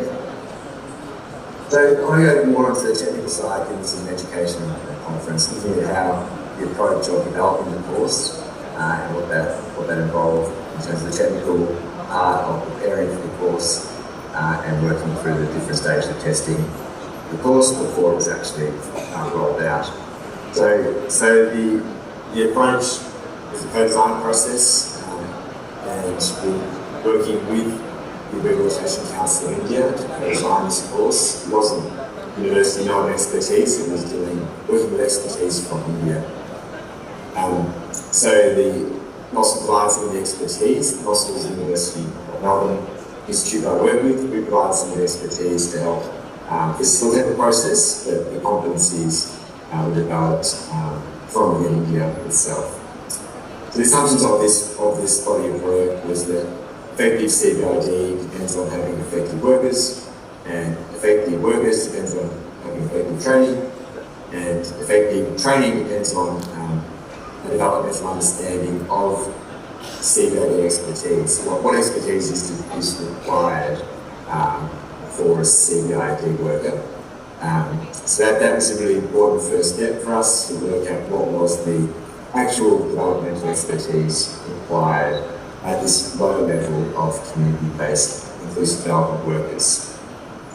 The questions we set out to answer were looking at what vocational competencies are required to deliver a CBID course in India. And for each of those vocational competencies, what's the typical learning progression of developing that expertise? So starting off as a novice through expert, what are the steps to get to that level of expertise? And then finally, what are the core stages of development that can be identified as progressive performance standards, including a point of entry into practice, so looking at that, the steps in that progression towards practice.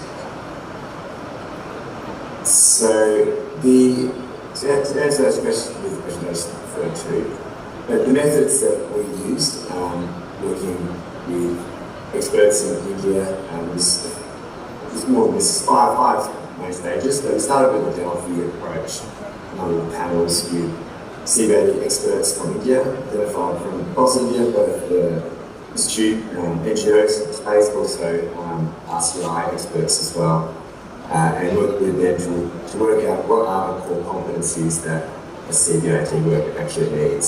They need necessarily have a high level of ability to do therapy, but they need to be able to work with local governments, for example. The expert group then conducted rubric writing workshops. We identified the development pathway for each of those core competencies. We field tested of those rubrics and about 100 workers to see what's the minimum practice standard to be determined. So what's the minimum level of practice under each of those core competencies. Then we had curriculum development workshops to devise a draft course looking at how you achieve that minimum practice standard, that minimum competency. we were able to pilot and really the program that was developed over a year and a half process. So, I mean, typically it takes a long time to develop a course, particularly a competency-based course. I think sometimes this process can be rushed. We end up with courses that are didactic rather than helping a person achieve a competency and develop in their progression of their competencies. Some of the workshops that we held with some of the key experts, both in India and Australia. There's Pankaj Maru there, and it was a very extensive process that Lindsay Gale from Melbourne University led us through that whole process, which is, I think, it was a really beneficial process for having the Indian experts to work through, actually examine what it is that is important. Not just in terms of the academic level, but what's that level of mastery of a competency and how do you get there? What's the learning pathway to actually get that level of competency that is required? These are photos from the three-day workshop that we held in Melbourne.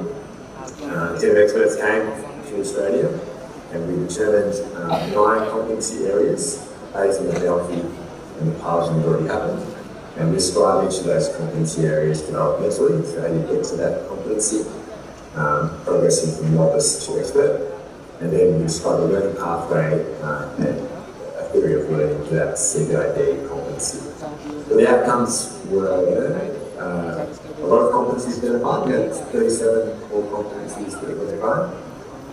And we had 12 units of competencies, so a group of 12 units of competencies.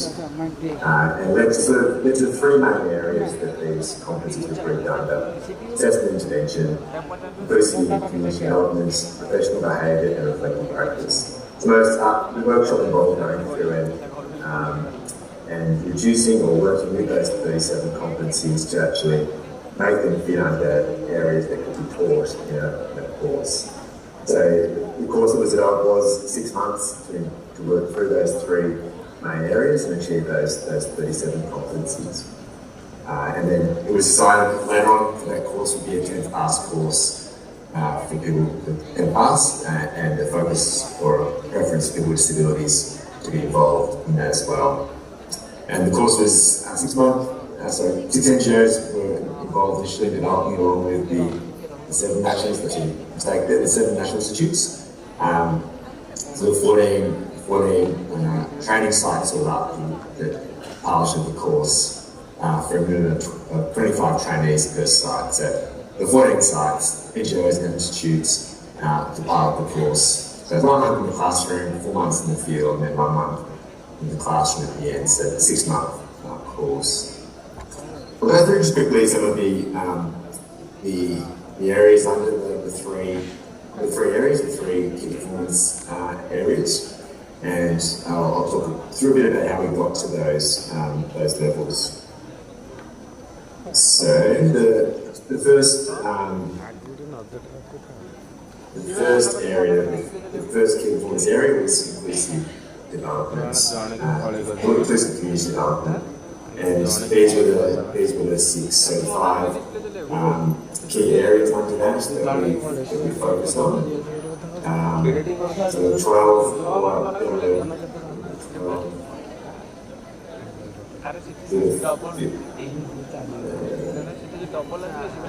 yeah, I'm trying to look at the exact number. There's quite a lot, as you can see there, a lot of core competency areas that had to be achieved. And we tried to reduce those further down, but those were the ones that we thought actually included the CBI key course. We focused on competencies by calling each of these an outcome and performance statement rather than just an area. It was actually a performance statement that was required. So that was the first one. The assessment intervention was the second area that you can see there, and the units, you can see the 3 areas. 4 areas there: disability experience, law and contemporary understanding, assessment and planning, information and business referrals, and multi-sectoral intervention. And again, all of the areas underneath there of activities had to be functioning to actually achieve that competency. And then professional behaviour and reflective practice was the final key points area, as you can see. So these are units in the modules there for professional behaviour and reflective practice.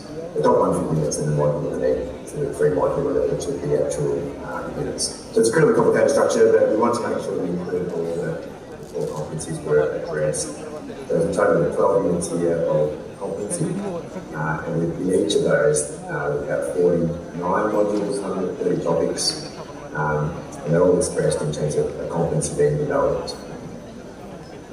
This was quite a lot of time in the field, so about 450 hours of field work is required to actually work towards achieving these competencies. Across the whole course, it's meant to be 40% theory and 60% practice orientated.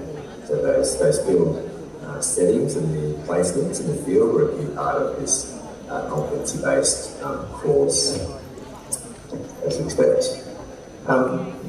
Just to maybe summarise briefly, what is a competency?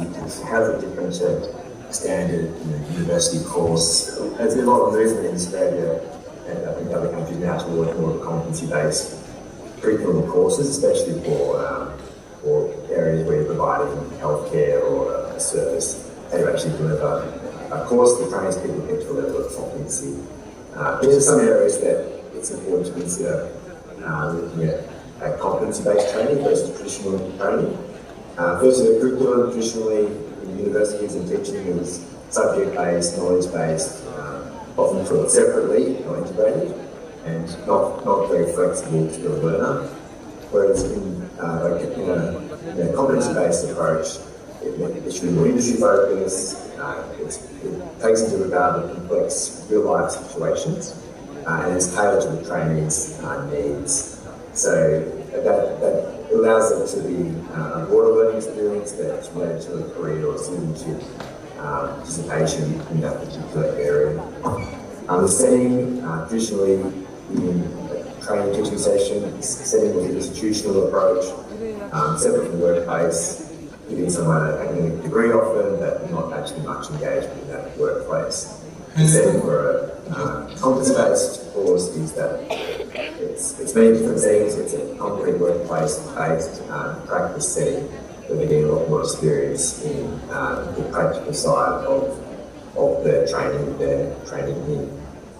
So it's always linked to a practical setting in just using a competency-based approach. The trainer is a digital education approach. You have 2 more minutes, please. Sorry. The trainer is the informant and transmit knowledge, whereas the competency-based approach, the expert coach, the mentor, the skill adjustment content to help the trainee progress on their competencies. And in the traditional approach, trainees generally have some challenge receiver knowledge versus the competency-based approach, they're engaged in the learning through real-world challenges and assessments that are based in their practice. This is the progression that we expect in a competency-based approach from novice to advanced beginner, which happens throughout our 6-month course to a competency where they can actually live all the tasks and requirements of that graduate at a minimum competency level, which is about 4, 5, 6 months in the CVAD course that we developed. We made the course and we've done some iterations of the course and the feedback, and there are case studies that have been developed. I won't show the video here, just it's one of the trainees that received the training has been able to go and apply the competency-based training it's received in the setting of a CVAD program.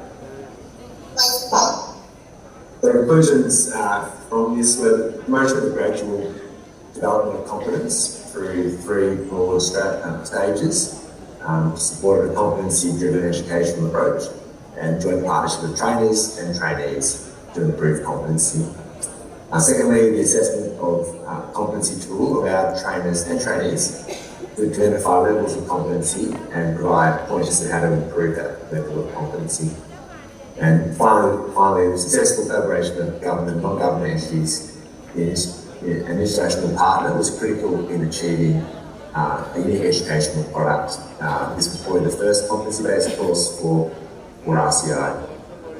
And just to say thank you to partners that helped in the development of the CBAD course. It's being rolled out now beyond just those 14 initial institutions. It's about 25 now delivering the course across India.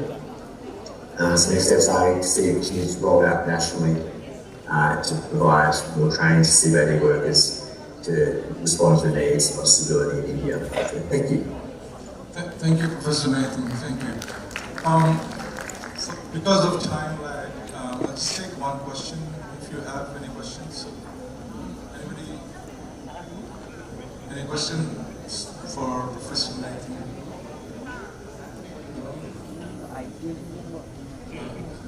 Yeah, thank you, Nathan, for the presentation. I think people are, thanks for keeping, being awake till 9:30. Appreciate it. Thank you, President. Have a good one. Thanks. Thank you, Dr. Nathan. Since you're in Melbourne, our token of appreciation can only be verbal at this point. For Dr. Ganguly, I would like to invite Dr. Sandeswar, Principal and Director, KIIT International School, onto the stage to give our token of gratitude to Dr. Ganguly. Dr. Ganguly is a senior lecturer at the School of Education, Charles Trott University, Bathurst, Australia. His research areas focus on mental health and well-being. Thank you, Dr. Ganguly, for your valuable time. Round of applause, please.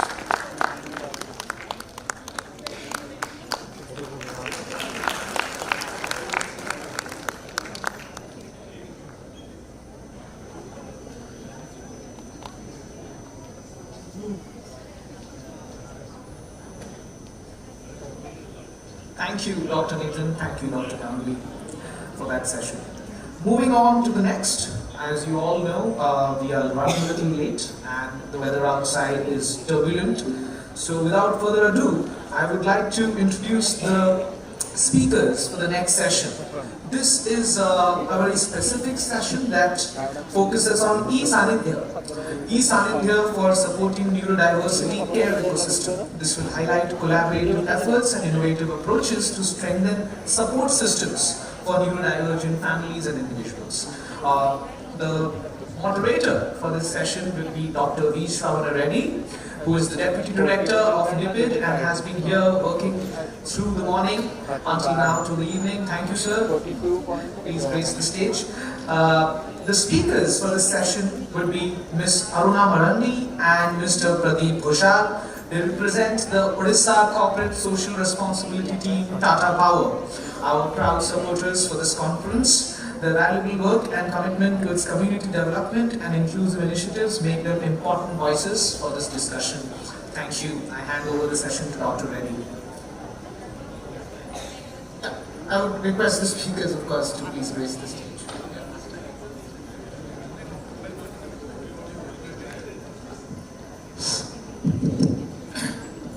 Good evening, one and all. Now the session is on Tata e-Sanidhya. Basically, this is a digital platform which we have developed for addressing the gaps, particularly for the rehabilitation professional at the grassroots levels, particularly in the type 2, type 3 cities, where there is a lack of trained rehabilitation professional. Particularly, this platform is Tata e-Sanidhya. This is an e-support for autism and neurodiversity.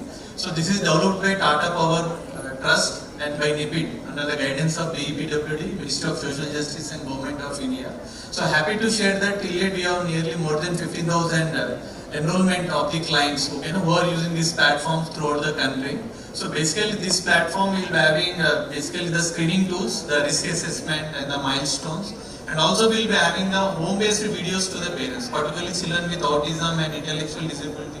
We are having the home-based videos. And also we are having the resources diary of the rehabilitation professionals. Particularly you are staying in a type 2 city, so you want to go to a speech therapist or a psychologist, so where the professionals are available, whether they are RCI trained or not. And also now we are providing the video consultations, particularly on a weekly once or twice. We are providing based on the availability of the NIPID professionals. We have taken on a pilot basis and we are doing the online consultations, particularly those who are staying and who cannot come to the daily services. And also other thing is we have the dairy of upcoming the parent training programs and the dance therapies, music therapies, and also we are having videos, like a home-based videos, you know. Suppose it's children with autism, like behavior issues, sensory integration problems, or speech issues, so how you can handle the children at a home, particularly those who cannot come to the daily to a child guidance center. So with this brief introduction, and I request our today's speakers, Ms. Aruna and Mr. Pradeep, to talk about the session. Oh, thank you very much. I think everybody is very much tired, so we'll rush down so that we can complete the session at the earliest. And I think you have already said everything. Just to give you some sort of background, as because pay attention is the one of the program, it's a flagship program for entire data power. Wherever you are seeing data power, pay attention is there. It is all about covering the caregivers, covering the families, beginning to create one sort of platform what Dr. Reddy has just recently said. And what is about that particular platform, you can see very clearly in that platform, around 500 NGOs are also attached with us, that we have done some sort of universal research. Suppose you are going into that particular platform, you will see everything is there. And yes, that is also one of the Tata synergies. All across in Tata we are promoting how all data can come down for a single platform. Through eSanitha we have created this platform like this one to address our ASD the concept and the sector. We have the volunteers all across, and there is a concept in data all across in data how much volunteers can be attached and they can come down and go for and address some sort of social cause. So there is a bandwidth of the volunteers is also very high. In terms of coverage of the parents and the caregivers through this platform, we have already touched around 2700, although this data is very old, that has increased much. And we are also focusing on the government collaboration and the institution. Very recently we are also going for some sort of signing of the MOU with state government, SSC, PD department also. And yes, in our platform we have also attached with many of the subject expert who is giving the thrust on this particular subject, how that can be taken up to the rural areas. And here some of the videos, I think that is not the time to play the video. You will see our group chairman has said highly about that particular program of pay attention, and he also said that all our data group companies, they are also going to adopt this pay attention program. As per our pay attention program is concerned, we are always promoting that one among our own colleagues, and also very periodically some sort of events are also happening in our data ecosystem. And nothing to say, as because in the morning we are getting the idea how autism is increasing, so that is very much clear. And again, if we are going to see that in all across in the country, where is data power is there, we are targeting the families and the caregivers, and so through this particular platform. And every program of ours, is it a CSR program or sustainable development program, we align with the respective SDGs, so that is also there in terms of our pay attention program. And this is also important that I have already said, in these particular areas, our pay attention program is going on in a very integrated manner. And where under our pay attention we have already touched, the families is around 59,000, public workers and parent groups are around 4900, and we have covered already 9 states, and that eSanitha platform is now being used by more than 15,000 plus. And always we are creating the awareness and training. I think many of our audience might be knowing, just 3 months back, we had a state level pay attention program also, where from the government side and every stakeholder all across the country, they are also here. And apart from that one, just to give the highlight, we are also into the PW part, and on the concept of inclusivity of data power. So Sannyasi sir is here. He also might be knowing that we have launched Be My Scribe for supporting the blind student, how to provide the scribes to them. And apart from that one, again we are talking about the right of the what sort of entitlement the schemes are also available for this section, and that is also being given, and we are facilitating for that one also. What we do under the pay attention program, it is very clear awareness and sensitization in all platforms that we are regularly doing. capacity building workshop very regularly we are doing. Very recently we are also organized and going to organize the zone-wise workshop also. Immersive format for home care. At the round-table conference we are conducting, neurodiversity summit we are conducting. Again we are sending our caregivers and the families to the purple fest, and yes, many of the event that is being organized. And we have developed many of the resource material also. Suppose somebody is going to visit that platform, they will get all sort of resources are available that is good for the caregivers and the entire family. As per the milestone annual journey is concerned, this is the entire thing that we are promoting through our pay attention, and we are looking forward to how many other stakeholders can also attach with this platform. So regularly through our sensitization workshop, through our awareness program, we are motivating the stakeholder to please come and join the hand with us. And here I have said that we have already created one Tata platform, so you can see that all Tata groups are also attached to this platform, where many of the volunteer program we are doing, and as because the volunteering is the crux of Tata group, and every year there is a program is being conducted that is called Pro Engage. In Pro Engage program we are promoting, we are even encouraging our colleagues to participate in the Pro Engage program and attach with any of the NGO all across, and after the completion of the course and their contribution, they used to get the certificate also. So I am just giving my colleague Aruna to brief about the Isanidya. She is also be in hurry, so that you cannot be sit long over here. Very good evening, everyone. Johar, Jai Jagannath. So I'll also run you through fast, though we have already covered a bit of it. Thanks to Shravan sir, he has also talked about it a lot. So basically, when we are talking about the topic why we are all assembled here, so this is one of the reasons TPCDT is present. We are present here today. The reason is we are talking about e-Sanidhya. E-Sanidhya is something which is bridging the gap, which we have been talking since the morning. So this is the phygital platform where the needs which have been assessed and the resources which are available are being brought into the one platform. So this is where we start with, e-Sanidhya ka full form basically है to support for autism, neurodiversity integration, development, home care and youth to support your child's unique neurodiversity journey. So it is a journey where Tata Power is there with you all, with all of us. So there's no one single reason why autism happens. We all are aware, those who have lived with it, those who are living with it. As a stakeholder, we also should be aware that there's no one single reason because of which autism happens. There are multiple reasons, and that's the reason we call it the spectrum disorder. So I was talking about the gap and the reason why e-Sanidhya was brought in. The reason e-Sanidhya emerged was because of this missing gaps, the lack of infrastructure, awareness and trained professionals, which results in children below the age of 14, leading to difficulties in education, employment and daily life.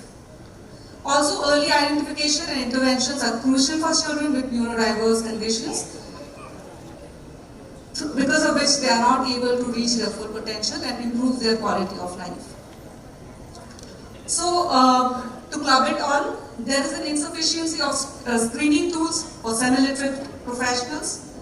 There is a limited access of specialists. There is social and economic barriers, and we know all why and how.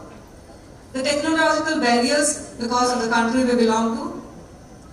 And this unified platform approach through e-Sanidhya is to bring in all these together as a one-stop integrated support dedicated to enable neurodiverse individuals. This also aligns with the government's CRE framework. It is the digital inclusivity model which we have been talking about, a transformative approach that integrates digital innovation and with the experts in different regions, which is difficult to identify and to locate for those who need them the most. And professional support made accessible through screening tools, online consultations and structured home care programs. So let me just share you share with you all the journey where it all started, what is the genesis of it.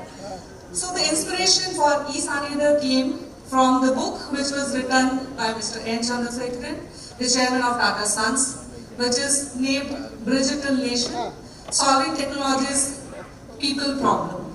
So that's how this e-Sanidhya was inspired to be brought in. So the prototype approval was taken in 2023 and it was presented to Ministry of Social Justice and Empowerment, and it was reviewed and finally it was approved by Mr. Rajesh Agarwal, the Secretary of PWD. Finally, the pilot model was launched at the National Purple Fest at Rashtrapati Bhavan in February 2024.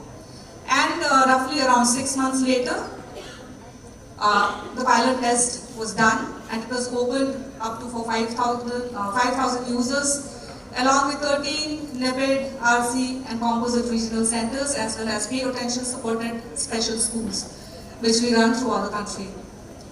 Then the e-Sanidhya was open for people on the auspicious day of International Day for the Differently Abled on 3rd of December 2024 by the Union Minister, Mr. Virendra Singh, and the MSGA Secretary, Mr. Rajesh Agarwal. And thereafter, we have been still improving upon it, we have been improvising upon it, and we are all adapting. So this is all which has gone through for the final e-Sanidhya platform which we have as of now.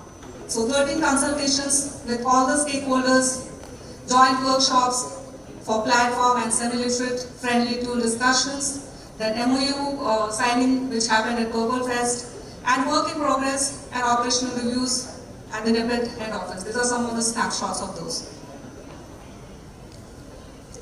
So the testing phase and refining of e-Sanidhya again happened. Initially, as I was telling you all, 5,000 users were onboarded. The resolution calls with 7 NIPID, CRC, NGOs happened. And then this was how it looked initially. Then the orientations was initiated with Ashram special schools, with Armed Forces School, 2 Purple Fest and 2 state level activations, 2 NIE events, 2 Divya Kala Mela. So this is what happened before it was finally opened for the public. So this is what Mr. Ram is already here. So this is what he has been talking about e-Sanidhya, and Mr. Vimal Tiwari, CHRO Tata Power, he has also said that e-Sanidhya perfectly aligns with the foundational vision of pay attention, which Mr. Pradeep Tushar had talked about, to build a scalable and sustainable support system for neurodiverse individuals. So basically this is how it is supposed to be used. It is available in YouTube also. We can play the video, but I think because of the paucity of time, I would suggest that you all please search in YouTube, you can Google it, and you can find all the information related to e-Sanidhya. So this is what the current onboarding scenario looks like. Zone-wise, it is present everywhere. As on date, it is in 26 states and 2 union territories. And total users are approximately 14,000. Video consultations, 720 has already happened. Children, those who have been onboarded, are roughly around 70. Around 6,400 parents are also onboarded, 311 caregivers, and 374 multidisciplinary professionals, which I was talking about. This is the age-wise data of the child, wise risk assessment, which we can get once we log into the portal. So once you log onto the portal, you will be able to find out the risk status.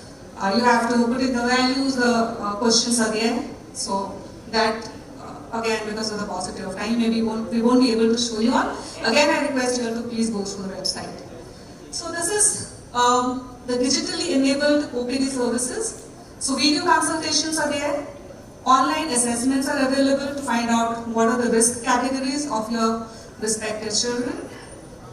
Phone consultation is also available, and you can pose in your FAQs. Webinars, as Shravan sir had also talked about, it is happening. Insurance and government schemes, so we were also talking about where do we get the information. So this is also a platform where all kind of information can be accessible.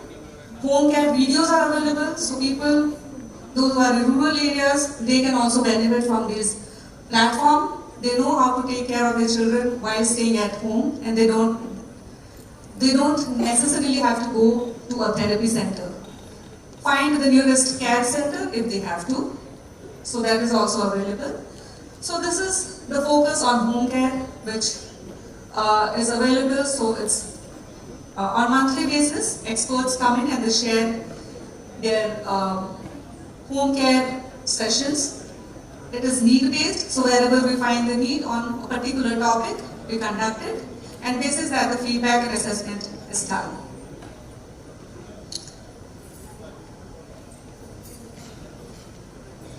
So, art is something which is very, very healing, and for neurodiverse and autistic children or adults, this is something which is really helpful, which we have found, and that is the reason we are taking it as a movement. We are calling it Dance and Movement Yoga Therapy course, and this is for the duration of around 96 hours. And the eligibility is basic literacy.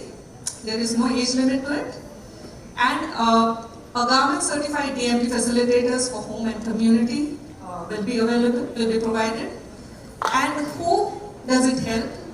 It helps the caregivers, the volunteers, the neurodivergent individuals, elderly and trauma survivors. So it is for everyone, those who are in need of it. This is the impact film, but again, we have to keep it short. Yes. So these are the alliances with National Epileptics Association of India, Parivar and SRCC. So encouraging and supporting epileptic skill-based competitions via mentoring by Tata Power volunteers. So volunteering is something which is really taken seriously. Twice a year we have it in all Tata group companies. And this is where the mentoring also, we get mentors from the volunteers itself. Encouraging and assisting special school sports, athletics competitions with Parivar and SRCC. So these are some of the snapshots of those. So now, we have just got started. We launched it in 2024, but then still miles we go before we sleep. So our focus areas as on date is to expand the portal through vernacular languages. We are limited only to English. We need to increase it so that the reach is more people get benefited. Inclusion of district administrations, so the district administration needs to be involved in it so that it penetrates deep.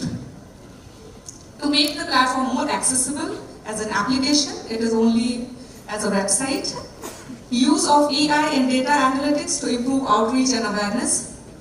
We need to again tailor it so that the programs are more available for independent living of our individuals with neurodiversity. Address life skills communication and vocational capabilities.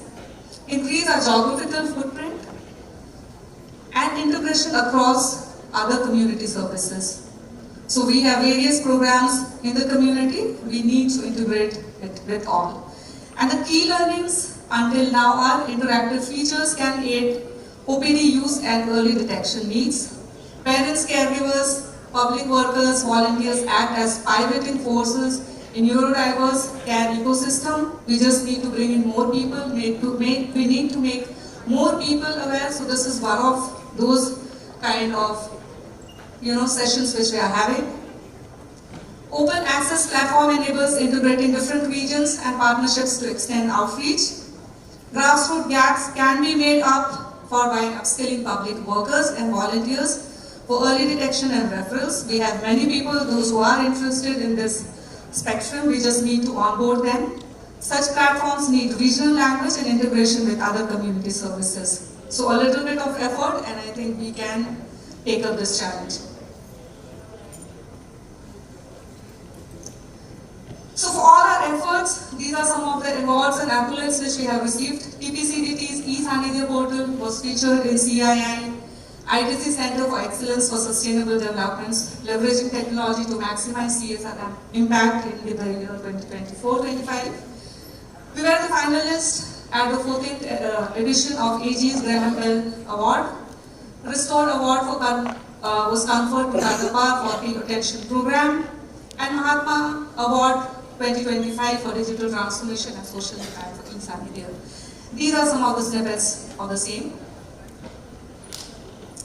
These are the social media coverages. So we are trying to reach to those whom we are not able to reach through the media and create more visibility. These are the alliances and synergies which we have built. Thank you so much.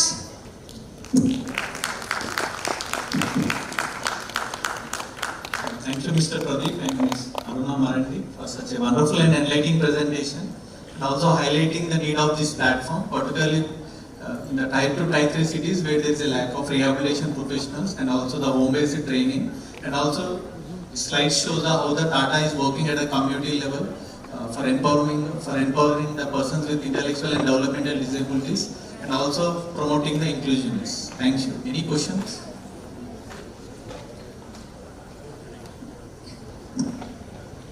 I think there is no such type of stamina right now to ask any of the question.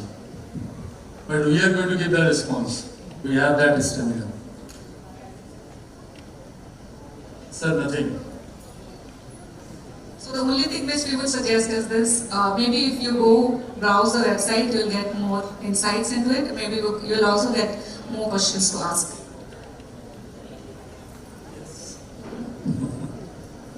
See, here I'd like to add, one, this platform is absolutely free to use. There is no registration fee or anything for anyone, any of the stakeholders, number one. And number two, it is a very easy to log in and use platform. You know, in fact, it's not very cumbersome. And especially you see even the professionals who are working in, say, in Tier 2, where they have, you know, their clients who are coming, they can use it for them also. In the sense, see, they need not come all the way. See, one restriction for many parents in utilizing center-based services is, you see, they have many other engagements, and sometimes, you know, this particular child, they will not be able to as frequently go there. So this would be a very convenient model, especially after the first initial in-person assessment. You know, the follow-ups and all will be very wonderful for everyone. And, you know, there was, like, you know, some people started charging money, that is where we had to restrict some people. You know, this platform was created for free, and you know, people are most welcome. And you see, I was in one of the World Health Parliament, you know, where they asked me a question: what is you know, the government doing about you know, autism, and where is the authentic source from where we can get information? You see, this is not just an intervention tool or an assessment or a platform. You see all the schemes and benefits of the government, and especially, you know, many videos which the parents can use as an education for themselves. So it is a multi-role, and as now you know, Pay Attention and Tata have shown, you know, they are now actually digressing. In fact, recently we had discussions about this product. We are going into skilling also, because see, a lot of e-skill you know, videos and all training videos have been done by NIPID. So those all also will be uploaded and upscaled in that. So it is going beyond the 18 years and not just an assessment and intervention tool. It is a much more holistic tool actually. So it's, you know, as you all as professionals and many of you people, you know, you can also use it for yourself. And as I said, you know, it is free. Maybe it is free, that is the reason, you know, some, you know, it is more lucrative for you people. Without you creating any more infrastructure for yourself or spending any money, you can use it. The idea is more and more people should be given the care they require and they, you know, they actually deserve. So that is the idea. And thank you so much, you know, for the attention. Thank you, sir. Sir, apart from that one, as because we are sitting in the KIT campus and we are attached to a KIT also. Just to give that a particular background, KIT is very much attached with Tata Power in many sense. So there is a possibility, suppose anyone from your department or any your fraternity wants to have any sort of internship on this particular subject, you all are most welcome.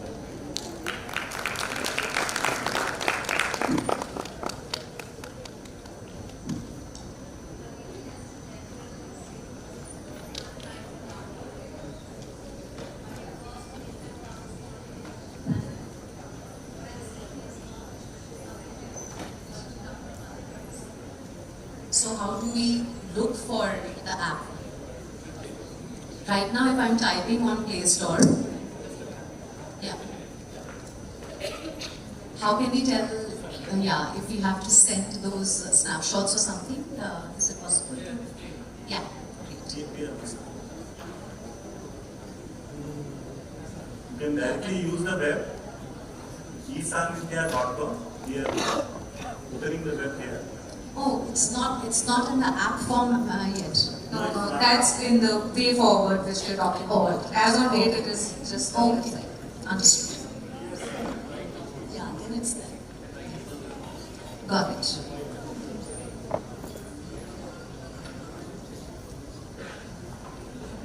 Madam, now it is in front of you. This is the website, and it is now at the user friendly. Anybody can access it. It is OTP based. As we mentioned, there are 3 logins. One is for the parents, one is for the care providers, and other for the multidisciplinary professionals.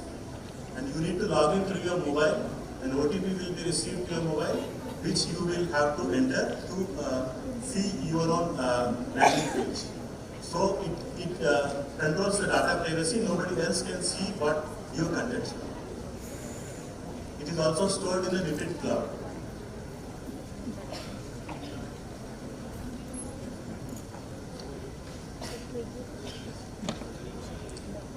Thank you so much for that insightful session. A round of applause for the session, please.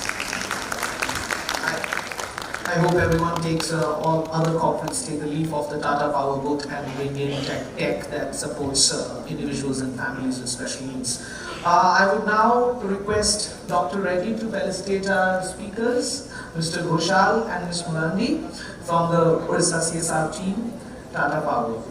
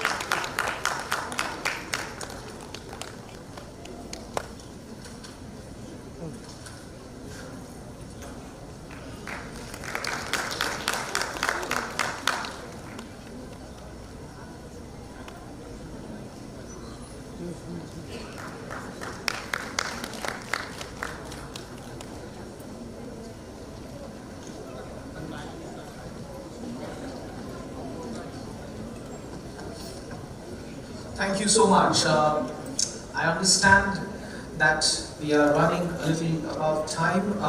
Nonetheless, patience is a virtue. I hope and request everyone who's still in the auditorium to kindly stay back for a really important and engaging final session. This session is titled as Indian Statutory and Policy Landscape Supporting Inclusivity and Mental Health in Schools. It will provide valuable insights into the legal frameworks, policies and practices that promote inclusive and mentally healthy school environments. and I hope the educators in the room are paying close attention. This will be moderated by none other than Dr. Keith Pereira, if he's around. Yeah. Dr. Keith Pereira, we have had 2 sessions with him already in the day. To reiterate, he's the head of the School of Education at the University of Sussex, UK. It is my honor to introduce the speaker for the session, who had been a moderator earlier for one of the sessions, Dr. Professor Meena Chandra, a distinguished psychiatrist herself, researcher, academic leader with outstanding contributions in mental health, disability studies, and early intervention. She is professor and head of the Department of Psychiatry, Arm Hospital in New Delhi. I will now hand over the proceedings to Dr. Keith Pereira for the final session of the day. Thank you. Okay, so there's a lot happening in national and regional policy to support inclusive health and mental health in this country. The statutory landscape is there, but many educationalists and health professionals aren't aware. So, we welcome Professor Meena Chandra to the final session. This is part of the biography, but at the moment, Professor Meena is part of a national school mental health policy group at national level for the Ministry of Education, mandated by the Supreme Court.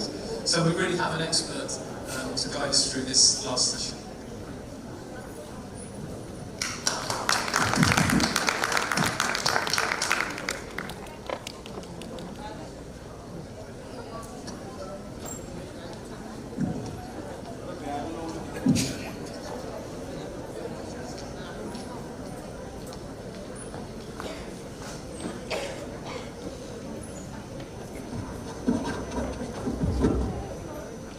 Namaskar.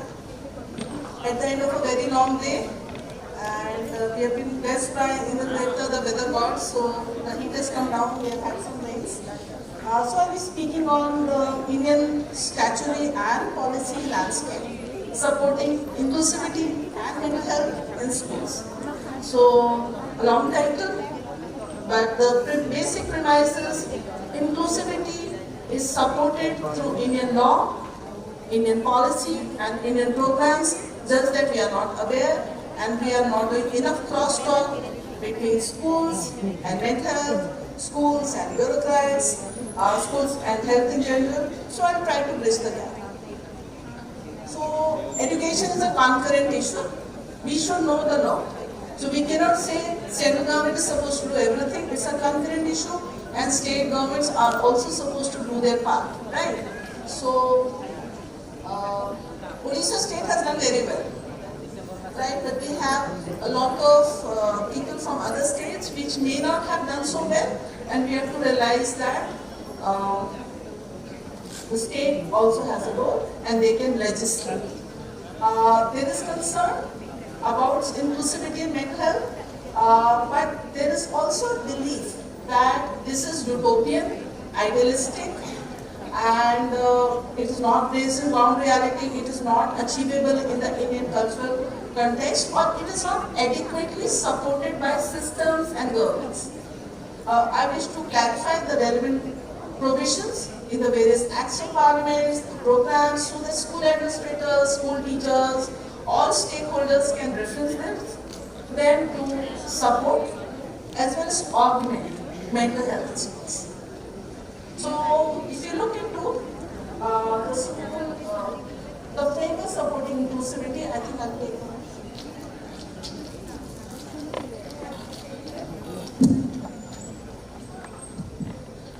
So, we have a legal framework, which are the laws, acts of parliament.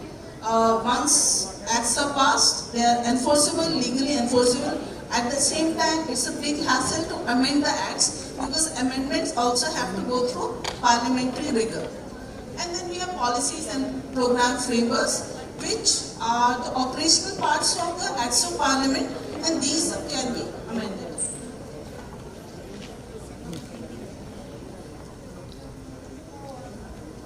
So going on to the legal framework, the different acts are the ones supporting school education per se, the acts supporting mental health, and the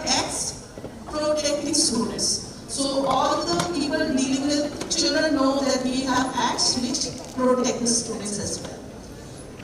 So the legal acts supporting school education, Article 21 of Indian Constitution, recently expanded by the Supreme Court in the Sukhdev Saha versus Government of Andhra Pradesh seminal judgment last year in 2024-25.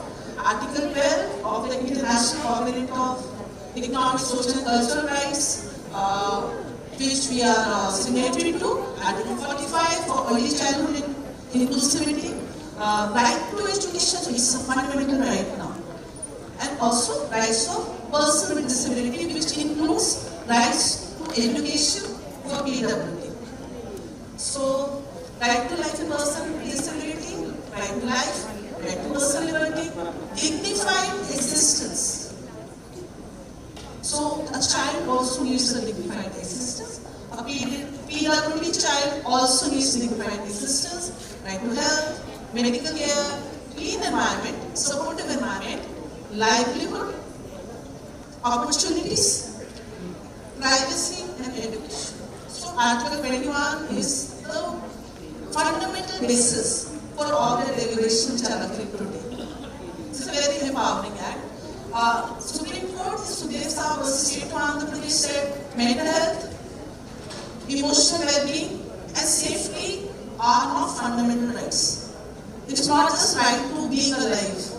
Now, mental health is a right, dignified existence is a right, emotional well-being is a right. School mental health is a constitutional mandate. It's not that schooling is a constitutional mandate. School mental health per se is a constitutional mandate. And it's not welfare, it is not charity. Mental health is from statutory right, it's not a fundamental right. There is institutional responsibility as well as accountability of schools. In all the schools, we have this whole epidemic and pandemic of coaching centers like the Kota coaching center industry. Now they are also accountable. They can't say we are not schools and we do not come under the schooling system or we do not come under an educational board. If you are running a premise where education is being imparted, even if it is coaching education, they are responsible. And now there is a systemic shift. Student suicides are not just personal tragedies of the student and their families, they are considered as structural failures of the entire system, the entire ecosystem, making mental health support a legal obligation for all stakeholders. So, it is not rooted in the law. कानून में हम अच्छे से आ गए. So now there are 15 plus guidelines, including availability of trained counselors, monitoring support systems, anti-bullying and harassment, academic stress reduction, mandatory capacity building, a safe, caring, pressure-free environment, strengthen parent engagement and awareness, including of parents of children with ID. Right? So it's about all children. Confidential grievance reporting, redressal, counseling and support for vulnerable and at-risk students, and it is doing seminal work for at-risk students. So support is now available in the law and also in the with the Supreme Court judgment, and the National School Mental Health Policy is a follow-up on this judgment. So also right to highest attainable standard of physical and mental health, you can always invoke this. Article 25, earlier it was like a directive principle of state policy. Now it focuses on early childhood care and education below 6 years. So we know a lot of children with ID are assessed and identified less than 6 years. Now there is a support from an Act of Parliament for such children as well. And RTE Act now operates between 6 to 14 years. So till 14 years, all children are covered. There is an agenda and a mission to support education till 16 years, was not yet passed in the Parliament. Minimum norms are defined, also provision for school dropouts. So children with challenges easily drop out. Now there is institutional mandate to support dropouts to utilize. Then RPWD, it empowers children till the age of 18. School infrastructure has to be as per the needs of the students with PWD, disabilities, teacher-student ratio, faculty with respect to disability, like I heard in the morning that the Sangam and AI special school has a very high special educator to student ratio, which is excellent. And IT now is part of neurodevelopmental disorders under the Act. Schools shall ensure non-discrimination, inclusiveness. Inclusiveness is coming to an act of parliament. We are just not aware. Inclusivity is now mandated. Reasonable accommodation, supportive environment, access to education, dignity, safety, and protection from abuse, early identification, and full participation. So not just written in the law. We can't say if you are doing something special, we are mandated to do it. We are also mandated to spread all our efforts to underserved areas. When they just ask supporting mental health, the Mental Health Care Act, the NDS, FOTA, PICA, and PROG. So the Mental Health Care Act safeguards mental health not just of individuals but also children and adolescents, access mental health care, confidentiality and protection, state-sponsored mental health promotion, and for school students, promotion of mental health, well-being, and prevention of mental illness. And it is not discriminatory behavior against students based on their mental health status. So there is a non-discrimination provision under the Act. You cannot discriminate. Then we have NTPS, which is stringent regulatory and punitive framework aimed at curbing drug trafficking and abuse, especially against school students. And we know all these drugs, even at very early age, they alter the student's cognitive state, psychological state, and may push a vulnerable student towards psychosis. So there is a provision of aggravated sentences if there is a provision of higher than minimum punishment for traffickers and peddlers against, for pushing drugs to students. The National Action Plan for Drug Demand Reduction is also trying to protect the students from addiction. Then we have COTPA, which protects students' mental health by smoke-free, tobacco-free, and supportive environment like petrol pumps cannot have smoking even by employees. Schools cannot have smoking by employees and teachers. And there cannot be any provision of availability of tobacco-related products within 100 yards of a school. Right?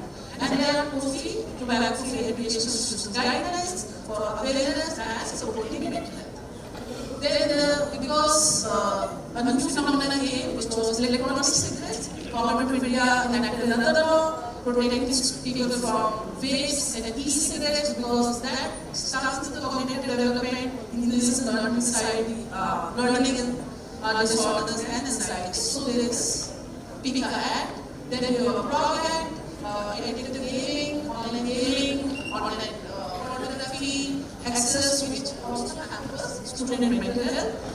So it is protecting you from addiction and mental health issues by regulating health, digital environment. So we have PROG as well. And then there are some protecting students. CPCR, also DDI, WASH, JJ and IT. So CPCR is a fundamental Child Protection Act under which we have the National State Commission for Protection of Child Rights. The laws and policies for every domain has to conform to child rights. Mental health is explicitly covered. Protection against violence, abuse, exploitation and trauma. It mandates protection of children's emotional well-being and psychological safety in institutions, including coaching institutions and on-site street situations. So CPCR is very powerful. Then we have also mandatory reporting by anybody who realizes that there is, a child has been sexually abused, and this failure to report is punishable, and also this provision of compensation. So POCSO has provision for compensation, whereas do not have provision for compensation. That is how seriously the government looks at protecting children against sexual abuse. Then we have Domestic Violence Act. Some school students are more than 18 years. For them, POCSO doesn't apply. But DV Act will apply, and we know if there is domestic violence situation at home, it will result in impaired cognitive performance, social performance in schools. So DV Act also works, and we have a POSH Act also for students who are more than 18 years. So DV Act is not only in favor of school teachers and school staff, but also for students more than 18 years. Then we have the JJ Act.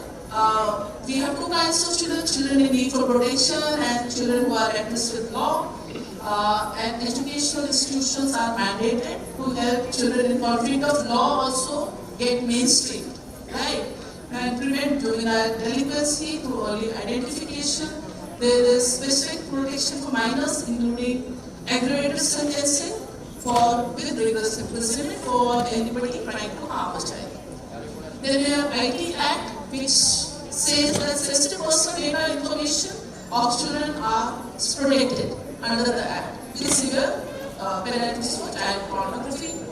Then we have a program and policy framework. So the Act framework is over. Now we have program and policy framework, education related, mental health related, and health related. Education, we know NEP 2020, National School Safety and Security Guidelines, and we also have UGC guidelines for HEI, but they can be referenced for schools as well. So NEP mandates trained counselors, social workers, peer counseling, and pedagogical frameworks which embed curriculum, pedagogy, and teaching materials in terms of mental health, wellness, social, emotional learning, life skills, etc. We have school safety and security guidelines which prioritize student mental health through counseling, anti-bullying measures, and early identification. We also have UGC uniform policy, and as schools to education and college education is on continuum, these can also be referenced.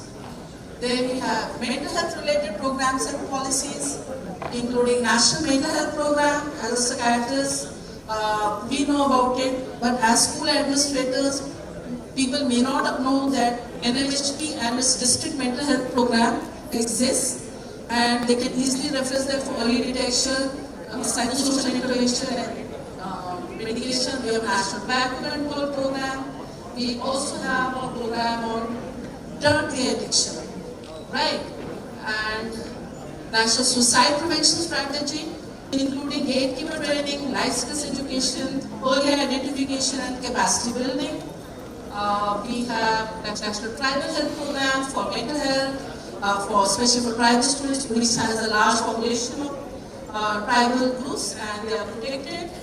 Then we have health-related policies, including Ayushman Bharat, where you have a range of free healthcare services which are available through Rashtriya Kishore Swasthya and Rashtriya Bal Swasthya Karyakram.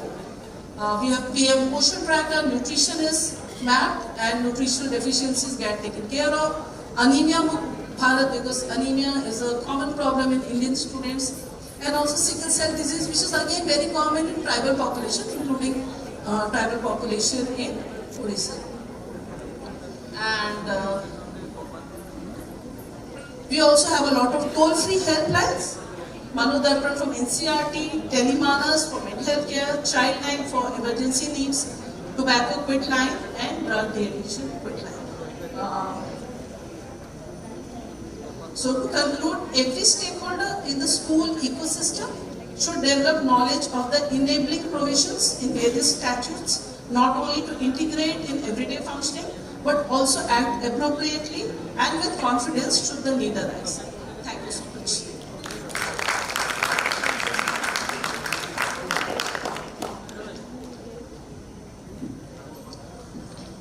Thank you, Professor Chandra.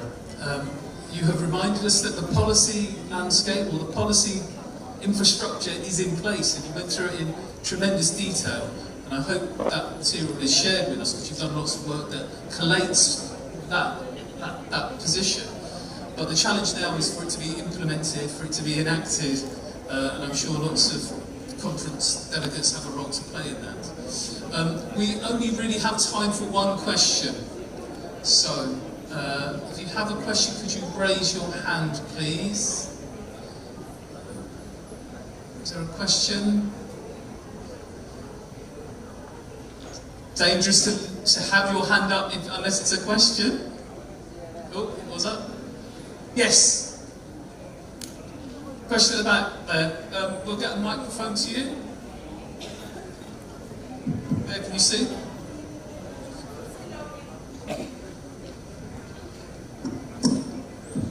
Say loudly, we'll hear. Thank you. Good evening, madam. Your presentation is giving information about legal and judiciary protection for the children with the children with the disabilities. My question is regarding are there any legal protection for the employment? Yes, there are lots of provision for employment, and there right now and for many years, Government of India has mandated that certain percentage of government jobs should go to PWD, and for each job there is a role profile, and then there is a framework that which PWD would best fit with the roles and responsibilities. So there is a legal provision which protects PWD candidates from unfair exclusion, right? And it also gives them legal right for accommodations at workplace. That is also part of the provision, and it allows people to work as per their ability and not being denied as per their disability. So Government of India has very strong inclusivity kind of framework for employment. Okay, so Thank you, madam. I'm afraid we only had time for one question because I noticed that there's some people who've arrived into the venue, and I'm sure some of those are going to be on stage soon. But before that, please can you show your appreciation to Professor Meena Chandra? Thank you. Thank you, Dr. Chandra, for giving us crucial insights in the policy landscape and what we can do there. I would now request Dr. Pereira to kindly felicitate Dr. Chandra. I will request the volunteers to get the felicitation tokens to the stage.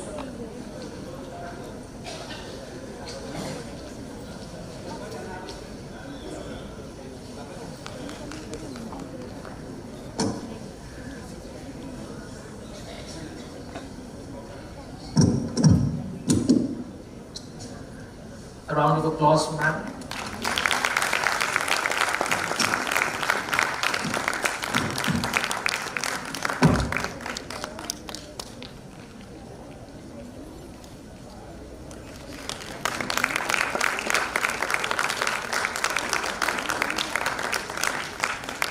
Also request Dr. Ambadi Kiji to kindly felicitate Dr. Pereira, because I'm sure Dr. Pereira isn't tired of getting tokens through the day, but since we have them, we would like to present them to you. Thank you for your valuable time. Sir, please.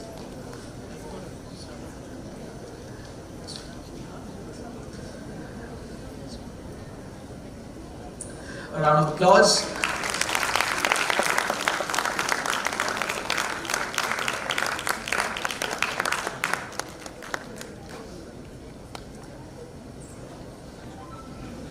Thank you, sir.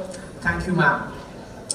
That brings us to the end of an engaging and intense day one for the International Conference on Building Bridges for Inclusivity.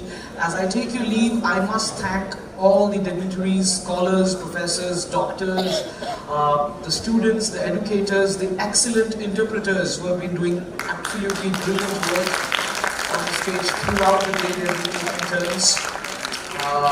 We got a wide-ranging perspective from a medical framework, policy framework, legal framework, educational pedagogy, lots to unpack, and I hope you have the excitement and the fire to come back tomorrow. We will begin at 9 a.m.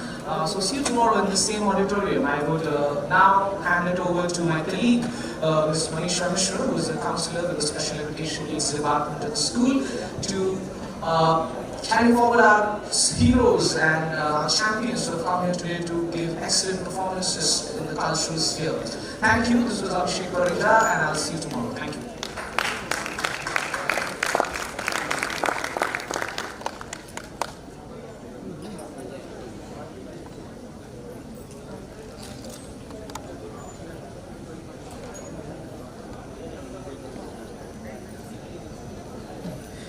Yeah, welcome here again. So please have some patience in setting up the stage. It'll take 5 minutes, and please stay back because the children have traveled from long and far to perform. So thank you for your patience.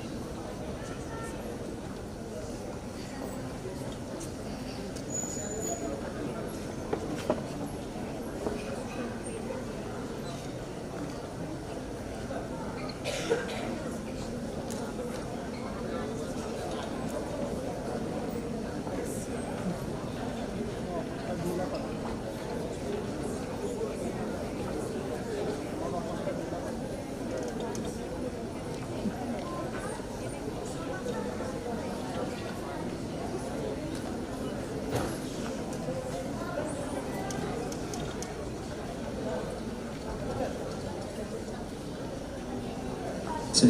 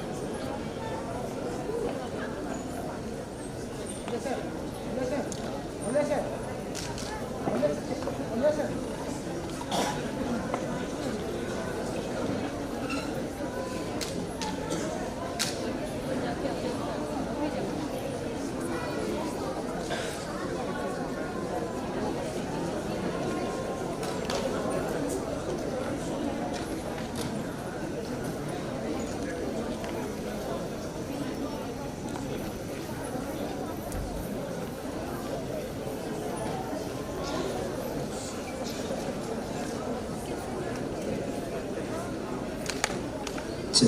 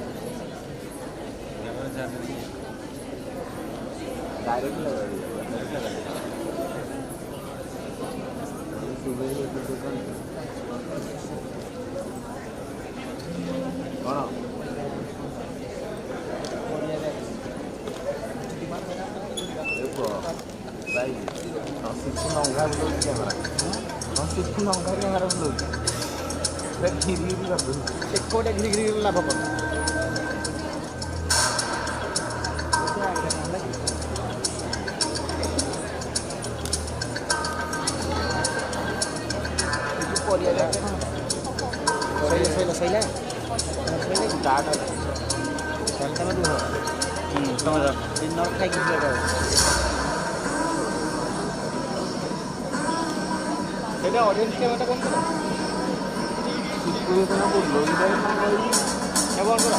warm good evening to everyone. I request all the participants to kindly come forward and fill the front lines. Please come forward. All the participants kindly come forward and fill the front lines.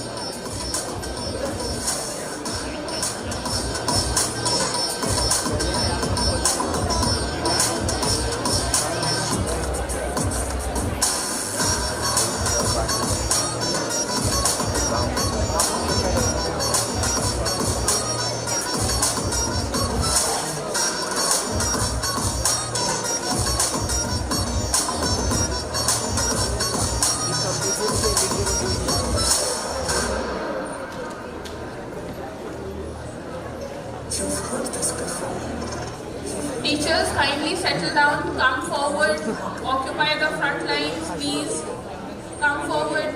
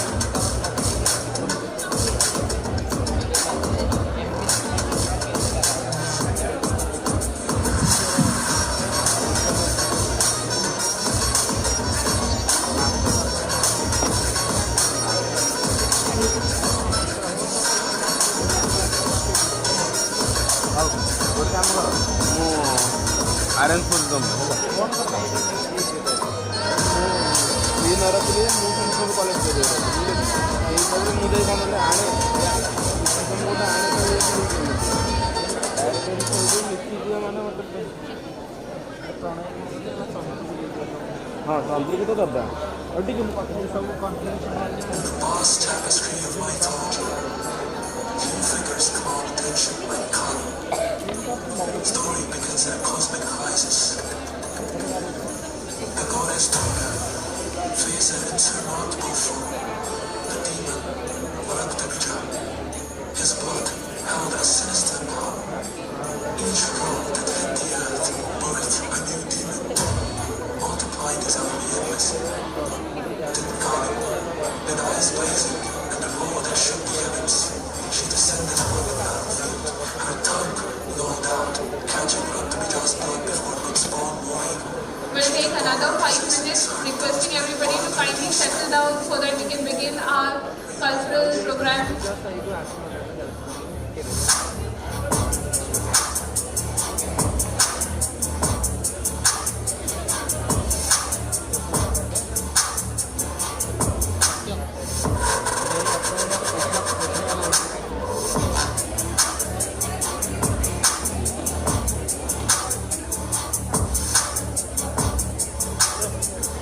Goddess of destruction.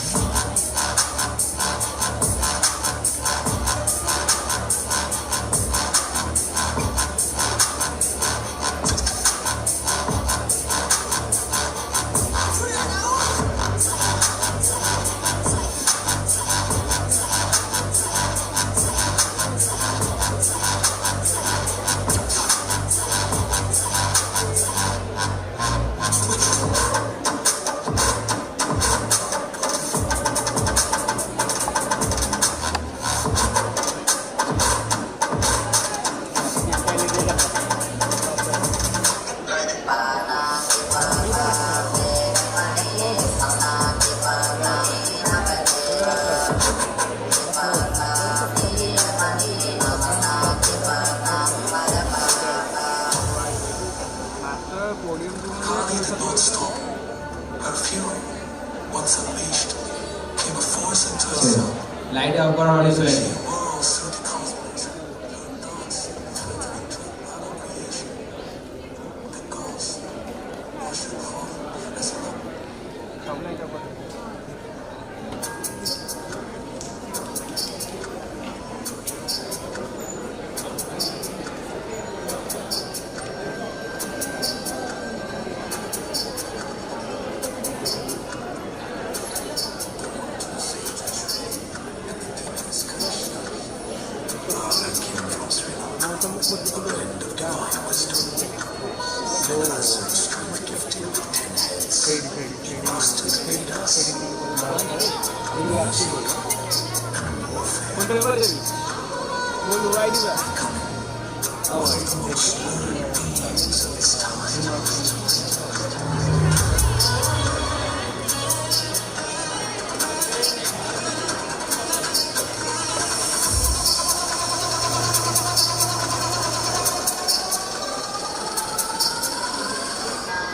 Blessed with extraordinary knowledge and abilities, marvelous wisdom and power grew, yet pride began to overshadow his understanding, clouding his judgment.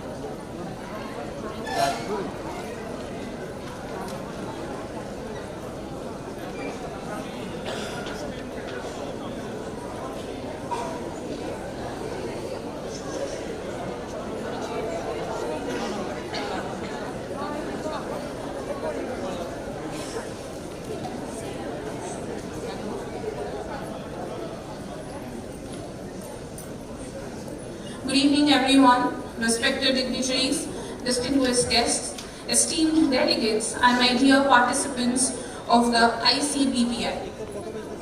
We warmly welcome you all to the vibrant cultural evening. Tonight, it is just not about the celebration of art and culture, but a reflection of unity across diversity, of voices coming together and to create a world that is more inclusive, compassionate, and more beautiful. Through music, dance, and storytelling, we aim to cross boundaries and showcase talent knows no barriers. To begin this wonderful evening, we invite on stage the talented students of It Is St. Globe, who will represent an energetic Odisha folk dance. Please give a huge round of applause.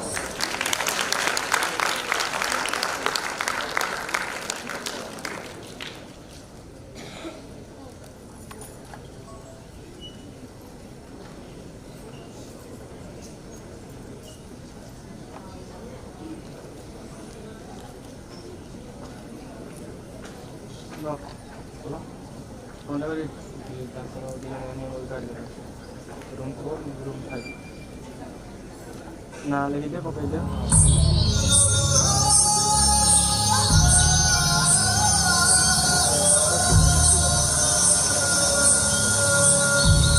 Time kita ini dekat dulu.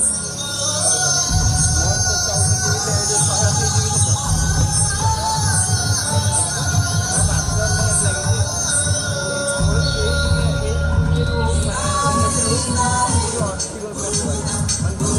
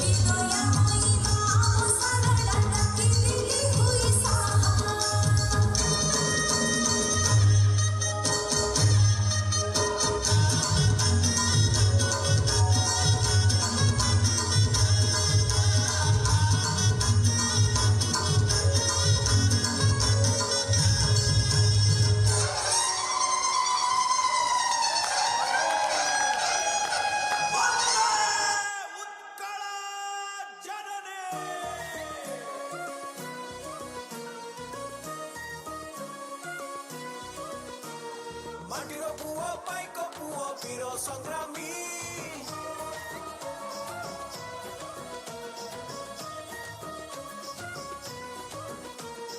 ମାଟିର ପୁଅ ପାଇକ ପୁଅ ବୀର ସଂଗ୍ରାମୀ ସଂଗ୍ରାମ କରି ସ୍ୱାଧୀନ କଲେ ଜନ୍ମଭୂମି ଏ ମାଟିର ପୁଅ ପାଇକ ପୁଅ ବୀର ସଂଗ୍ରାମୀ ସଂଗ୍ରାମ କରି ସ୍ୱାଧୀନ କଲେ ଜନ୍ମଭୂମି ଏ କଳିଙ୍ଗ ମାଟି ଇତିହାସର ରହିଛି ସାକ୍ଷୀ ସେ ପାଇକ ବିଦ୍ରୋହ କଥା କହୁଛି ଡାକି ସେ ବଳିଦାନ ଦେଶ ପ୍ରେମ ଭୁଲା ଇତିହାସ ପୁରି ଯାଇଛି 200 ବର୍ଷ ଆଜି ମନେ ପକେଇବା ଆସରେ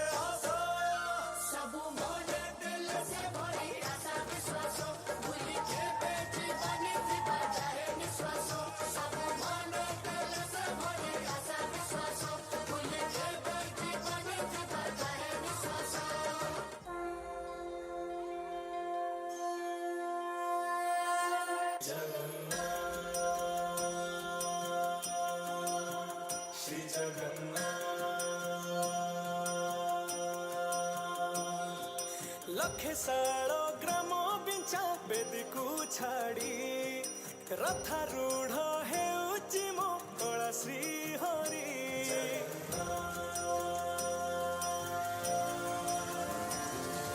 लखेसाळ ग्राम बिंचा बेदीकू छाड़ी रथारूढ़ हेउची मो कला श्री हरि मेटी जीव ए आखिरु अनेक शोष सारधा बाली रे देखी श्रीनंदी घोष जय जगन्नाथ कही दुई हाथ टेकी दे मन प्राण मिशि जाऊ महाजात्रा रे मो जगा कालिया रे मो जगा कालिया रे मो जगा कालिया रे कालिया रे मो जगा कालिया रे मो जगा कालिया रे मो जगा कालिया रे कालिया रे महाप्रभु श्री जगन्नाथ की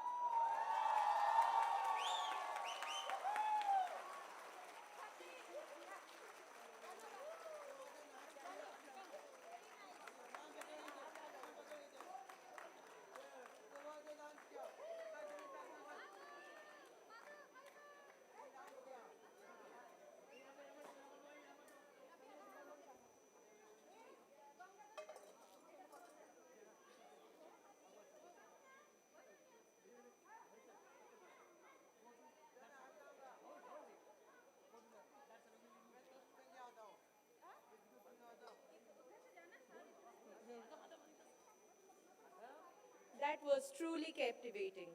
Next, we have a meaningful performance by Kim School of Physiotherapy.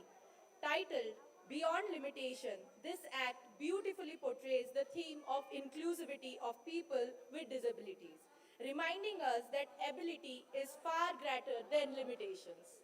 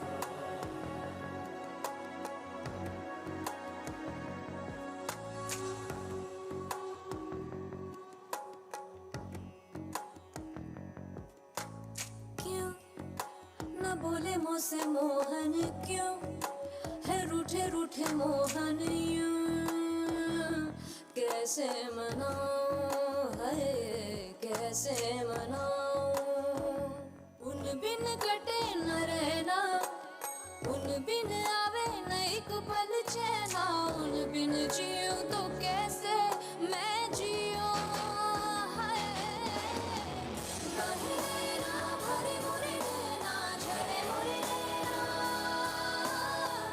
मोहे नैना सुने नहीं कहना बहे मोरे नैना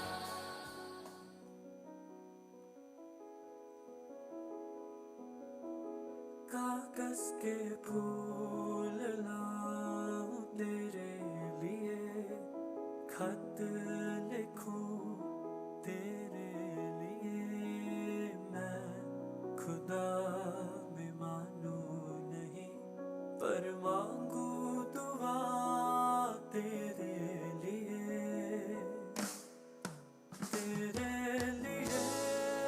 घर बनाऊं दीवार नीले रंग से सजाऊं पसंद है तुम्हें मालूम है तुमने बताया था एक दफे नीले फूल लाऊं तेरे लिए खत लिखूं तेरे Some people see the world, some people hear it, some people walk through it, and some are still fighting just to be a part of it. We do not need your sympathy. All we need is your acceptance. तेरे लिए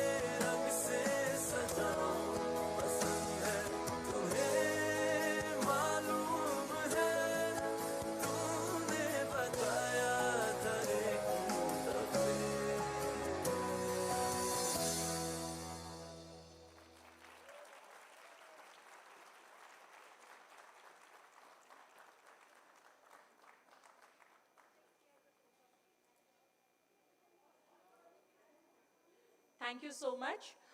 Before this program, you saw a beautiful presentation by our students, our tiny learners from KIT International School Special Education Needs Globe.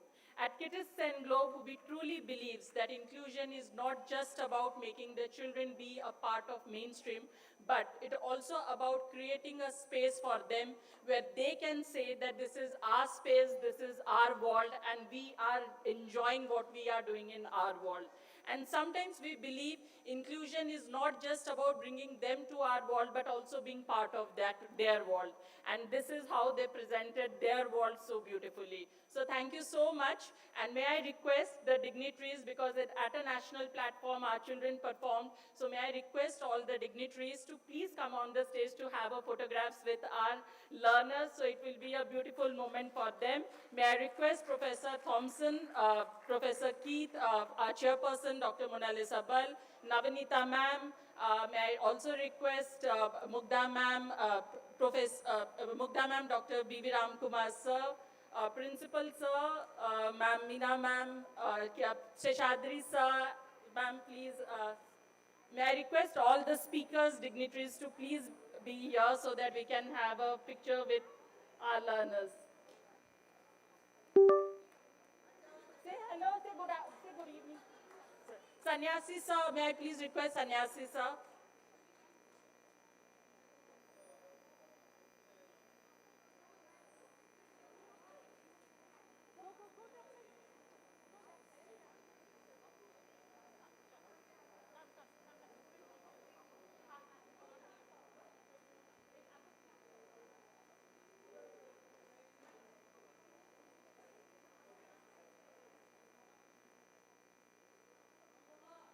May I request?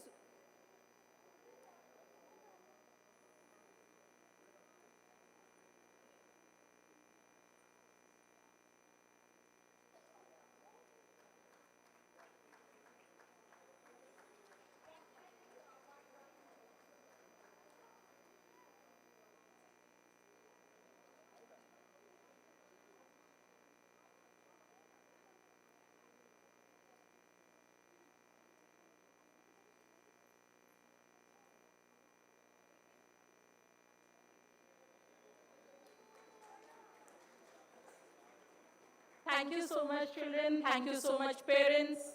Thank you. Come, mother, come, mother.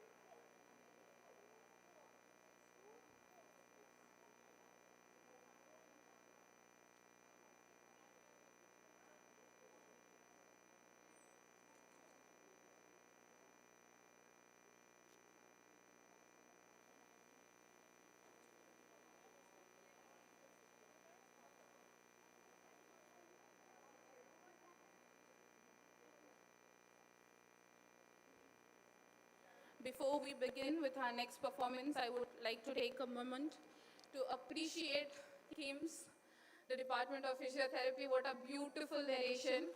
It was actually well defined beyond the limitations and such well narrated. It was a great show.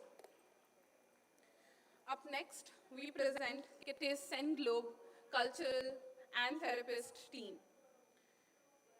They bring life to a very special performance, Ayodhya to Ayodhya, the light of victory. As we witness this journey, let us remember a very beautiful moment from the Ramayana, when Lord Ram lovingly accepted the tasted berries by Sabari.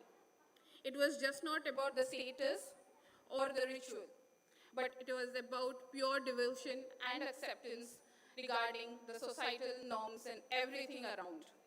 A timeless reminder that true greatness in life is embracing everybody with dignity and love. Let us now welcome our beautiful, talented participants.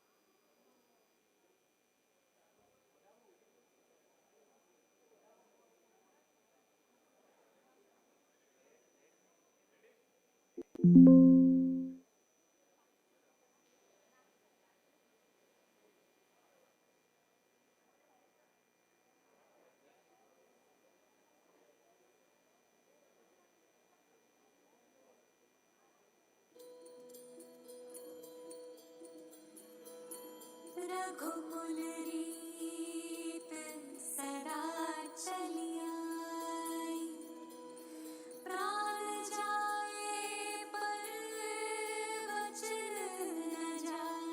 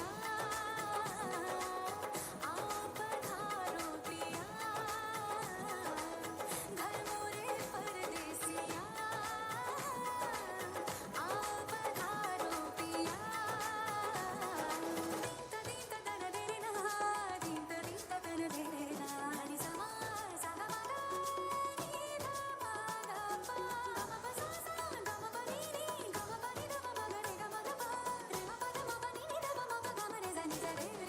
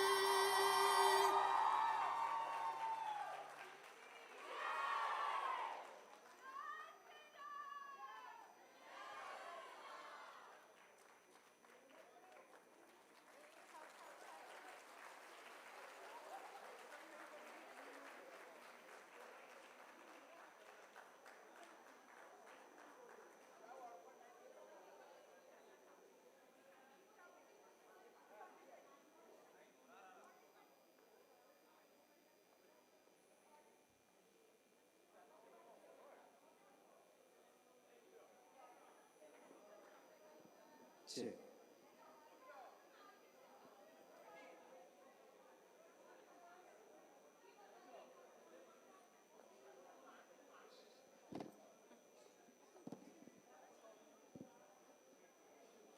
How was the performance? I hope it blew all of our minds, didn't it? So the clap should be bigger. Louder. To grace this occasion, we have honored ourselves with Karthik Krishnamurti. From traveling across the world for his singing, performing on prestigious national and international platforms, he has truly done it all. He was the first runner-up for Zee Tamil Saregamapa Season 2 2019 and also has been a part of Saregamapa 2023. Recently, he has lent his voice to the playback song composed by Himesh Reshamia, adding another milestone to his musical journey. An outstanding vocalist and instrumentalist. His passion for music improves and has no limitation. Let's welcome with a huge round of applause. Karthik Krishnamurti for you, ladies and gentlemen.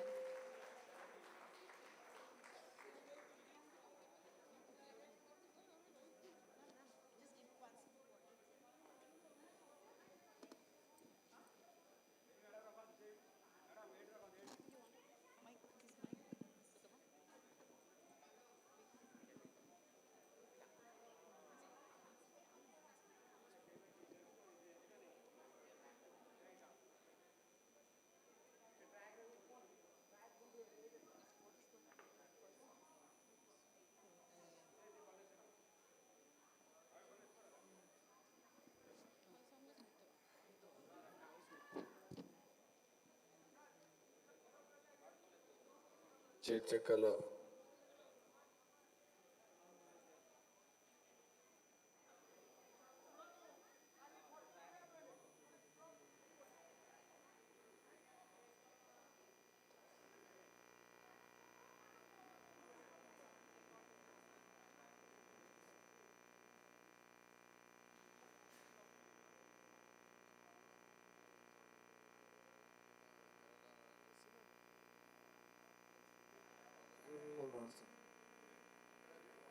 Two, three, four.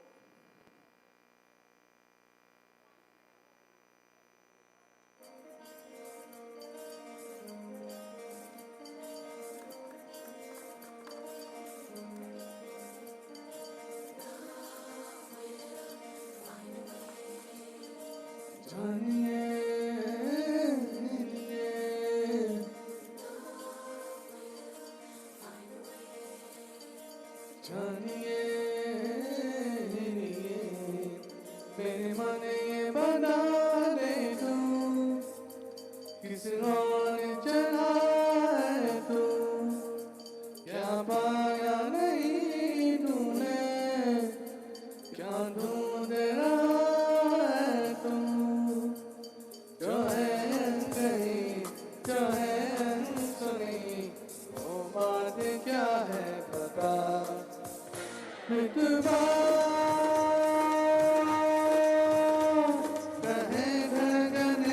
तुझसे क्या मितवा ये तुझसे तो ना तो छुपा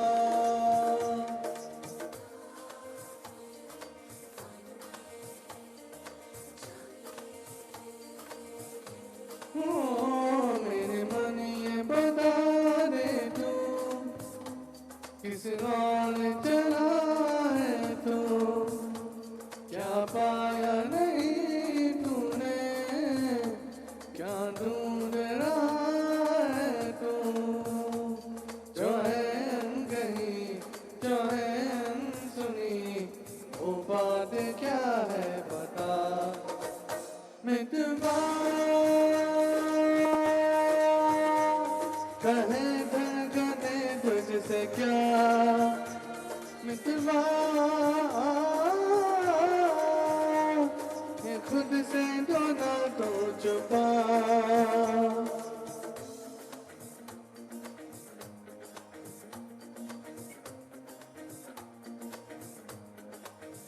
Cubbon निजा pa da da da ni ni do da ba pa da ma ga pa ni ni ni za ni za ni za ni za ga pa da da da ni ni da da ma da ma da ma da ga da ni za da ma ma da ni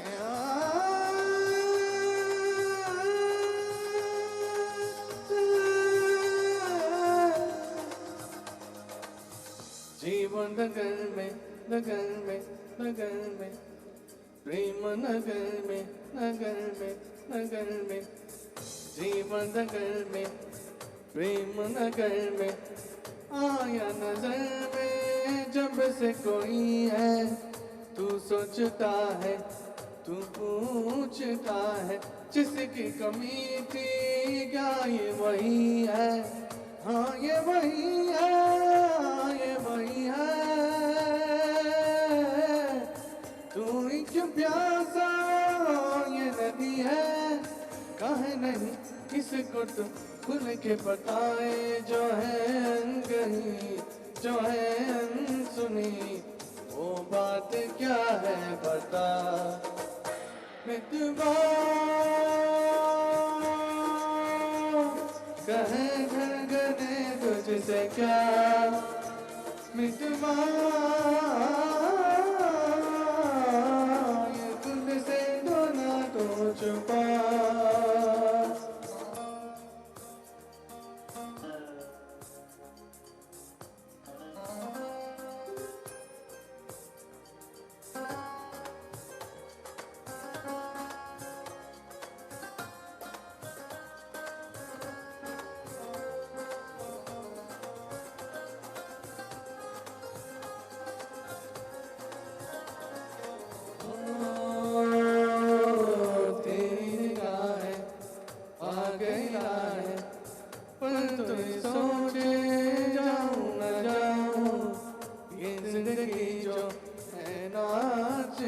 तो क्यों बेरियों में है तेरे पाँव प्रीत की धुन पर नाचने बगल उधर दागल उधर दाचे काहे कोई अपने को ऐसे दर्शाए जो है गई जो है अनसुनी वो बात क्या है पता मितवा कहे घर गने तुझसे क्या मितवा ये खुद से जाना तुम छुपा मेरे मन ये बता दे तू किसी और चला है तू क्या पाया नहीं क्या तू तेरा है तू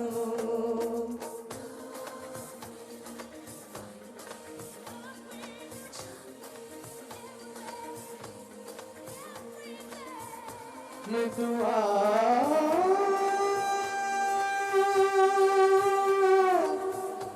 मैं दुआ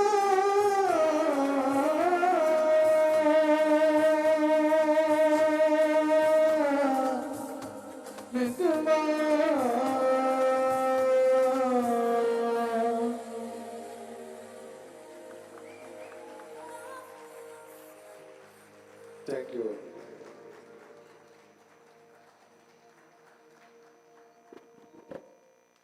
Wow, what a wonderful performance. Let's have a big round of applause for Karthik Krishnamurthy.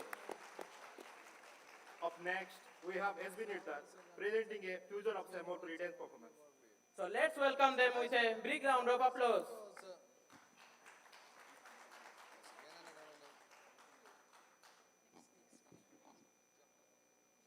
What happened? There's going to be a break, is it?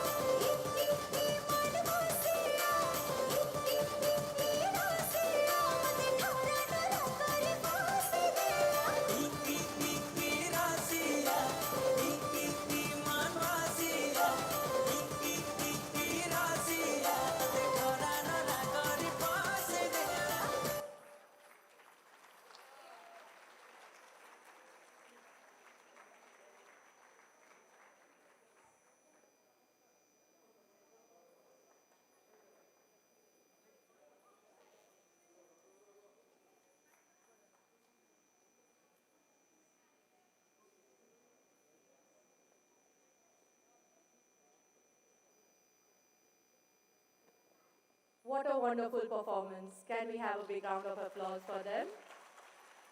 Dear dignitaries, speakers, they have requested a photo with them on stage. It's a request from the participants. They want to have a photo with all of the speakers on stage. Can I have everyone on stage, please?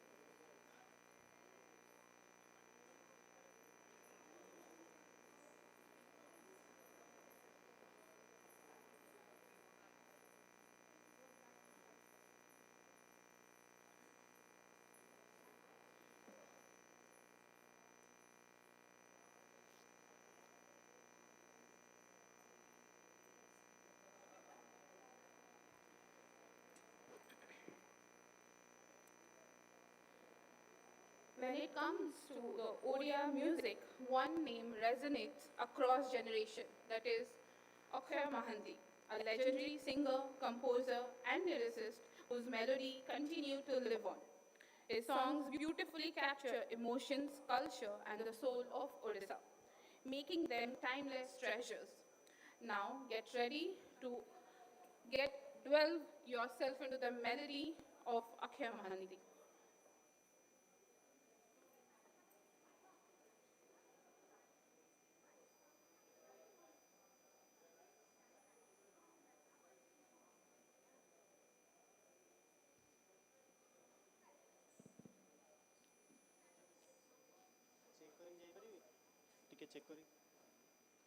Hello, hello, hello, hello.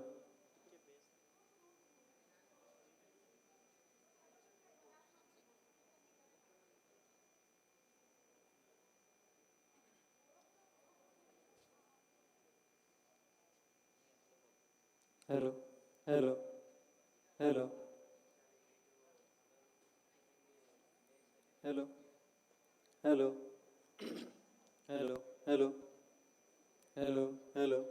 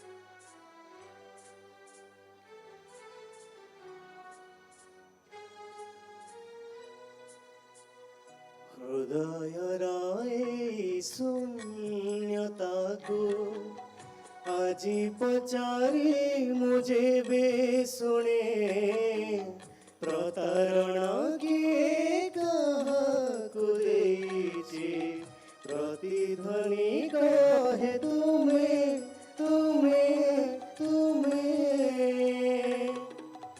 হৃদয়র এই শূন্যতাকু আজি পচারি মুঝে বে শুনে প্রতারণা কিয়ে কাহাকু দেইছি প্রতিধ্বনি কহে তুমে তুমে তুমে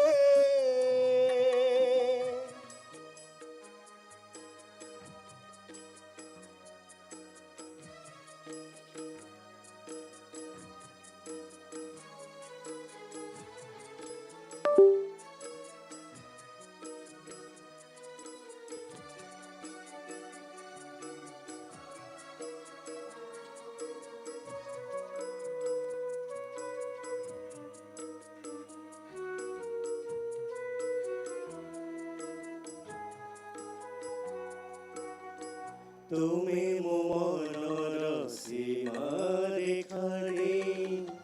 ସହଜେ ପାରିଛ ଯାଇ তুমি ମୋ ମନର ସୀମାରେଖାରେ ସହଜେ ପାରିଛ ଯାଇ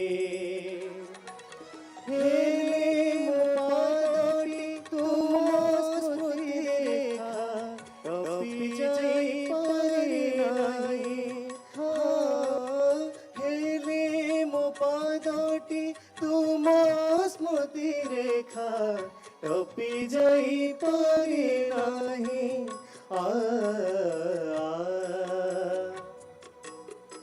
ଜାଣେ ନା କାହିଁକି ମୋ ନୀରବତାକୁ ବିରହ ତୁମରି ରୀତି ଚୁମେ ପ୍ରତାରଣା କିଏ କାହାକୁ ଦେଇଛି ପ୍ରତିଧ୍ୱନି କହେ ତୁମେ ତୁମେ ତୁମେ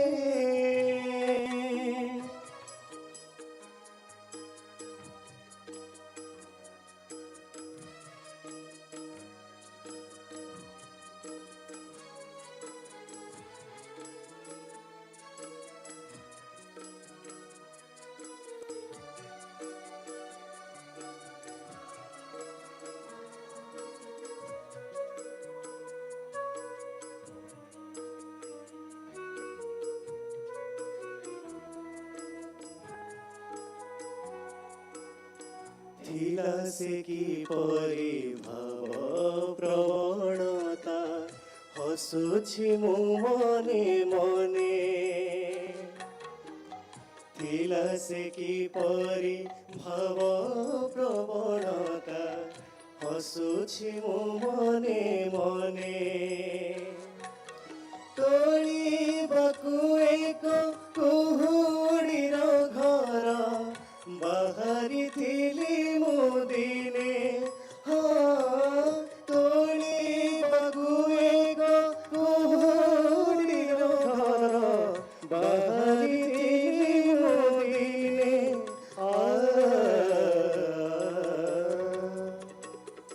ସେ କୁହୁଡ଼ି ଘର ଗଲା ଭାଙ୍ଗି ଯାର ପ୍ରୀତିର ପ୍ରାଚୀର ଥିଲ ତୁମେ ପ୍ରତାରଣା କିଏ କାହାକୁ ଦେଇଛି ପ୍ରତିଧ୍ୱନି କହେ ତୁମେ ତୁମେ ତୁମେ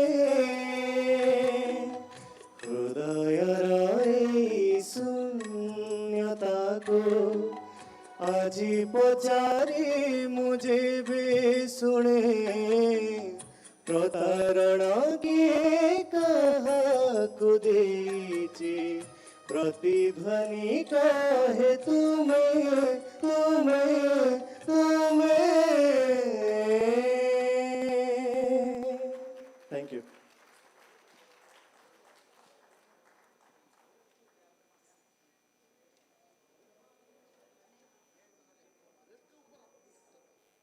As we proceed, up next we have a truly inspiring performer, Mr. Korak Biswas. A Bal Shakti awardee, Korak is a dancer who defies limitation with extraordinary talent and determination. Born with Down syndrome, he has not let any barrier stand in the way of excellence. His achievements include 4 Indian National Awards, 3 International Awards, recognition from UNESCO, and a place in the India Book of Records.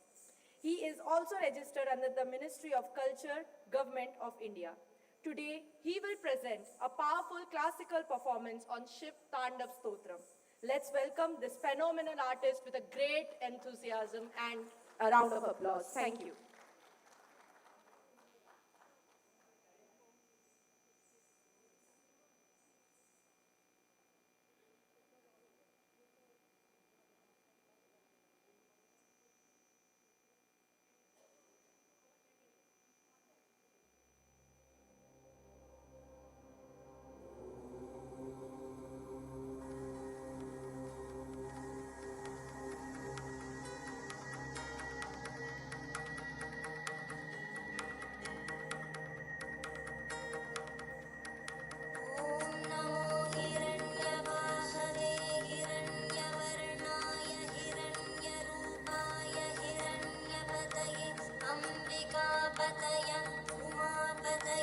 पशुपतये नमो नमः।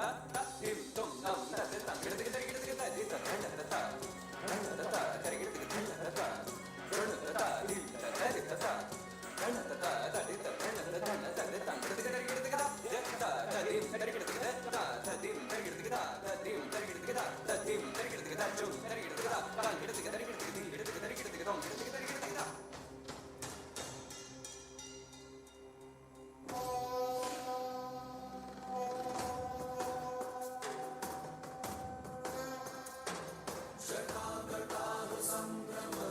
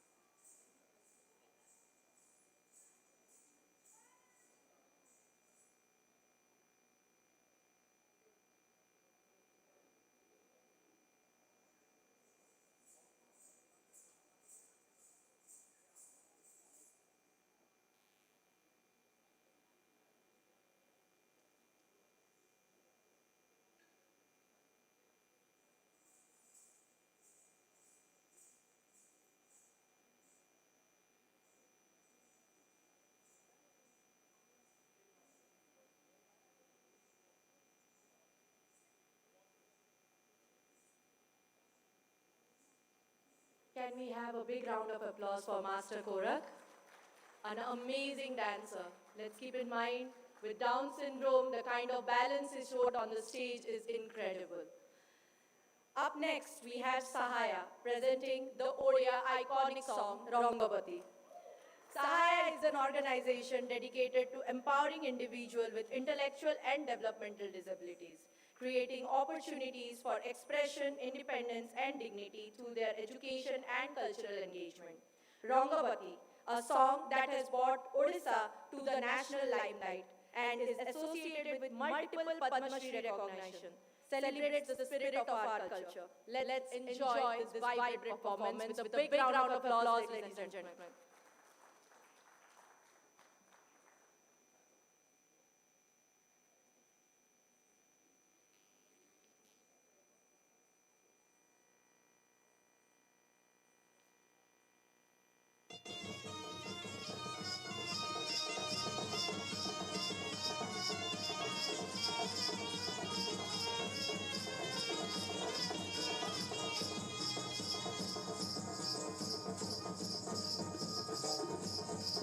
রঙ্গবতী রে রঙ্গবতী রঙ্গবতী রে রঙ্গবতী হে রঙ্গবতী রঙ্গবতী কোন করতাবতী বলে অনুপতা হায় রঙ্গবতী রঙ্গবতী কোন করতাবতী বলে অনুপতা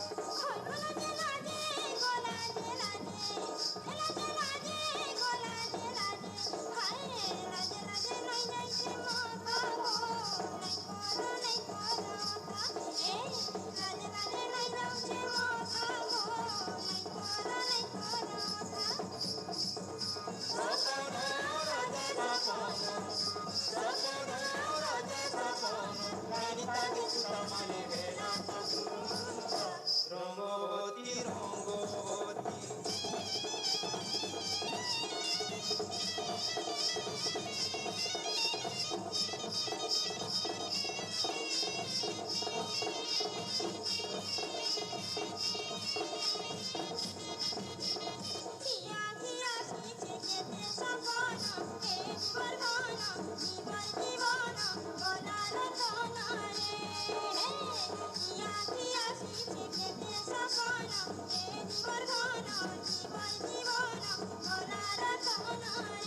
মনে মলি মোহ কোন গো মনে মলি মোহ কোন মনে মলি মোহ কোন আহা মোহন কেড়ে মিলন চন চন ঘেসি মন হায় আহা মোহন কেড়ে মিলন চন চন ঘেসি মন ভিনি কোনি কলা সাঙ্গ করিতা ভিনি কোনি কলা সাঙ্গ করিতা তুমু তুমু মনে করে সুরুতা রঙ্গবতী রঙ্গবতী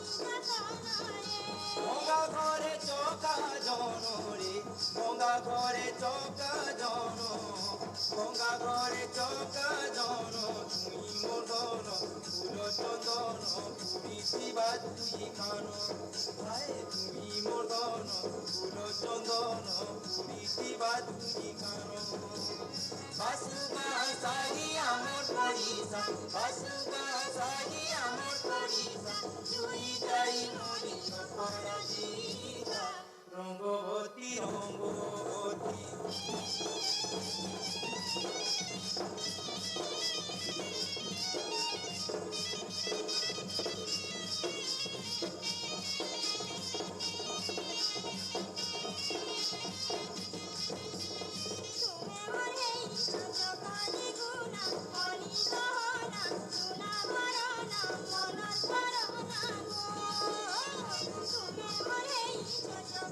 তুমি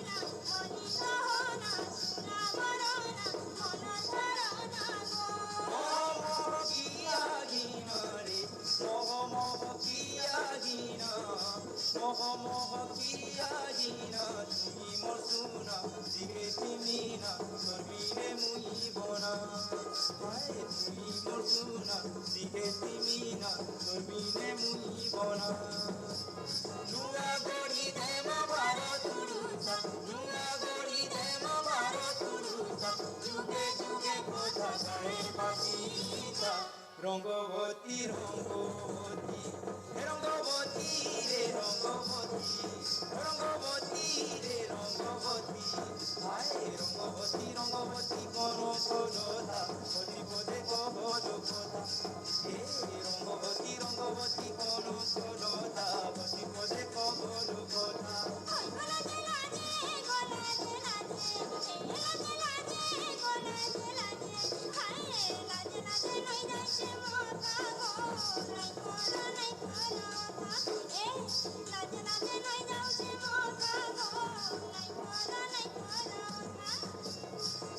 সপনা রাজা সপনা রাজা সপনা রানী তাকে সুতামালে খেলা সপনা রঙ্গবতী রঙ্গবতী রঙ্গবতী রে রঙ্গবতী রে রঙ্গবতী রে রঙ্গবতী রে রঙ্গবতী রে রঙ্গবতী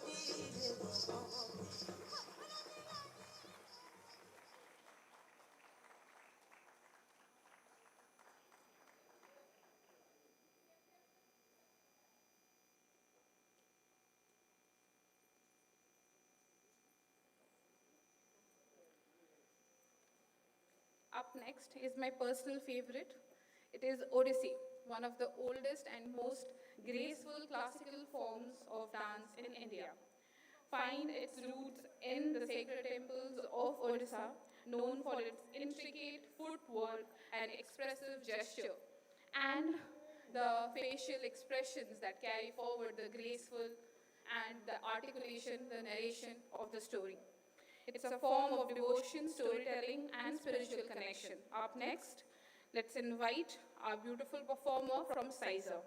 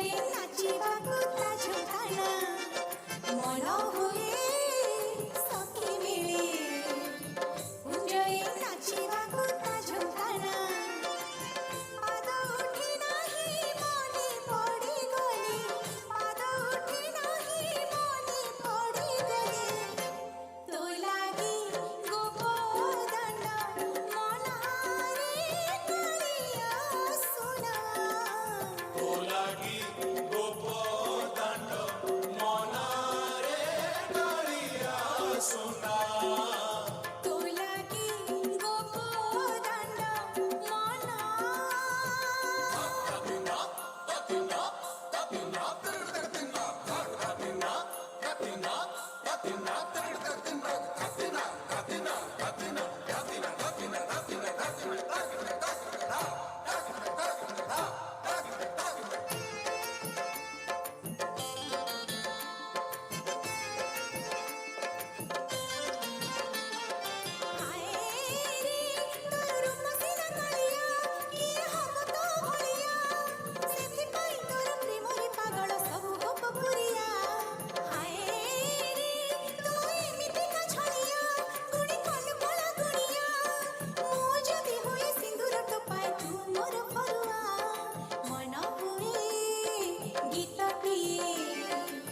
ରାସରେ ଗାଇବି ମୁଁ ତୃପ୍ତନନା ମନ ହୁଏ ଗୀତଟିଏ ରାସରେ ଗାଇବି ମୁଁ ତୃପ୍ତନନା ମନ କଥା ମୋର ମନରେ ମୋରଇ ମନ କଥା ମୋର ମନରେ ମୋରଇ ତୋ ଲାଗି ଗୋପଦାନ ମନରେ କାଳିଆ ସୁରା Olagi gopo dando monare galia suna ତୋ ଲାଗି ଗୋପଦାନ ମନରେ କାଳିଆ ସୁରା Olagi gopo dando mona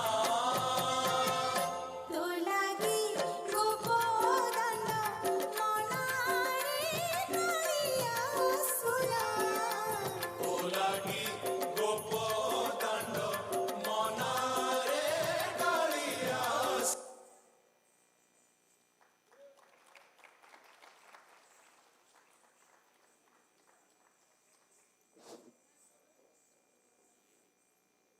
Wonderful performance. Up, they present an Odissi performance devoted to Lord Jagannath, a profound symbol of inclusivity. His presence beautifully reminds us that divinity does not lie in physical completeness, but in acceptance, faith, and the ability to embrace all just as they are. Let's witness this soulful tribute.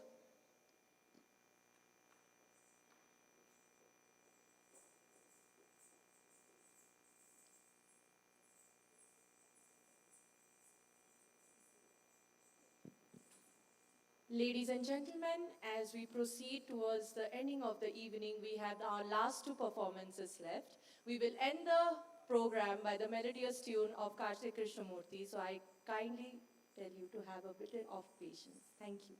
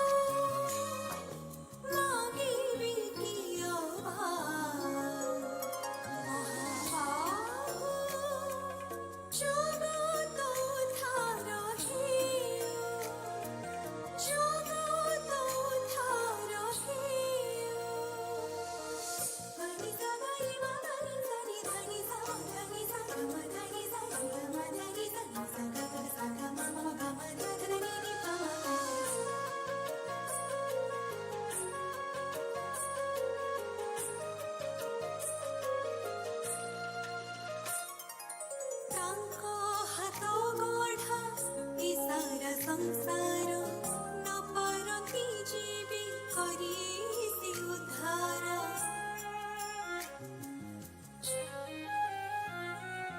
ତାଙ୍କ ହାତ ଗଢ଼ା ଏ ସାରା ସଂସାର ନ ପାରନ୍ତି ଯିବି କରି ସେ ଉଦ୍ଧାର ଏକା ବସିଥାନ୍ତୁ ରତ୍ନ ସିଂହାସନେ ଏକା ବସିଥାନ୍ତୁ ରତ୍ନ ସିଂହାସନେ ଏ ଜଗତ ଭାସି ଯାଉ ମାଗିବି କି ଆବାଜ ମହାବାହୁ ଜଗତ ଉଦ୍ଧାର ହେଉ ଜଗତ ଉଦ୍ଧାର ହେଉ ଜଗତ ଉଦ୍ଧାର ହେଉ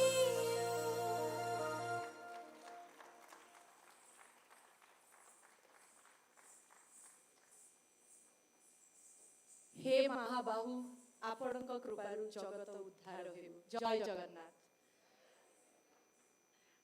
By concluding the evening, we have our last performance. It is none other than Karthik Krishnamurthy. Just a brief about the performance. Karthik is a visual learner. He has no language of his own. His only language is music. He has presented a small request of performing an Odia song from his side as he would be visiting us.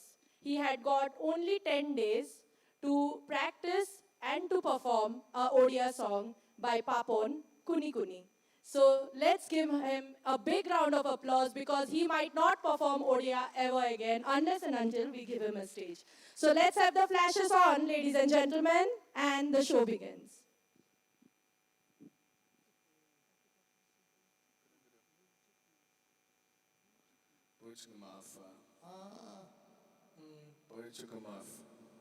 Yes. Muff, yes. Portugal, yes. Portugal, yes.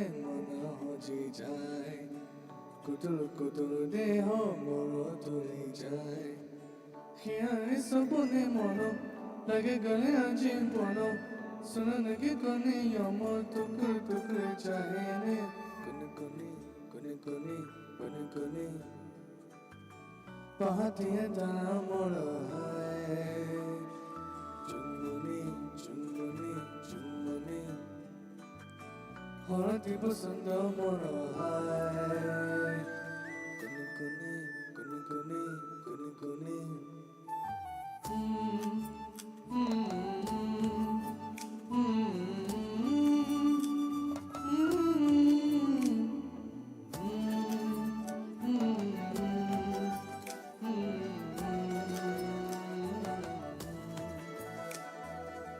Izahara dili mo jibone Basi jaho dili mo maone Jibona matir sunya hora kade dhanga pinji delu tu Tui dun tilwasa tui delu disa kulor lagili mo Chadagani gori delo kare mote hai Uniya udalo talo mitra joli jai Ambra mulo basna dele puri jai Mohan tu lagai no niza gali jai Chagre agi toro Kochara mata karo Kochara koi swaro ku gai re Kuni kuni kuni kuni kuni kuni Pahadiya tara moro hai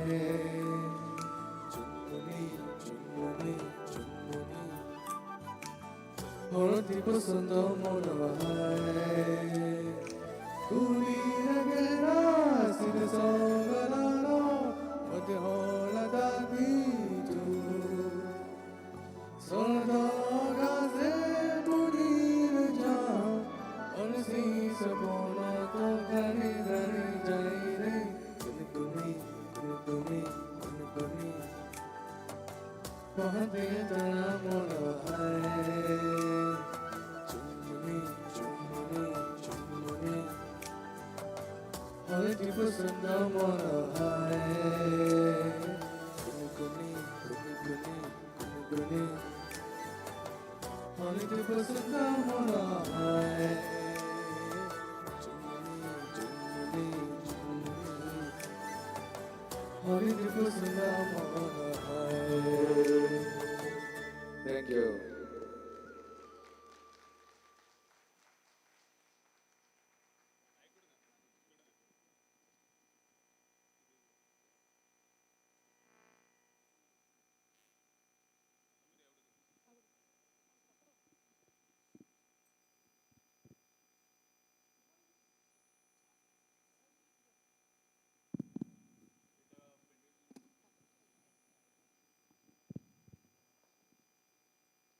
What Karthik has done today is pure magic, ladies and gentlemen.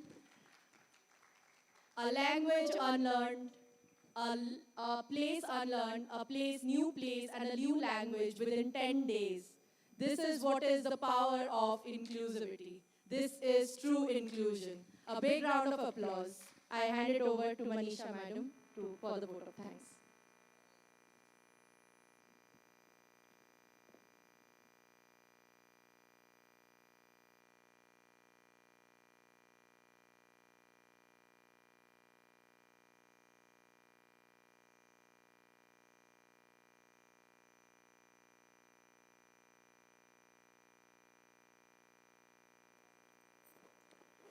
Thank you to all respected dignitaries, all the participants, and all those who have survived with us this entire evening. I can see very few faces, but thanks to everyone for making this evening a great success. See you all tomorrow. Thank you.